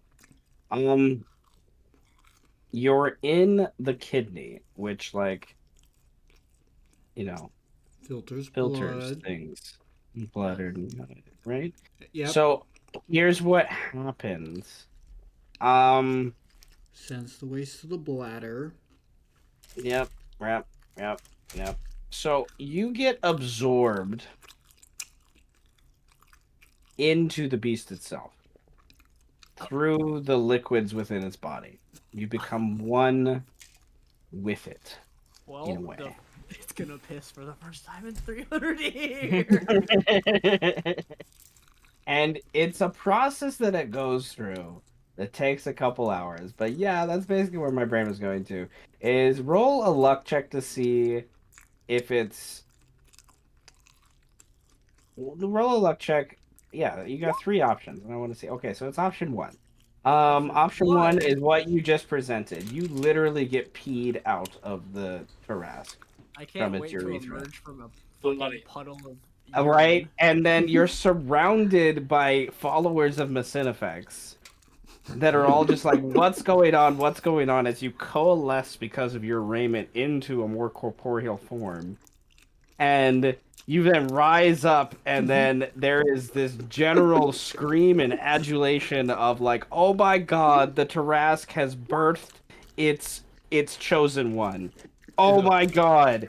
And like they're running around, and eventually Masinovex comes over, and he looks exhausted. He's barely holding himself up, and he's just like, we have prayed for a sign, and it is shown to us, and then he recognizes it's you, and he's just like, Birdman, I always believed in you. And he reaches up from his like one hand, and he goes towards your cheek, and he like brings you down with your cheek, and he looks into your eyes, and he says, "The shadow of the beast is now one with its liquids. The signs have been spoken and shown to us." And everyone's just like, "What signs? What?" We're all confused. Yes, okay, yes, signs. They get all excited and you cheer along the way. The black dot. And that's like they start to like mutter that the black dot, the shadow, the black dot, the shadow, and the Birdman, and like you're just covered in ooze and so confused and just like, yeah, what it like they bring you to their little like How the dome fuck did I like get here? structures, and they bring you some they bring you some water and stuff, like really clean water to drink, and they ask Where did they get Macedefex, that from? do we clean him? No, no, he's been ordained with the holy bloods. And you're covered in urine, like that's what you're covered he's covered in shit. in. Urine and Everything, shit. bro. And like to Macedefex and his followers, you have been baptized. That's what has just happened. Like you've been baptized through the beast in a way that none of them understand. And Macedefex is like, I don't know, how did you get here? How did you get here? That's a fucking. I don't know. One moment I was on top meditating, getting ready to take a nap. You know, that was The probably beast. the weirdest 4 hours of The my beast life. sensed you. It prepared you to become the Black Dot. What? I knew it. He is here. The Black Dot is here. Yes, the Black Dot is here. Yeah. He comes in close. He's exhausted. He's delirious. Like he comes over. He's covered in blood and shit himself, and he's Yeah, like, like, he's just like, what did you see inside? uh, Is it ready? stuff? No, I don't know. Probably. It is I mean, probably yeah. ready, everyone. Be prepared. I mean, yeah, I just have to. Oh, hang on 1 second. I think I have to throw up. 1 second. Oh my god, Black Dot! Yes. You see, there's a little like rodent man run underneath you to prepare to be vomited on. Jesus Christ, I'm a Moabite. Birdman, religious persecution. You okay with that? I vomit on this poor rat, man. I don't stop. Turn into soup. Poor rat man, he's loving it. Yeah. I say poor rat man like he doesn't just, he's not open fucking He's mouth sitting open. there just like mouth open indeed, just like, yes, the Black Dot has blessed me. I am the first. I am the ascended one. And Macedefex pulls him up and says, yes, I'll throw up on me. but what did you see? What stuff? I And don't the know. other people so grab the fucking rat gross. man. The other people grab the rat man and pull him away and congratulate him, and start to put their hands so they can get some of the vomit themselves. One moment, sorry. I was getting ready to take a nap, and I, just drank some spinal fluid, and then I fell asleep looking up have at the stars, more. and it was great. And then all of a sudden, Do we I have woke up and it more? was We drowning in synthesized it and we drank it all ourselves 3 days ago to help us stay awake. Only some of us achieved the level of you. I didn't even. Macedefex, it was unaffected to me. Tourette's Why? is essentially Why has the great Black Dot forsaken? Oh, he hasn't forsaken you. You probably shouldn't wink that shit. Oh, thank you. He gets down on his hands and knees and starts to kiss your feet. Oh god, you don't have to do that, dude. What the fuck? I'm covered in urine. Please don't. But it is urine from the Great One. I guess from your perspective, yes, it is urine from the Great One. I can't fault you there, but I don't really understand like what you're doing. He stands up. I only know that I am here to guide the beast, Okay. and you, as its shadow, as the great Black Dot in mortal form, you are our Messiah that will Okay. show us a new world after its rise and after the second expulsion. Wait, so Yes. when you say second expulsion, do you mean like the one that we just did, or like is there gonna be another one after this one? Oh, it is foretold that when it wakes, it will expel it again. Great. And with that, the residencies and mixtures of different undulations. Oh my God! It will be the most precious forms. We will be able to turn it into the most precious of potions and elixirs. All right. Oh my goodness! alright. The urine bestowed upon you. If we only had enough to squeeze from your clothing. Oh, I squeezed the urine from my clothing. It's that easy, bro. I literally do it. My clothing is made of disgustingness. It just oozes from the cloak. I think it just comes out. Spawn cloak just opens the tap up. It's like, give a glass or like. There is like a group of guys that all of a sudden there's water skins and things appearing out of Just nowhere. one. I feel like and it's just enough bowls, for one. and like all of them push each other out of the way, and Macinefix grabs a bowl from one of them and puts it under it to like be the one to get it. I do not, and I stress this as you know, and it's weird that I have to tell you this. Do not drink that. It's so fucking good. Macinefix nods at you, but he's going to drink it eventually. I warned you. Okay. Look, he will not be missed. He will not, just take that cloak, just tighten it around his neck. He will not be missed.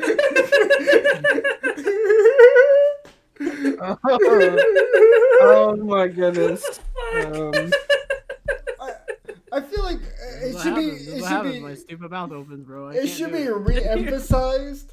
This came about from a simple misunderstanding of what the black dot meant. Oh yeah, sure. Assuredly. You guys said it so many times. I just made it canon. That's what I did. You didn't even talk around the bush anymore. You just said the asshole. We're here, and y'all are paying for it with your. You guys just give me your appendixes. Give them all. But it does honestly make sense. As long as you stop making me laugh. Oh, fuck. Like they could have all just been worshiping some random fucking mark. They could have been I don't worshiping even know if I have my appendix anymore. No, they're shit worshipping, vomit eating, ooze drinking, fucking psychopaths. It's also the end of the world. Yeah, I love it. So Birdman, So here we are. They drain the liquid and put it in a precious little elixir tabbed thing. And Macinefix puts it away, and they all like look expectantly as the last drop gets put away, and that's it. And they all sigh in disbelief that that's all there is. And Macinefix raises his hand. It's okay. He, as we just learned, will bring apart the second expulsion, and there will be more for us. Indeed. And he turns to Bert like he has not slept in 3 days. He is delirious beyond all get out right now. Like you don't even know if the second expulsion is real. You don't like it doesn't matter by this point. He drank a synthesized version of the spinal fluid that just made him kind of go high. It's what happened. They watered it down. They watered it down, and then like all drank like the watered down version, and all it did was just like make them go crazy. Like it's all it did. Like I don't know. There might be like a brain worm eating a few of them. Wait. What's dumb enough to not mutate? Brother, it's okay. Not mutate. Like no, it's just a slow burn. Yeah, so we're still muted. Good to know. Like you can look around and you can see that they're all like mutated in some way. They all have weird things going on. Like and you're their weird messiah because Can, Come to think of can it, I- does Tenebrous have any permanent changes to him physically? I thought you I said you don't did. know what to do, guys. Uh, I don't know what to yeah, tell you have you. the I did not regeneration. start this cult, but the cult definitely started me. For sure. You didn't start this cult, but you're damn well gonna Can finish. I? Can I? Can I? Gonna Can I? finish. Can I add to it the scene where you have this child with like a bum leg from the mutation with a notepad like walking up to you and like holding it out, wanting your autograph. God.